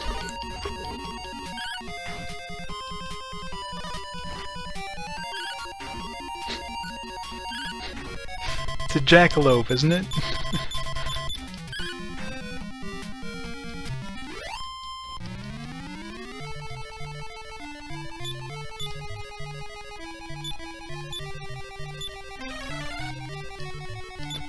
Now you know you're an 80s kid if you remember what the hell a jackalope is.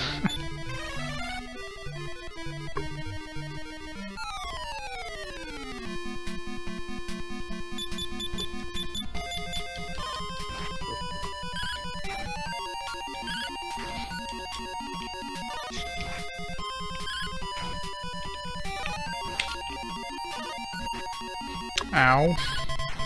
Damn. Poor Wiz. He's got his ass kicked there.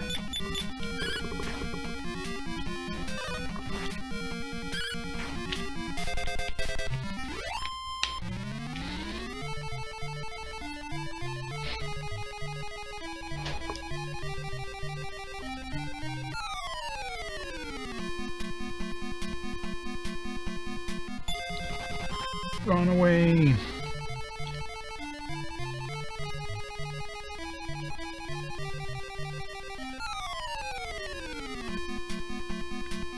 I don't know where it originally came from, but it definitely, like, it was, I don't know, became a thing. I think, like, what, in the early 90s or something like that?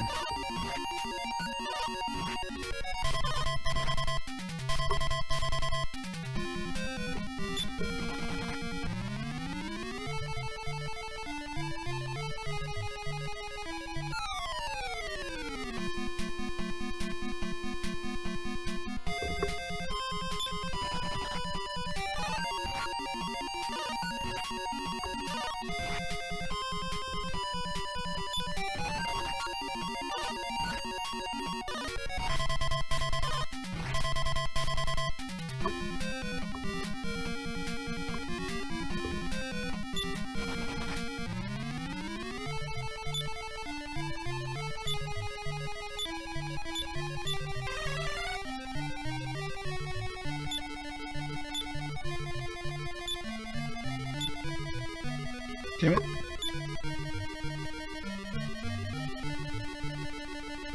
Megaten games?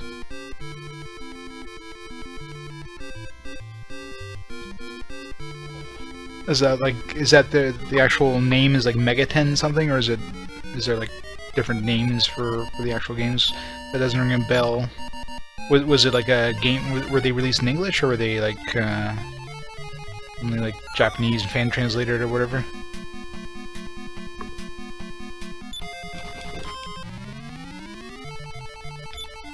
Mega 10. Sounds kind of familiar, but... Oh, Megami Tensei? Oh yeah, definitely. Although they weren't, like, the earlier games weren't available on, like, didn't come out in North America. I think the first one that was released, well, I'm not sure if there's anything released on portable games, but, like, Persona, I think was one of the first ones, or Shin Megami Nocturne. It's like basically PlayStation 2 eras when we first started getting the Shin Megami Tensei games.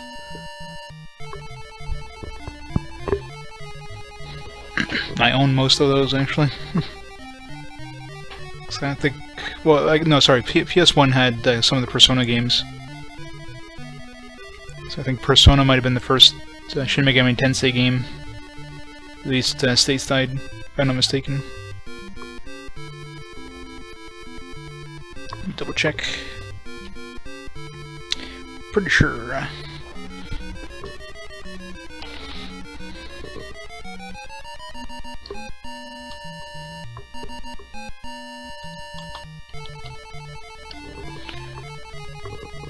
Quite a few on my list.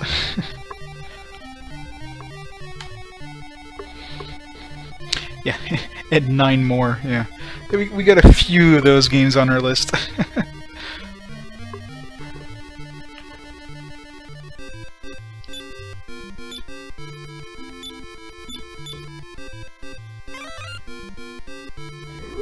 Yeah, the Devil Kids, the, I think there's a couple. Actually, I've got a list of the games from the franchises. Let me look it up here. Kind of put together.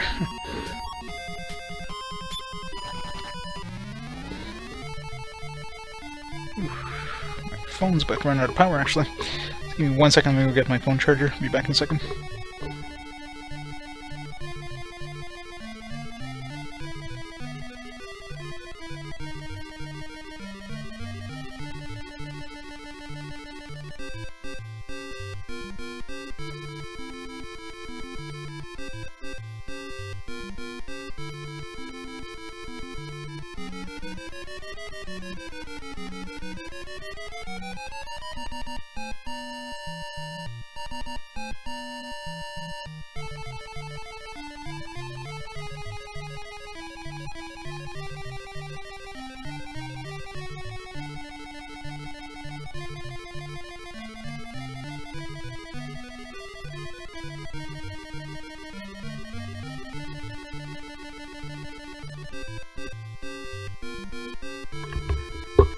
Back. Yeah, phone was like a 1%. It's like, oh yeah, better put that on the charger.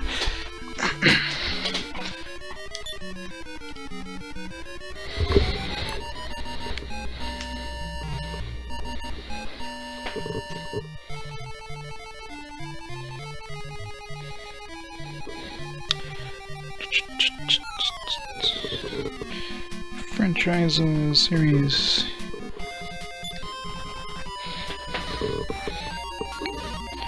So there's a couple different Shin Megami Tensei series. There's, of course, the Persona series. There's the main Shin Megami Tensei. There's kind of a lot of spin-off ones as well.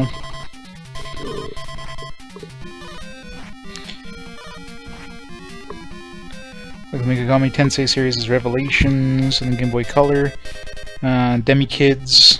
It's probably the Devil Kids thing you were talking about. Damn it.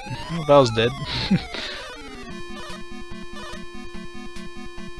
Everybody was going for Val. Tokyo Mirage Sessions is apparently part of the Megami Tensei series. It's a Wii U game. And of course, the Shin Megami Tensei has quite a few games.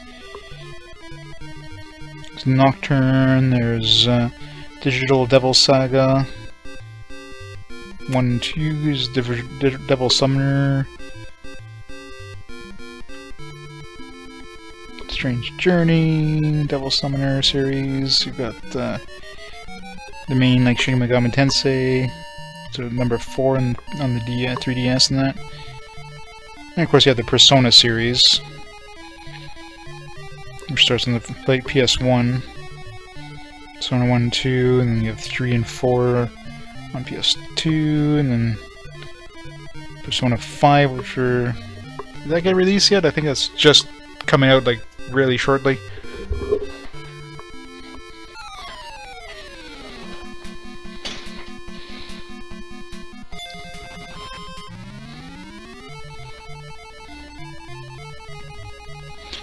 It's definitely a huge series. The Shin Megami Tensei series probably has more games than, like, Final Fantasy almost. Like, it's crazy. Include all the sub-games and that. Probably not as much as Final Fantasy. I mean, if you start including stuff like Final Fantasy, Crystal Chronicles, and Mystic Quest, Final Fantasy Legends, all those kind of sub-games that weren't technically Final Fantasy, but kind of were thrown in the Final Fantasy portmanteau, if you will.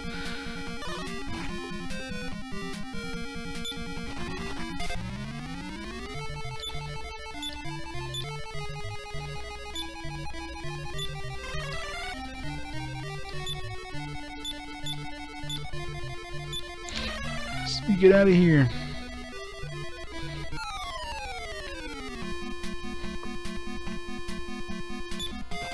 We're almost at the damn exit. Just let us go.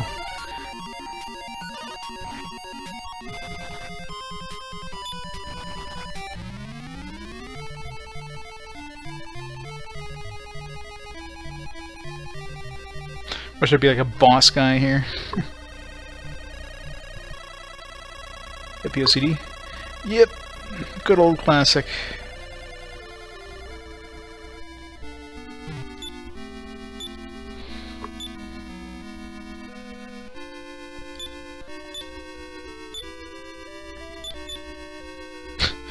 Really? Alright, give it to land, jeez. Could I just, like, take it off her corpse, use it, and put it back on her corpse? Like, come on.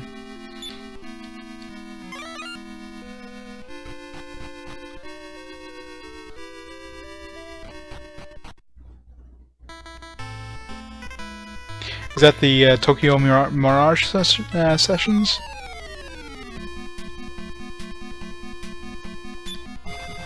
Like, I've never... when I was looking up the games, I noticed that one come up. I wasn't aware of their being... Oh man, we're dead, aren't we?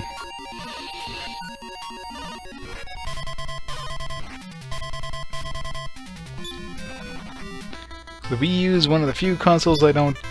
One of the newer generation consoles, not counting the the Xbox One, because why the hell would you want to get one of those? But it's one of the few that I don't have. Which I really should pick one up if there's one on sale. Alright, safe. Let's go. Revive everybody, heal up. Where's the... Nope.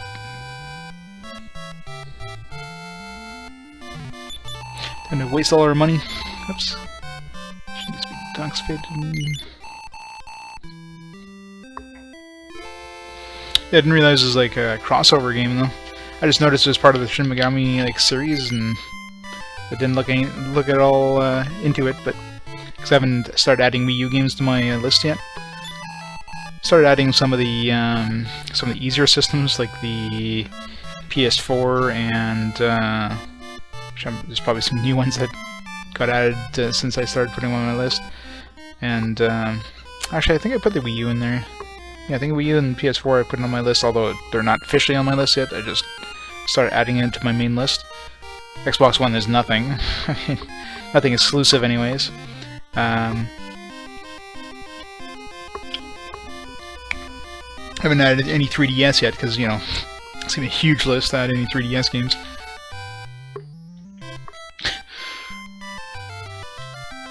Really? Just from the name of it, it's like, yeah, this is an RPG. But I didn't look at any like screenshots or any videos of it. I just noticed that came up when I like looked for Shin Megami Tensei. It's like, what? This is a Shin Megami Tensei game? How the hell is that possible? It's like a pop idol simulator. That's really weird. where you equipped Fire Emblem characters as armor? That just sounds even more weird.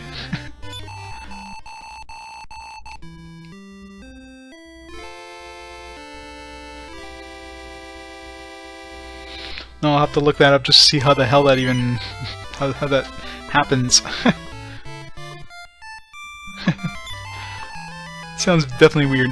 It sounds like something that Japan would do, though. Sounds very Japanese.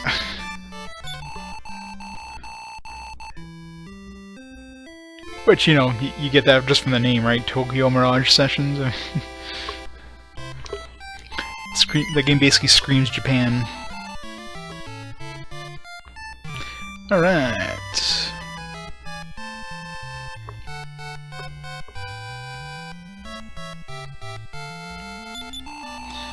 Seems that brave heroes will soon come from my highly hand to defeat the Archfiend.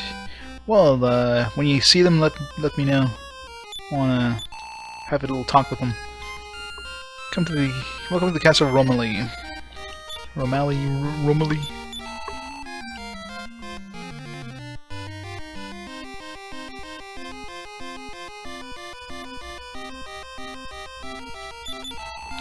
People are more distraught and cold-hearted than they were long ago.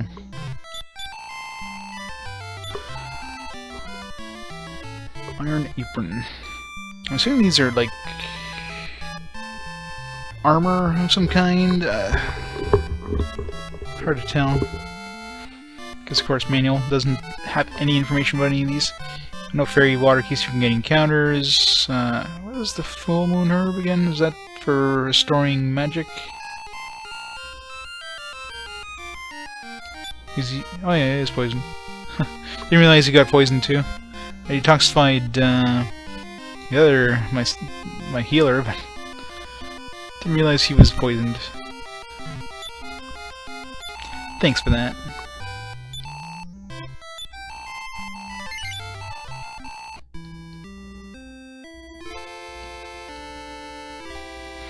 There should be an option of like heal all, just get rid of all my ailments, like revive everybody, heal everybody, uncurse everything. Although uncurse would be a bad thing sometimes, because some cursed items are pretty badass. Or if this one has the same glitch as Dragon Warrior 1 did, where if you uncurse an item, like you keep the stats until you like equip something else or level up. So that was a fun glitch. Alright, I can't really afford anything. Well, I can afford some shell armor, but don't really want to get a lower level armor. I can get chainmail. I can afford one chainmail.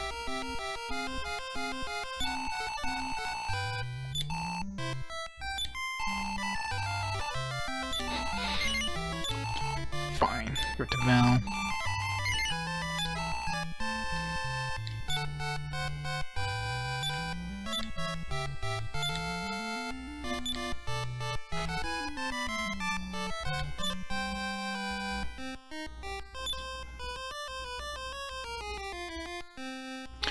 I wonder if my other guys can wear leather.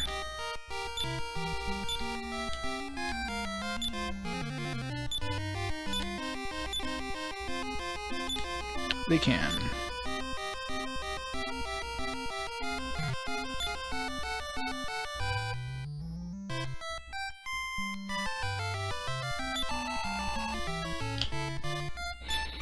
Well, it'd be fun to change it up.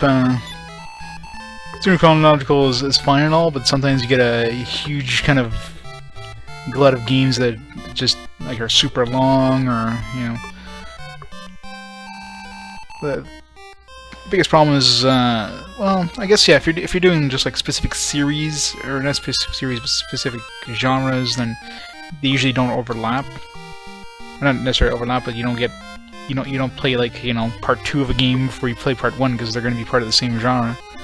So I might change it up something like that down the road, like maybe do like an action RPG followed by like a JRPG followed by a CRPG, just kind of shuffle it around like that. But for now, we're gonna stick with the chronological order, just since that's, you know, easiest way to do it.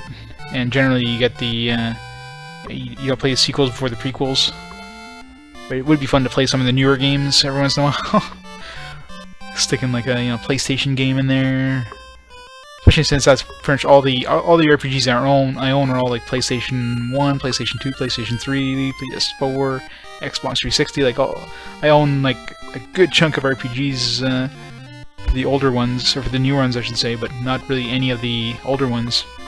That's why all the older ones I'm playing on emulators, since I don't own those anymore. Had a few of them when I was kids, but those are long gone now. Which sucks.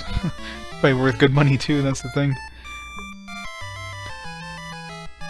I don't know whatever happened to those things. They're given to family and friends, and who knows where the hell those went from now. Probably in somebody's attic somewhere, gathering dust.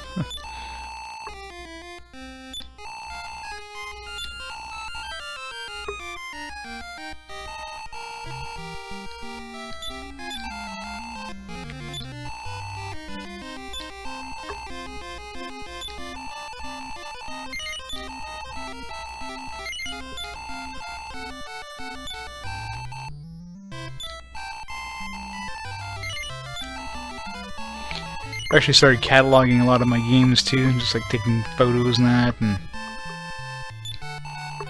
just to kind of keep them kind of organized.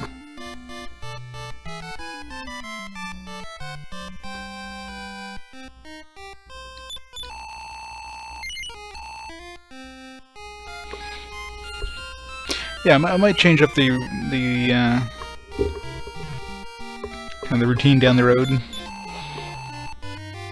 It would be nice to play with like a new one every once in a while. Maybe like kind of do like a start like game number one of like a certain franchise, which might have been a franchise that started in the PS2 era.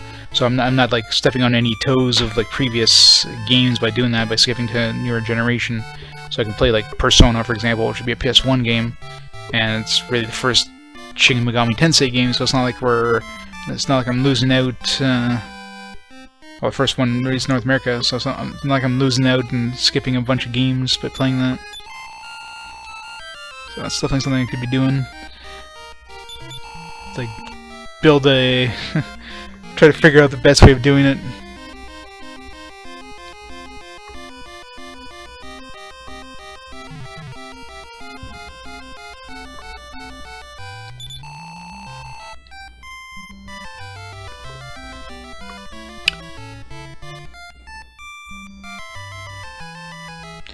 Definitely would be interesting to do though. Just to get that kind of new games in. Or newer games. I mean, PS1's not exactly new, but definitely newer than, NES. Kendar is supposed to be living in the Tower of Champagne and gathering accomplices. I wonder if he's still there.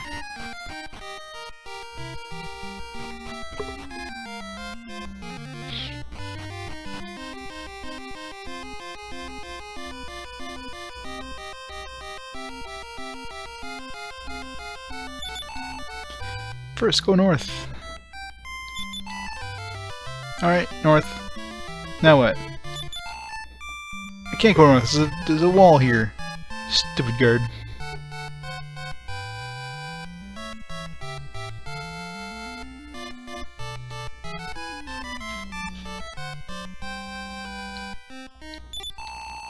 Terrible monsters in the east.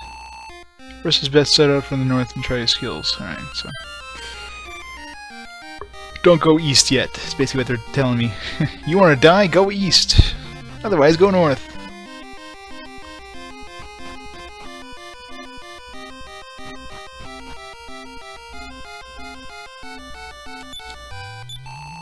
My son loves having a good time. It hasn't changed even since he's come the king. We're in deep trouble. Great. He's got a lot of faith in his kid.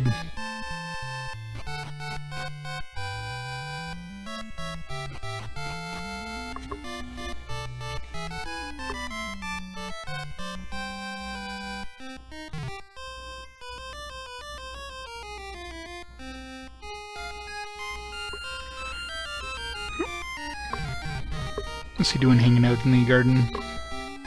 He's gotta be super important. Hiding. Numbness will heal by itself, you just wait. But if you use the full moon orb... Okay, so... Full moon orb is for healing numbness.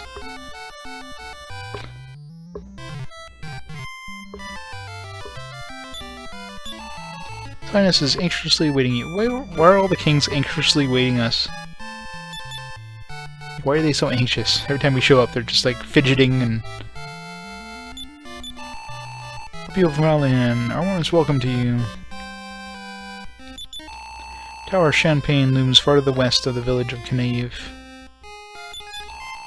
Let's listen to our king's request. Your Outland's a beautiful place. I'm sure the people have beautiful hearts too.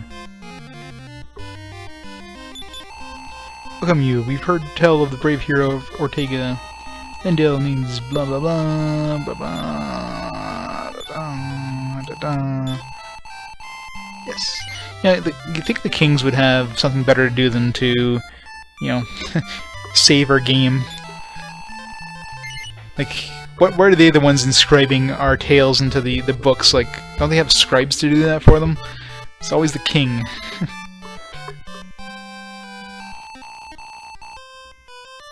Oops. Hit cancel there instead of okay. Reset.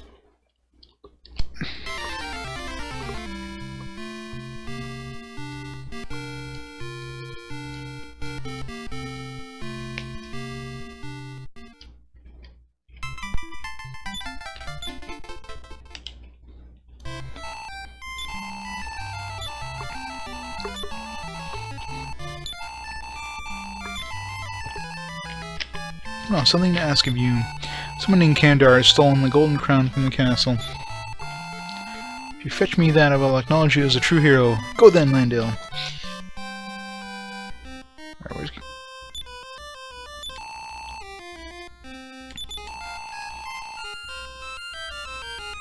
Kandar. I don't know where the hell Kandar is, but it's probably in... that tower they were talking about.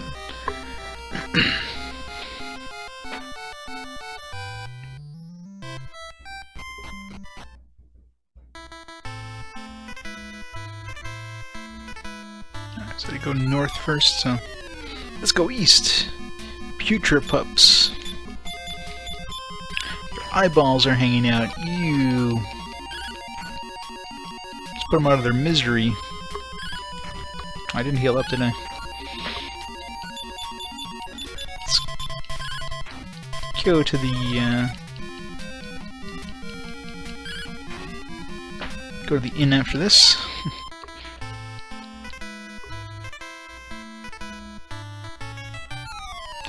If we can get back to town without dying.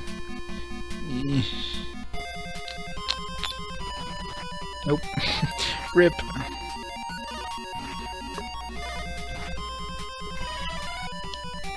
Whoops, accidentally reset the game. My hand slipped. Yep, that's it.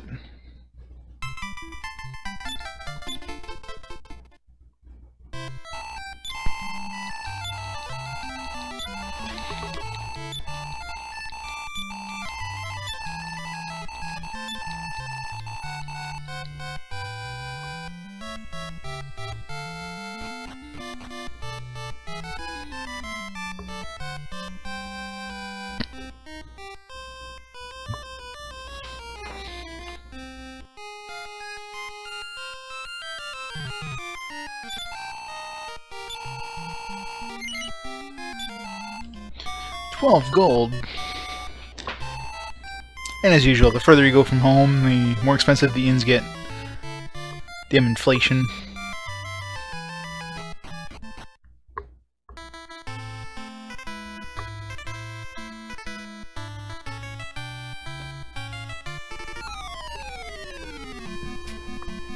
Caterpillars.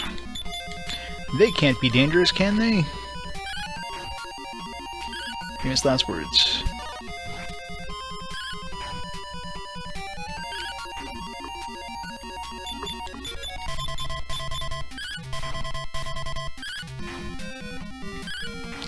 Yeah, they're definitely a lot tougher.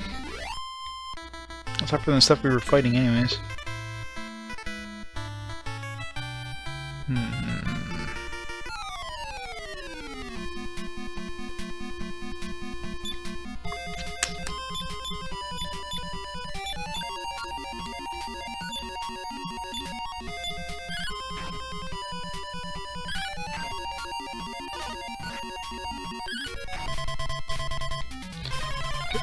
Killed the magician before he like nuked us to hell.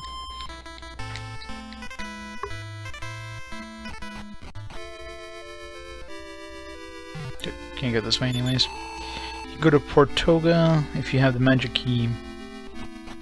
So get some magic keys for that door. Now, where's the magic key? Some wizard has it, doesn't he? Yeah, thief had the thief's key, so the magician must have the magic key. It's the only logical explanation. Damn it. Sorry, sometimes like controls don't seem to react. I'm not sure if it's the emulator or what, but it seems like I over-click a lot of times.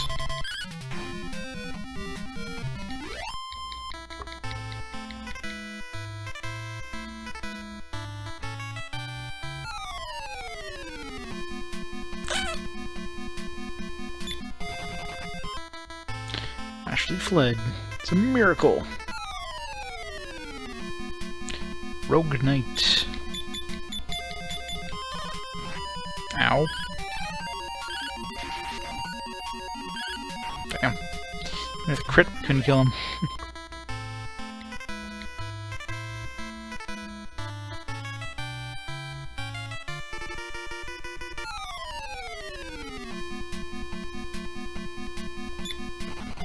Of course.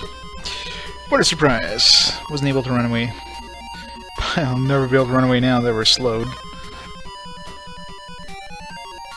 I think it's based on your agility, so if your agility is really low, you probably have a really hard time running.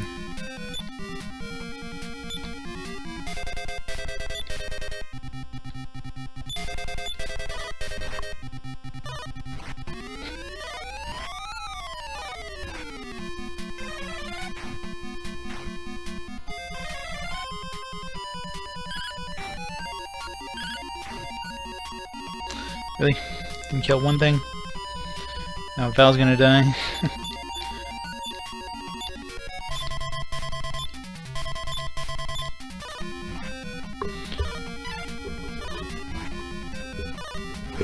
Damn it.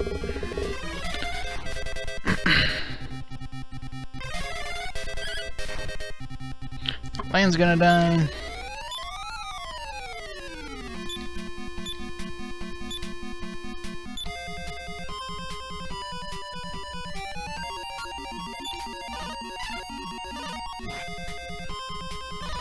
I'll just reload here. Arrgh.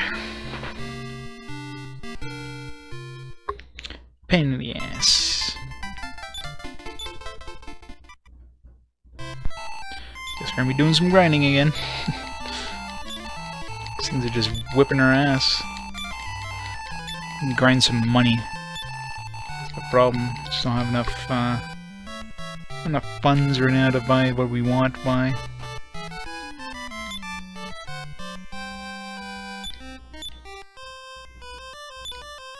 Got 229 gold right now.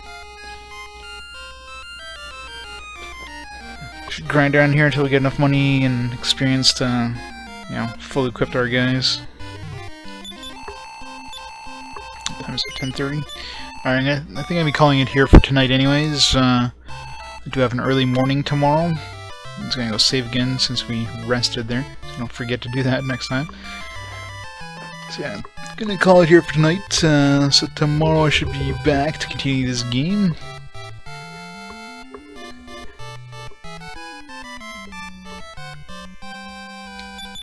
I'm sure we're halfway done, right?